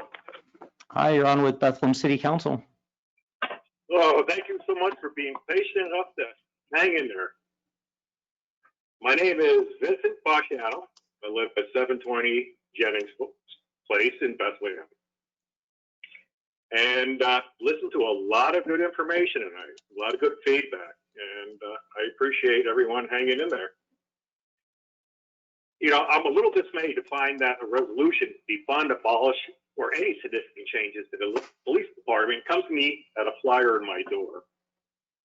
This is something monumental, as a resolution that does not arrive to me in the mail. Public policies, they should not be considered without a public's input, and certainly not without the free exchange of ideas from the citizens that you represent. After hearing your responses from the July 7th City Council meeting regarding the Top Gun activist demands, it really saddened me and a lot of the community to think that my City Council would prematurely come to these, if any, conclusions or considerations. But now I understand that what I heard from the City Council members, they denied making any of these comments. Yet the responses I received from the letters that I sent to City Council, they were only form letters. They never addressed any one particular concern. So what am I to believe? I'm a second generation son of Italian immigrants that built this city, contributed to the steel, they contributed to the garment industry in Bethlehem. I'm an Eagle Scout, and I've been actively involved in scouting as a den leader, compact leader, Boy Scout leader for 11 years. I've participated in coaching Little League, Soccer League. I'm a Vietnam veteran. I volunteered at Turning Point, New Bethany Ministries, Shelter for the Homeless, the Soup Kitchen, and completed my Bethlehem Area School District education here. I married here, put 2 children through the Bethlehem Area School District, and I was involved in the Grenadier Band as well as many school activities. So I am a true stakeholder in Bethlehem. I'm living in Bethlehem 64 years. I've been a homeowner since I was 20, paying city and school real estate taxes, and of course a registered voter. I don't know how many city council members can actually say they are that deeply rooted in Bethlehem. Yet, what, if any, are the stakeholder qualifications of the radical activists that have caught your attention? In particular, why is it imperative that that action be taken now? What's going on? Is it because it's an election year? Is it because it's fashionable? I value the statements by Chief DeLuzio and the lieutenants of the Bethlehem Police Department tonight. So I'm not really clear on why this is necessary. I enjoy the open dialogue between the City Council and the Bethlehem Police Department, enlightening City Council on the tough job that the Police Department performs. And I thank you, Mr. Reynolds, for addressing community engagement in specific areas of our city. The facts are clear. Children from fatherless homes are much more likely to commit crime or end up in jail. Is this implicit bias or the culture of a fatherless home? Do we have statistics for those crimes? May we look from a different perspective? Could this be possibly where the disparity stem from? You know, I'm constantly hearing that there's a need for social work intervention. Super. Have social workers been assigned to fatherless homes so fathers take responsibility where they plant their seed? I believe that we have magnificent police department. One visitor stated, I will consider another family-safe town that has a solid community police involved. So as you can see, this has reached greatly beyond our city borders. I think some of our short-term goals to consider, you know, perhaps get a community awareness and involvement that you would like to improve that already wonderful police department. I know you agree that defunding the police or repurposing the budget will not be on the table. However, increasing the Bethlehem Police Department's budget would be far more reasonable. What seems obvious to all those who have engaged in this resolution is that we have been overlooked as a community engagement initiative that will need to be clearly defined and agreed upon by all before we can press and move forward. I think a long-term goal now would be to enact change in the public school system. I resigned from teaching the Bethlehem Area School District students because of the liberal educational discipline standards. With the superintendent calling his teachers racist, we have principals that overtly encourage students to run the school rather than instilling discipline in them, with such statements as the student is just expressing their individuality. A teacher gets suspended when a parent states that the teacher is picking on a student. State to a parent that I know how you roll rather than address a problem student that is constantly disrupting your child's classroom. You'll find that there is an overall consensus among teachers that they don't get the support from their administration that they need to manage their classrooms. During my hiring interview, I was advised that 60% of my teaching is classroom management. I didn't find that to be true because I had two amazing female administrators. They ruled with an iron fist. But they retired, and that changed. Now these young minds are taught that it's easy to manipulate the system to meet their reckless requests and activities. So out of curiosity, I attended a BLM protest in May, and I had a wonderful day. I was engaging in meaningful exchange of ideas with these nice young people.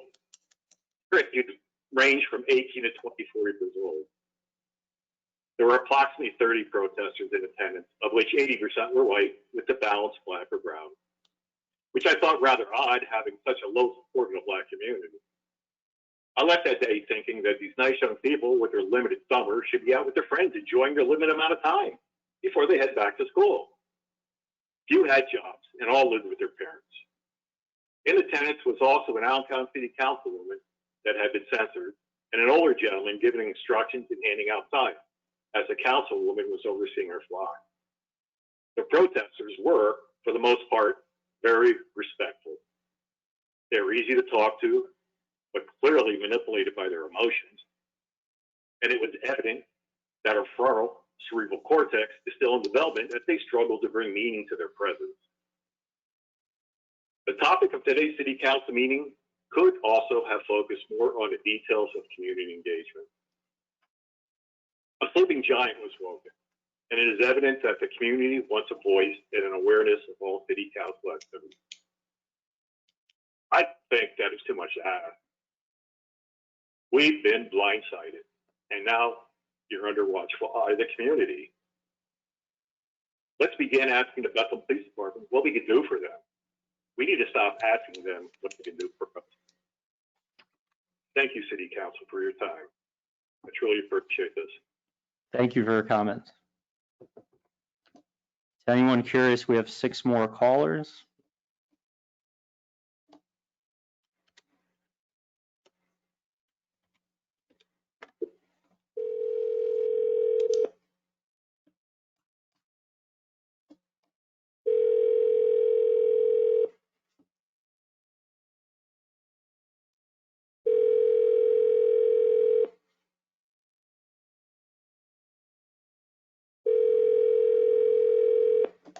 We have 5 more callers.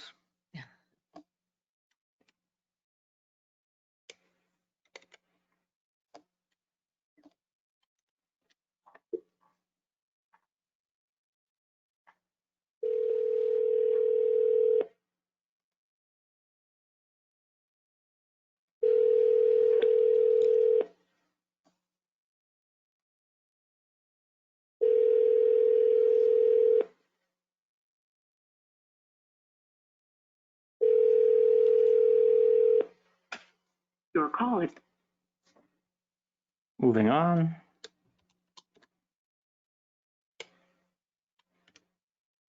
You know, I'd hate to misdial and wake somebody up. Yeah.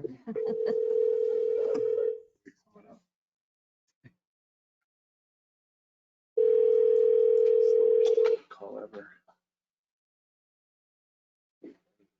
Hello? Hi, good evening. You're on with Bethlehem City Council. Hi, thank you for taking my call. My name's Carrie, and Carrie Fitzgibbon, and I live on Oakland Road in Bethlehem. And I would just like to finish this evening by just giving my warm thanks to the Bethlehem Police Department for everything they do to keep us safe and keep our quality of life in Bethlehem. And I have heard hundreds and hundreds of comments over the past few weeks as this discussion has grown across our community, people here in the community as well as those who visit from all over the United States, supporting them and making comments like how much the Bethlehem Police Department makes them feel safe when they visit.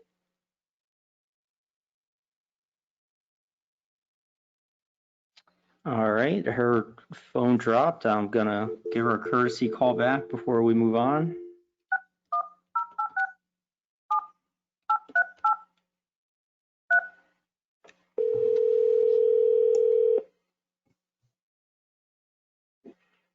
I probably did that. I apologies. Apologies. We could take the hint. Okay. So just, you know, obviously, you know what direction I was going in, but essentially they were saying that they feel safe with our Bethlehem police and they want to continue to feel that way so they can keep coming back. Everyone I've spoken to does not want any kind of defunding. If anything, they want to add more funding for the best training. But from what I heard tonight, it sounds like we're on a really awesome track. So I'm proud to be a citizen of Bethlehem and proud to have the Bethlehem Police. And just wanted to say that there is actually a Defend the Police petition online that in 1 week got, I believe, 6,000 signatures. We could really take the hint at this point. This will be the last time.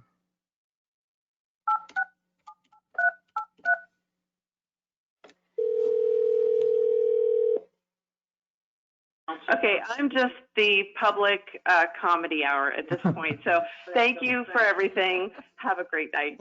Thank you. Have a good evening. You too. Bye-bye.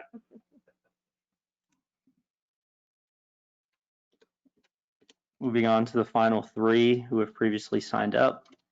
And then to anyone who's been patiently waiting, I will open it up to calls in. If there is anyone still waiting, you deserve a medal.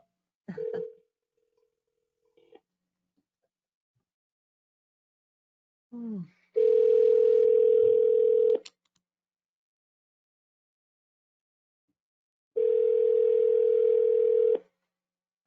calling. Uh-oh.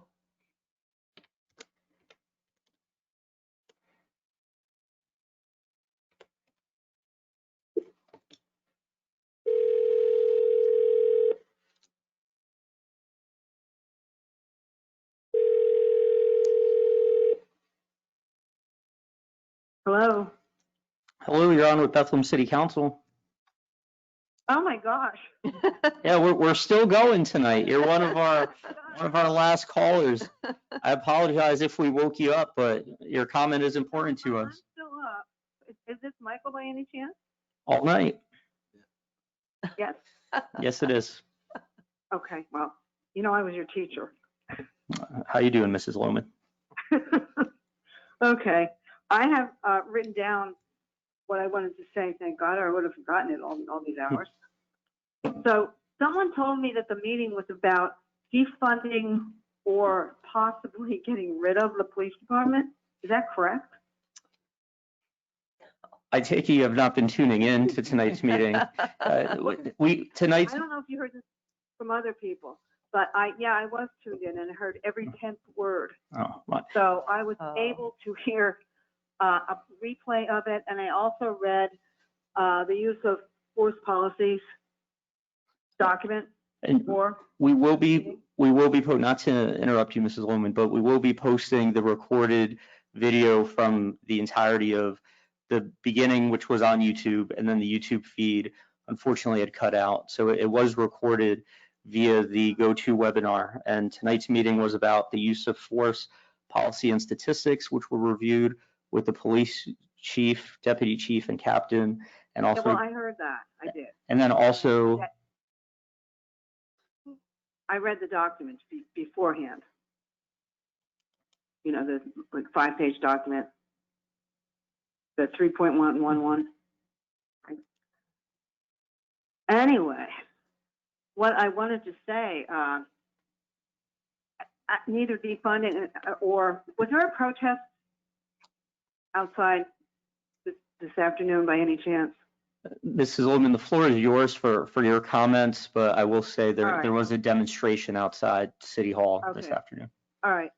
Okay. What I wanted to say was neither defunding nor disbanding the police department would serve as a viable solution to the problems that have surfaced in the past few months. As a former teacher, I particularly view education as a valuable tool in addressing the issues of police brutality, racism, and other inappropriate behaviors in general.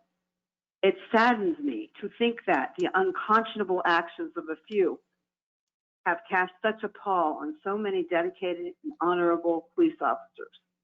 And that really does bother me. Any ideas of disbanding or, whatever, defunding are appalling to me. Again, I think there are so many police officers that truly do their job and go beyond that. To put them in a category of people using force and treating people horribly, it's just awful. So that's my feeling on this. And I assume you're going to have future meetings on the same subject, right? That is the intention, to have different meetings either led by council or other members of the community. Oh, okay. Okay. So it's not just council. All right. Okay. Well, I find it very interesting. My daughter just got onto the Cheltenham Pool Board, actually. So I'm glad that she can keep, a handle on what's going on where she is. So have you had a lot of, obviously you had a lot of people. Again, this is your time for comment, Mrs. Lohman, so I appreciate whatever comment you want to give. Well, again, I feel that education solves a lot. And also open communication constantly, not just, every once in a while. And I think that's been going on. I really do. But I think it needs to continue. And, I don't know what else to say because I'm not sure where this direction is going right now. Right. But to me, education is often a huge key to anything. if there's no education, but from what I read in the document, I'm pretty impressed with what Bethlehem is doing, if indeed they're following that. So that's about all I have to say. Well, thank you for your comments, Mrs. Lohman. All the best. Okay, thank you to you too. Have a good morning. Bye-bye. You too. Yeah, right. Bye-bye. Moving on to our last caller of the day before I open it up.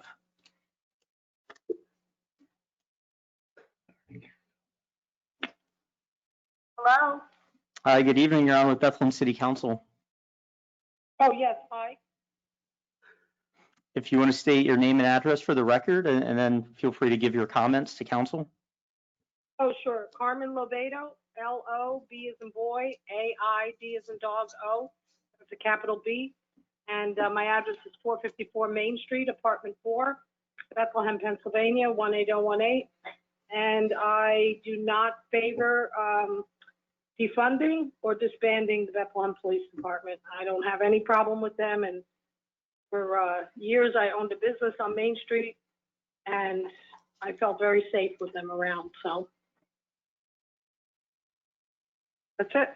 Well, we appreciate your comments. You have a good evening. You too. Thank you. Bye-bye. Bye.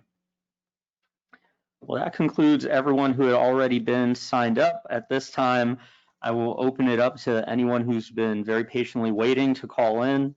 The phone number is 610-997-7963 for anyone who has not had a chance to comment tonight. Again, anyone who has not had a chance to comment and would like to, please call in at 610-997-7963.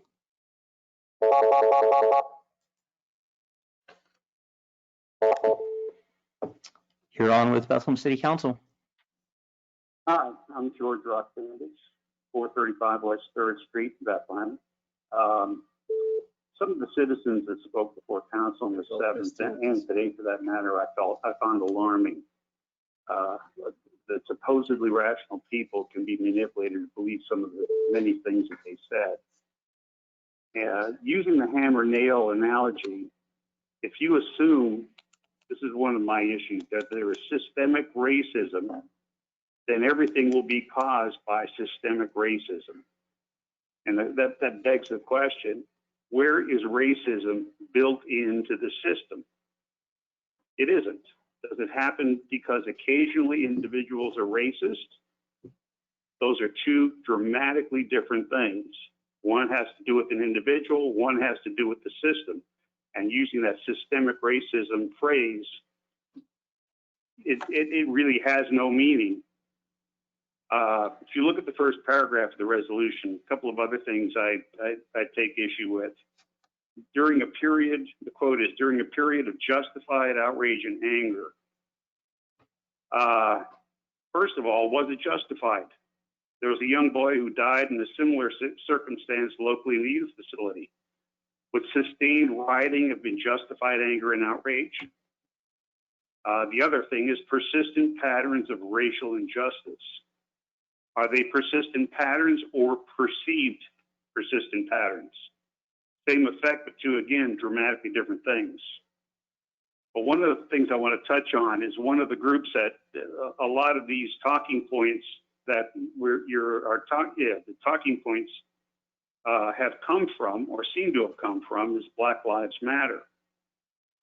And certainly the defund the police portion of it. While many recent protesters are truly interested in supporting minority rights, Black Lives Matter, Inc., contrary to its name, is at its core a Marxist organization, admittedly led by trained Marxists.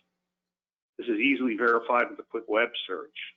It's funded at the tune of $1.3 billion by organizations from around the globe, as well as by well-intentioned but misled corporations. And believe me, they will fight to be a part of this discussion. Much of the money funneled might go to French radicals or to the Congo, but not, you notice, to the devastated local Black communities. Black Lives Matter International has connections to the Tides Foundation and others.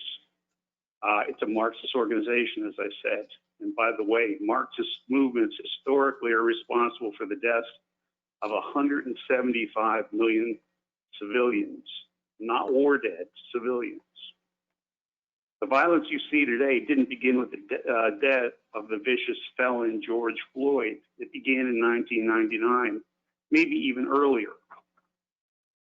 Marxist socialists protested the World Trade Organization meeting in Seattle, demonstrating what was called a black box, collection of radicals all dressed in black, masks and helmets and head coverings. They sprayed down the main street, damaging businesses, setting fires in trash cans and smashing windows. Sound familiar?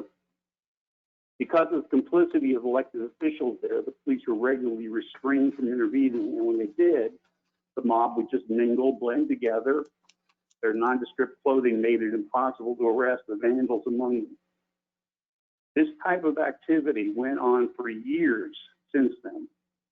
Antifa was the next progression of the organization. Same methods, same tactics, being more violent, attacking individuals now, often including the same radicals from the black boxes. And this is all 20 years before George Floyd. They were waiting for a video like Floyd's. If raising awareness of injustice was a reason for the protest, how long would it have taken to raise awareness? A couple days. But if the overthrow of our government is the goal, then arson, destruction, intimidation, violent confrontation, even extortion, as we see in many cities, is exactly what they would be doing and are doing. There is no appeasing radicals. I'll say it again, there's no appeasing radicals. This may seem far-fetched here. I'm sure it did to the people in Portland and Seattle too. But things eroded a little by little. First, the language changed. They started using phrases like social justice and systemic racism, phrases that didn't exist before. If we're going to have discussions about this, let's define the words and discuss whether the problem is real or imagined. What is social justice? Different things to everybody that says it. There are 18,000 police departments in the United States. There were 13 or 14 unarmed blacks killed in 2019. That doesn't sound systemic. In New York, they did 4.4 million random stop and frisks that were conducted in the city during the period of 2004 to 2012. And what they found was, even though blacks were disproportionately singled out, the incidence of further police action was less for blacks than for whites. Sir, I ask you to start to conclude your comments for the sake of time, please. I understand that some of the folks took up quite a time before me. But if you're rightly willing to condemn the actions of those, if you're rightly willing to condemn the actions like those of Antifa and reject strategies of Black Lives Matter, like the dissolution of the family and defunding of the police, I ask City Council to say so strong and clear at the beginning of this process. Otherwise, you're complicit in lawlessness. And if Black Lives Matter wanted to be inclusive and healing, why did they bristle at the phrase, all lives matter? While many of the young people in good faith have responded to the slogan, others engaged with evil intent. And let me ask one final question. Would an organization whose goal is empowering black citizens trash and burn its black communities to the ground? That's all. Thanks. Take care. Again, the phone number is not needed for some people. Good evening. You're on with Bethlehem City Council. Hi, my name is Cindy O'Brien, and I live in Bethlehem Township, but I go to Bethlehem businesses all the time, restaurants, and other places of business. So I wanted to, and I participated in the demonstration that was outside City Hall tonight. And I have also participated in several Back the Police rallies. I'm a big supporter of the Bethlehem Police because I think they do a really great job and they deserve credit for doing a great job. And, you know, we were all very surprised that that this was on the table, you know, that the whole concept of defunding the Bethlehem Police would come up. We are, you know, I guess I'm not surprised that there is a petition circulating to defund, completely defund and dismantle the Bethlehem Police for no reason, right? Because clearly the Bethlehem Police have an excellent track record and 2 accreditations. So, you know, on what basis do people have for defunding the Bethlehem Police? Then I want to raise some questions with regard to some of the comments from council members that I heard tonight. You know, some of the members of city council allege and support the idea of systemic racism. You know, the concept that, you know, systemic racism and white supremacy is, you know, widely spread throughout, you know, throughout every institution in our country and particularly the police. I really want to challenge that. That's just, you know, there's no basis on fact for that. The previous gentleman began to bring up some, you know, some statistics about that. You know, there's 42 million Black people in this country, and last year there were only about 15 unarmed Black people killed by the police. Just 15 out of 42 million. I mean, that is really something, you know, to contemplate. And, you know, another thing about this meeting, there are no victims at all of any kinds of crime at your meeting. I mean, your meeting is full of, you know, professors who live in ivory towers. I don't think these people understand what it is, you know, to be a victim of a crime. And one of the professors, you know, said she does not believe, you know, in the fact that the rate of Black crime is 2.4 times higher than the rate of white crime, and also about twice as high as the rate of Hispanic crime. All right, so they do have elevated rates of crime, and most of these crimes are committed against other Black people. It's Black on Black crime that we're talking about. And, you know, I saw in a video not long ago, a video of a Black man holding his 5-year-old daughter's hand walking down the street in the Bronx, and he was shot.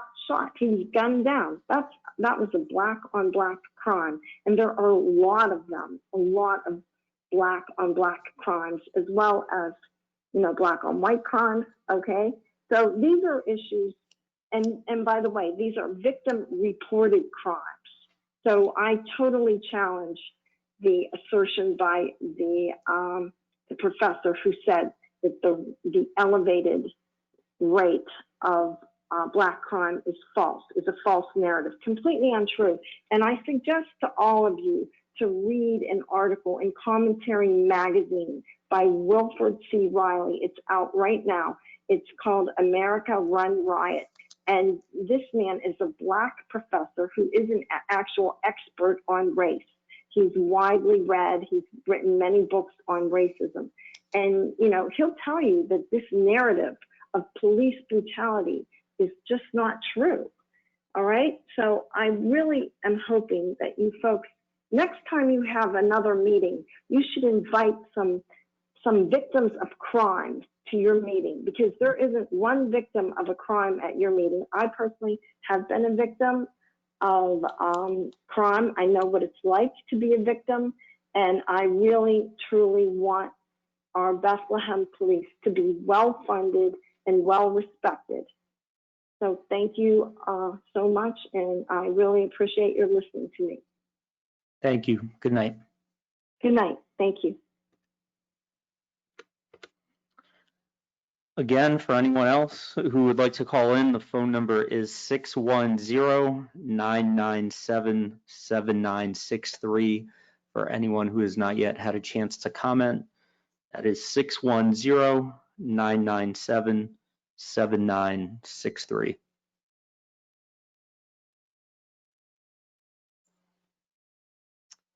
With the phone not ringing off the hook and the time of night we're at here, I do appreciate we still have 37 members of the public signed in. I appreciate everyone's patience this evening.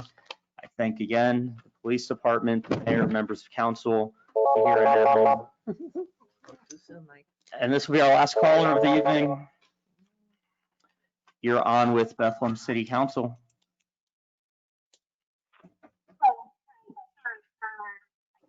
I'm gonna have to mute this. I did want to make some closing remarks because I feel like a lot of things have been misrepresented. There were a lot of statistics that were not backed up with medical evidence. But I want to say in closing, it was my impression that the purpose of this meeting was to discuss the Clancy-Reynolds proposal. My understanding of that proposal is that it's a formal process for continuing conversations about policing. Like it's establishing a formal process to continue conversations that it sounds like a lot of people agree are positive. I have some knowledge based on the existing research. Some of that is mine and some of it is the knowledge of the 20 years of research. Yeah. Ma'am, can you talk to the other scholars who participated in this not to interrupt you, can you talk through your phone or mute anything you have on in the background? There's a little bit of feedback coming through, making it hard for you to understand, or making it hard for us to hear you clearly. Let's say, and can you state your name for the record, please? And again, if you could mute whatever you have on in the background.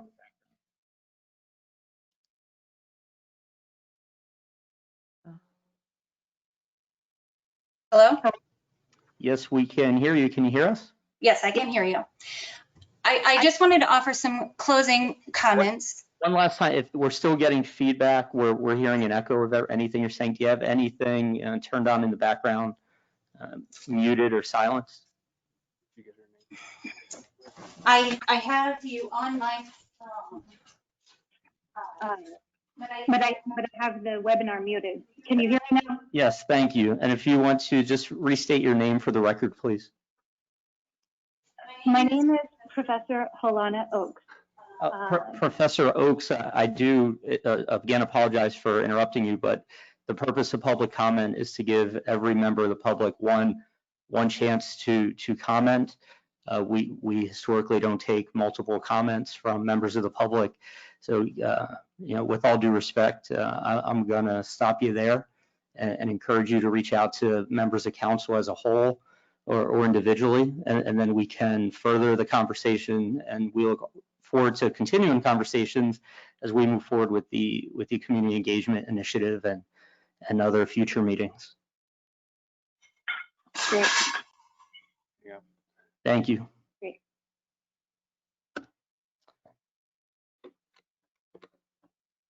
And concluding tonight's meeting, again, I appreciate everyone's 6 hours that you spent with us this evening. I encourage your continued participation. We will discuss how we ran tonight's meeting and things that can be improved moving forward in these strange times that we live in. But again, thanks to the over 100 people who had signed in and the numerous people who called in to give insight and comment tonight. Thank you. Have a good evening. This meeting is adjourned.